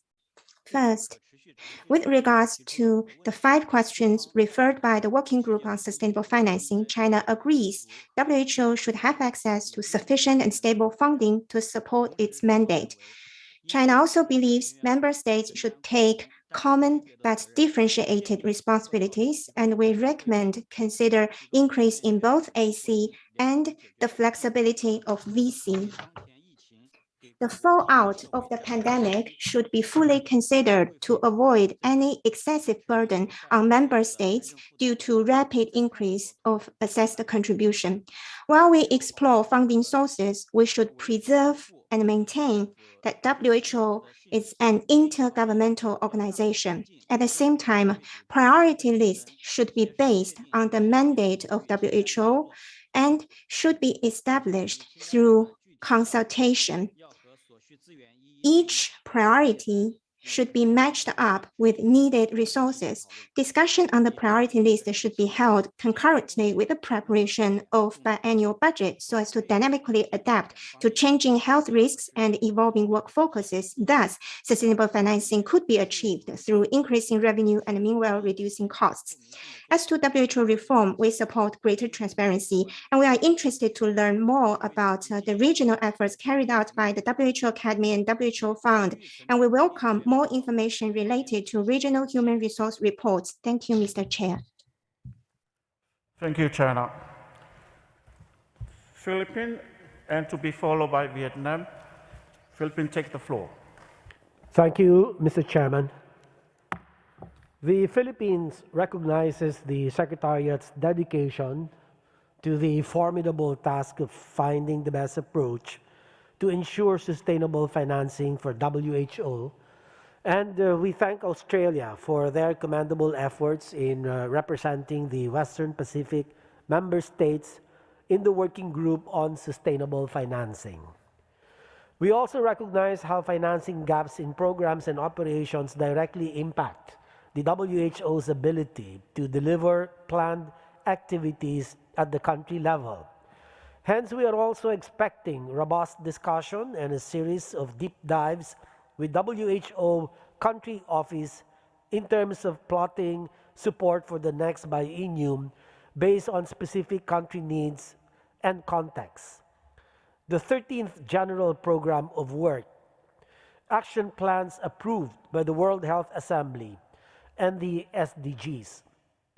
The thematic priorities and operational shifts determined by the WHO Western Pacifics for the future vision remain relevant, and the Philippines recognizes the urgent need to accelerate its implementation so that our health systems can recover from the impact of the COVID-19 pandemic.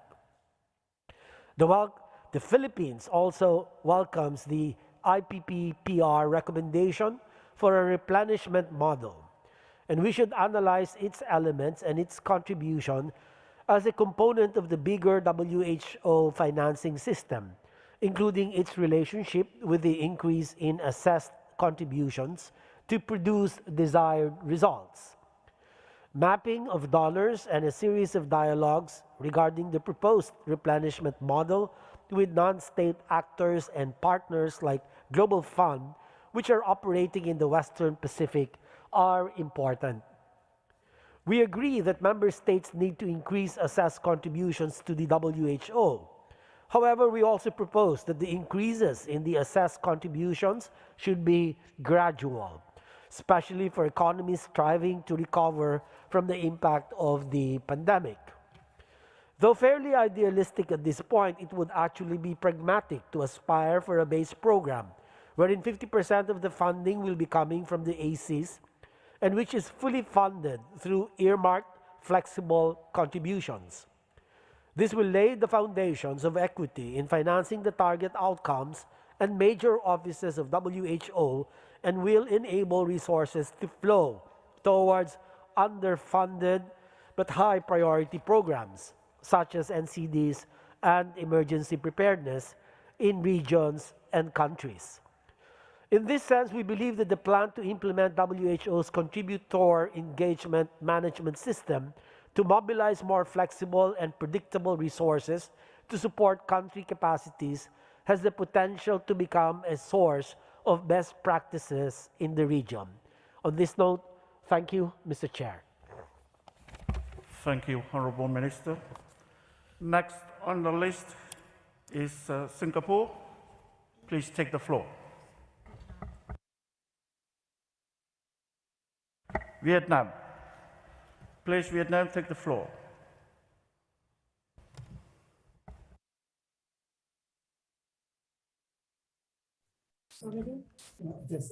Vietnam. Thank you, Chair. Good afternoon. Vietnam welcomes the report on sustainable financing in the context of WHO work in countries in Western Pacific region, with many attempts to address the WHO financing situation over the past 2 decades.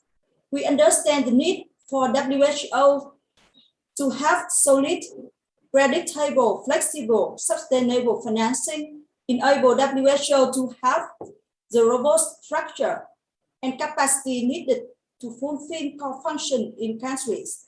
We highly appreciate the region's long-standing focus on putting countries at the center, aiming at making WHO in Western Pacific region more efficiently, effective, people-centered, country and impact-oriented, and supported by a culture of continuous improvement.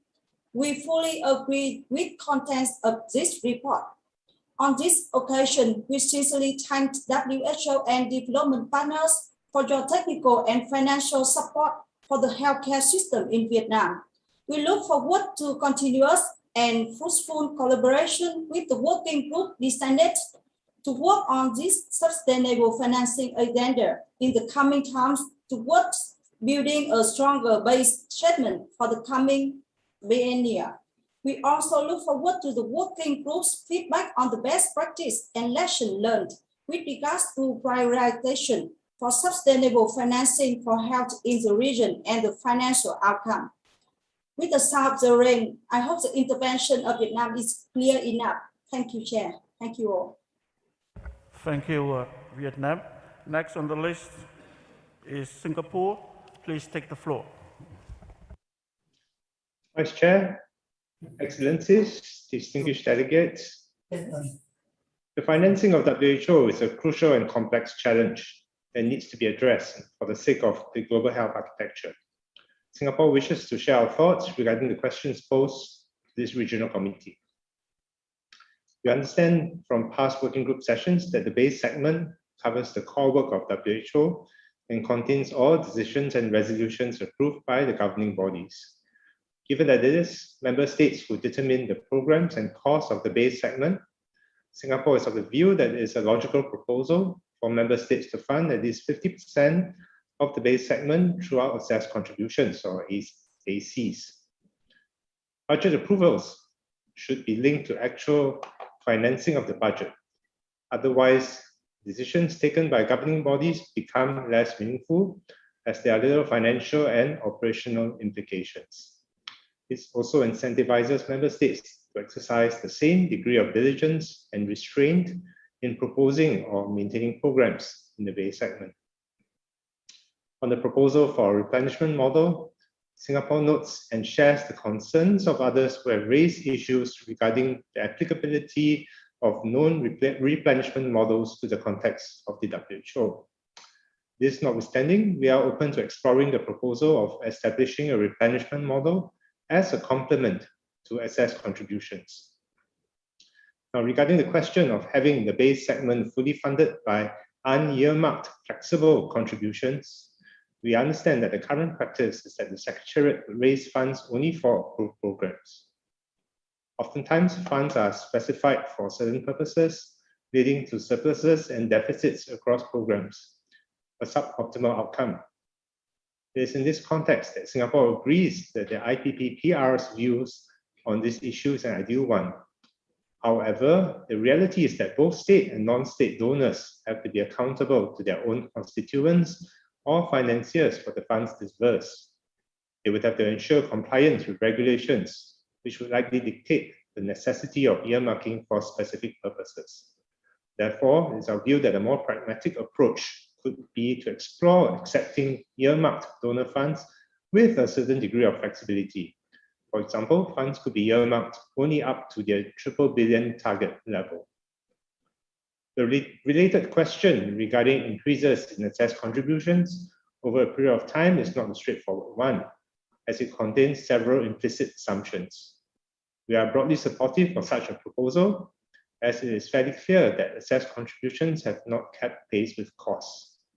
However, existing budgetary and governance processes would have to be fundamentally reviewed. Approved budget plans should be realistic, with strong fiscal discipline within the system to prevent uncontrollable cost increases. Thank you very much. Thank you, Singapore. Honorable delegates, are there any more representatives who wish to speak on this topic?